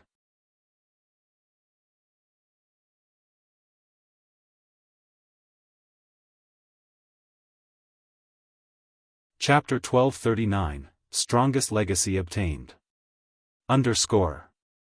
Chapter 1239, Strongest Legacy Obtained. Good. Excellent. A hint of praise flashed in Rhinebeck's eyes as he looked at Xiaofan, unlike the previous indifference. He looked down at Xiaofan as if he were an excellent junior. Who is he? Silent Entropy wore an incredulous expression as he watched Xiaofan, unable to calm his pounding heart. He had learned to make a combat technique his own after clearing a legacy trial the last time. However, achieving that was easier said than done. Many of the techniques in God's domain were extreme and contrary to humans' natural movements. The brain programs fixed signals to manipulate the body's muscles based on a person's habits, which allows them to perform actions faster and more efficiently. If one wished to execute God's domain's extreme combat techniques swiftly, they needed to alter their brain's signals. Silent Entropy had spent an entire month reshaping his habits to get to where he was now. Yet, after watching his performance for a few moments, Xiaofan had executed the same to a skillful degree. Since someone has passed the trial, the rest can leave. Rhinebeck announced, waving his hand once more. Suddenly, both Silent Entropy and 100 Leaves were teleported out of the Tower of Falling Stars. In the blink of an eye, both players appeared in the rest area. "Commander, why are you out so earlier?" Scorpion, who had stood guard by the Resurrection Temple, asked in surprise when 100 Leaves appeared. 100 Leaves had just completed the second floor trial. With the third floor trial's difficulty, logically, it should take her even longer to clear, yet she had only reached the third floor a few minutes ago and was out already. "That person has already obtained the legacy," 100 Leaves said, frowning. When she thought about Xiaofan's performance in the magic array, she warned her subordinate, "It won't be long before he comes out. Keep a close eye on him once he does. He isn't an ordinary player. Commander, rest assured, I'll use the Soul Lock scroll on him the moment he appears. Even if he is more powerful, he won't escape my tracking for 5 hours," Scorpion said, laughing. In God's domain, there were many methods of tracking a player. However, there were only a handful of expert trackers like himself. Not only was his tracker subclass at master rank, but he had also obtained the design to produce the Soul Lock scroll in an ancient ruin. The Soul Lock scroll allowed the user to keep a lock on a player's soul. No matter where the targeted player went, he could find them on the system map. Its only flaw was its low accuracy. The map would only tell him the target's general location. However, he could easily deal with this flaw with his Master Tracker subclass. "I'll leave this to you. I have to head to the other locations and obtain the legacies there as quickly as possible." 100 Leaves nodded, considering that she worried a little too much. No matter what was said or done, Scorpion was one of the Sacred Temple's peak assassins. With his skills and the various tools, it was impossible for anyone to escape his pursuit. When Uncle Li and the others eventually arrived, it would be very difficult for Xiaofan to get away, even if he could grow wings and fly. Following which, 100 Leaves led her subordinates to another cavern. Silent Entropy's fleet did the same. After all, the Sea Dragon's secret land had more than one legacy. As long as they still had time, they could obtain as many legacies as they wanted. Back on the Tower of Falling Stars' third floor, after Silent Entropy and 100 Leaves teleported out of the tower, Rhinebeck led Xiaofan through the magic array to a dazzling, golden temple. Numerous crystal pillars had been situated around the temple, and every pillar had an item on top of it.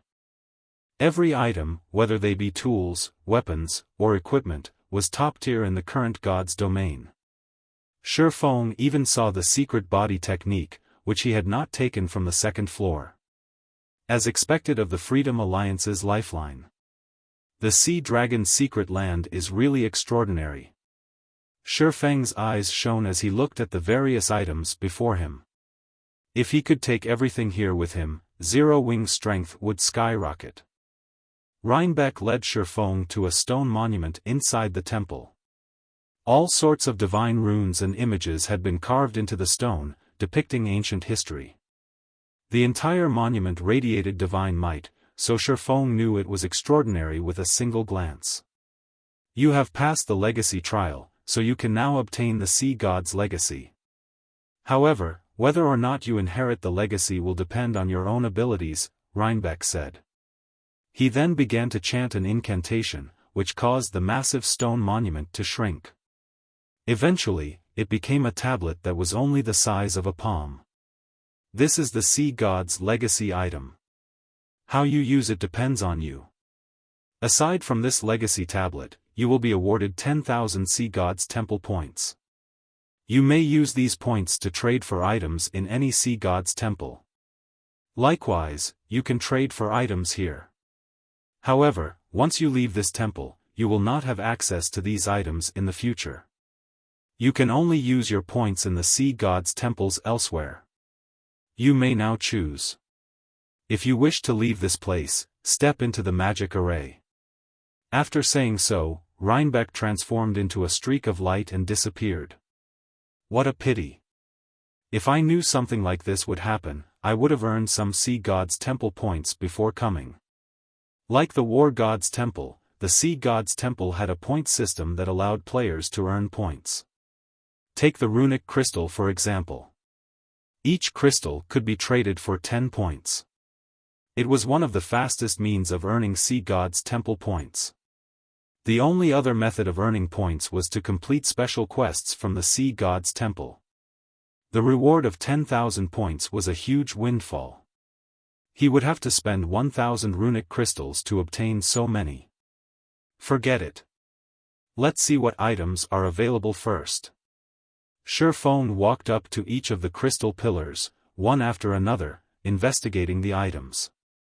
There were 88 crystal pillars in the temple. Unfortunately, some were empty. Currently, there were only 82 items available for trade. The cheapest item among them cost 5,000 points, a mysterious iron pick that would make it easier to mine ores. The pick also increased the chances of obtaining high-ranking ores.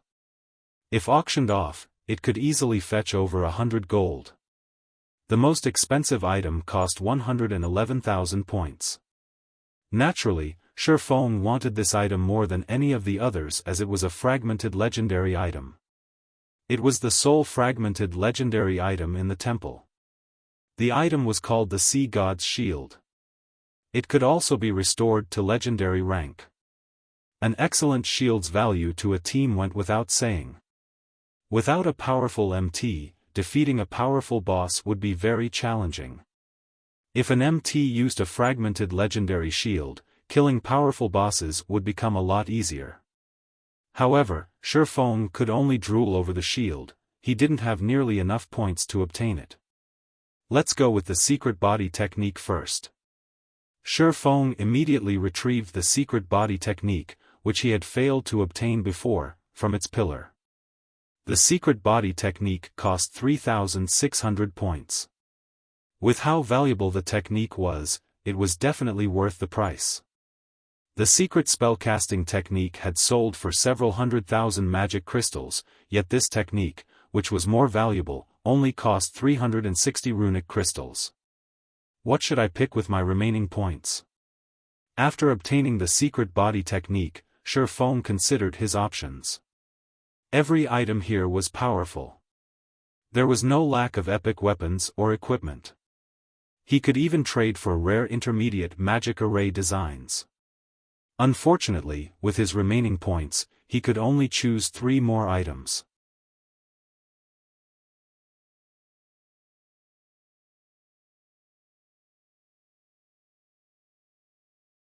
Chapter 1240, 3 items. Chapter 1240, 3 items. Of the 3 items that caught Xiaofan's eye, every one of them was worth as much as the spacetime herb garden he obtained. The 3 items were the Mystic's Necklace, the basic enchantment design, and the arcane lightning design.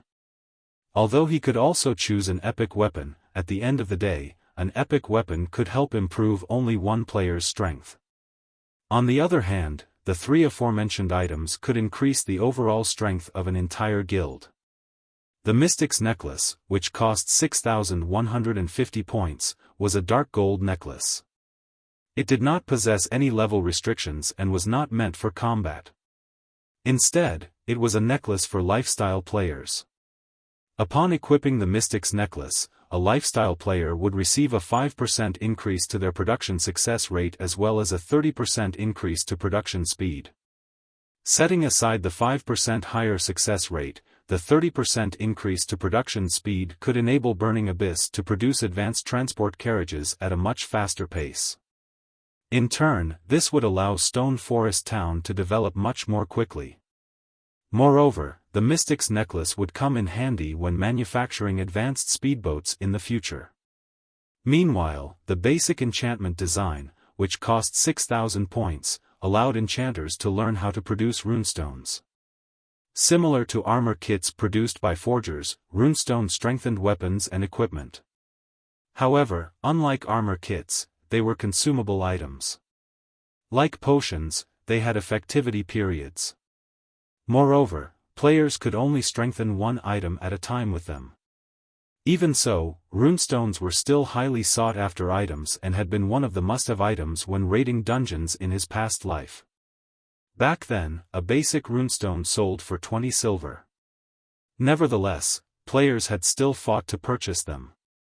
After all, a basic runestone could strengthen an item by 10% for 10 hours. If used on a player's weapon or an MT's shield, it would bring about considerable results. As for the arcane lightning design, it was similarly extraordinary. It cost 6,300 points and was an extremely rare item that required an alchemist and an engineer. Arcane lightning possessed extreme destructive power that was superior to even ordinary Tier 2 magic scrolls and had an effective range of 15 by 15 yards. In the past, wealthy players that entered God's domain after the game had been launched for quite some time would frequently use arcane lightning to grind for levels. However, while their levels indeed skyrocketed, the amount of money they spent was also ridiculous, as a single arcane lightning was even more expensive than an advanced frost grenade, each one sold for roughly 6 gold. Moreover, even if one made the arcane lightning themselves, the expenditure remained considerably high.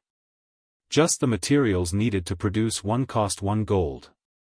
Depending on the people producing them, each arcane lightning could cost anywhere from 2 to 4 gold.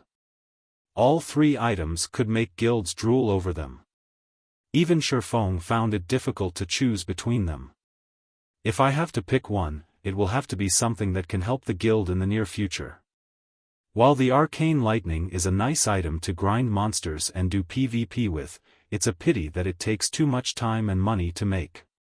Moreover, producing it would require a master engineer and a master alchemist for it to be cost-efficient. Xiaofan shook his head as he looked at the arcane lightning design. After deciding to give up on it, he shifted his gaze to the Mystic's Necklace and basic enchantment design. The Mystic's Necklace will be of great help to only one lifestyle player, and within the short term, its usefulness would be limited to accelerating the production of the advanced transport carriage. In the end, it seems the basic enchantment design is the better choice. The basic runestone would be a boon to both ordinary and elite players. It was a very beneficial item for large guilds. Currently, the various large guilds in God's domain should not have obtained the basic enchantment design yet. If he could mass-produce basic runestones, they would definitely sell like hotcakes. Moreover, the cost of making the basic runestone was not very high, only around 7 silver. Its production difficulty and production time were also relatively low. Even advanced enchanters could produce them at a reliable rate. This was a good opportunity to extend the candlelight trading firm's fame further. Moreover, the basic enchantment design was different from regular production designs, where each design normally allowed only one player to learn it. Up to 5 enchanters could learn the basic enchantment design. Hence, there was no need to worry about the production volume being too low.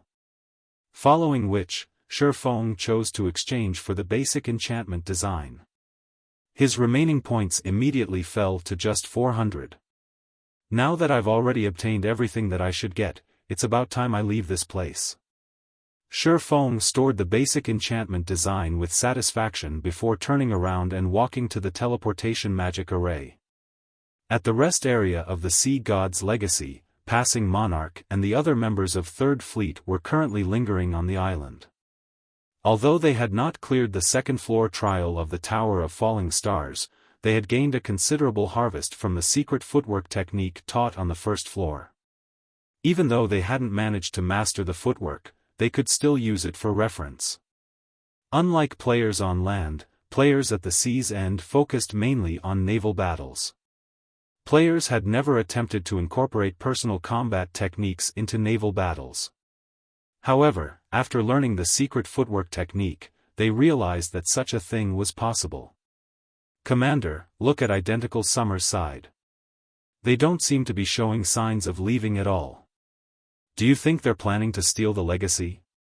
Blue Joy asked worriedly as she looked at Identical Summer's group, who were currently resting at a distance. In the previous naval battle, Identical Summer and Heavenly Spider had both suffered grievous losses. Particularly, Identical Summer had forfeited his small sailboat to Xiaofan. Only a gullible fool would believe that he did not have any ulterior motives right now. Ignore him.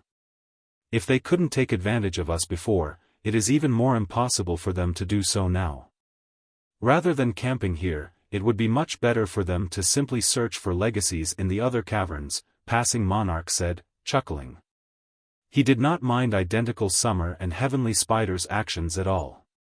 Once Xiaofan returns, we'll immediately head for another cavern. Previously, their battle against the magic whale had lost them over half their members. The survivors had also been in a battered state.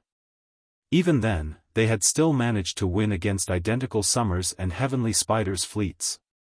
Now that everyone from Third Fleet had regrouped and recovered back to their peak state, with the inclusion of an expert like Xiaofan, what could Identical Summer and the others possibly hope to achieve? On the other side, Identical Summer was currently glaring at Passing Monarch and his crew. Enjoy it while you can. You all will get to feel complacent for only a little bit longer, Identical Summer sneered. Brother Summer, are you really going to sever all pretenses with Passing Monarch? Heavenly Spider asked worriedly. You've already seen that person's strength for yourself. Even Mad Beast and the other House of Seas experts were no match for him. If we continue fighting against him, we might end up not getting a single legacy at all this time. What are you worried about? I have naturally taken this point into consideration. While Mad Beast and the others aren't a match for them, even if Passing Monarch and the others are more powerful, do you think they can overpower every fleet in the Freedom Alliance? Identical Summer asked, a crazed look in his eyes. You couldn't have. Heavenly Spider suddenly thought of a possibility, and he couldn't help but shudder. That's right. The nail that sticks out gets hammered down. I notified the other fleets regarding Passing Monarch obtaining the greatest legacy as well as 2 small sailboats, Identical Summer said, laughing. The other fleet commanders have already agreed to cooperate with us for the sole purpose of preventing Passing Monarch from ruling over the Freedom Alliance with an iron fist in the future. Whether it is the 2 small sailboats or the strongest legacy of the Sea Dragon's secret land, Passing Monarch should not even think of keeping either one. Out at sea, we might not be able to do anything against Passing Monarch now that he has 2 small sailboats. However, on land, only death awaits them. The experts of the other fleets have long since hidden themselves on the island. Once that person comes out, it will be doomsday for Passing Monarch and his crew, Identical Summer said, laughing maniacally. The operation this time involved not only the 2nd and 4th fleets but also every other fleet aside from 3rd Fleet. Even Silent Entropy and 100 Leaves had dispatched some of their subordinates to help out. Even if Passing Monarch doubled his fleet's member count, he would have no chance of victory at all. At this moment, an assassin, who was sneaking around the Resurrection Temple, suddenly reported, "Commander, that person just came out from the Resurrection Temple." You're tuning into the Xiaofan's Wuxia Tales YouTube channel. Don't forget to subscribe and join us on this journey to catch the most captivating stories.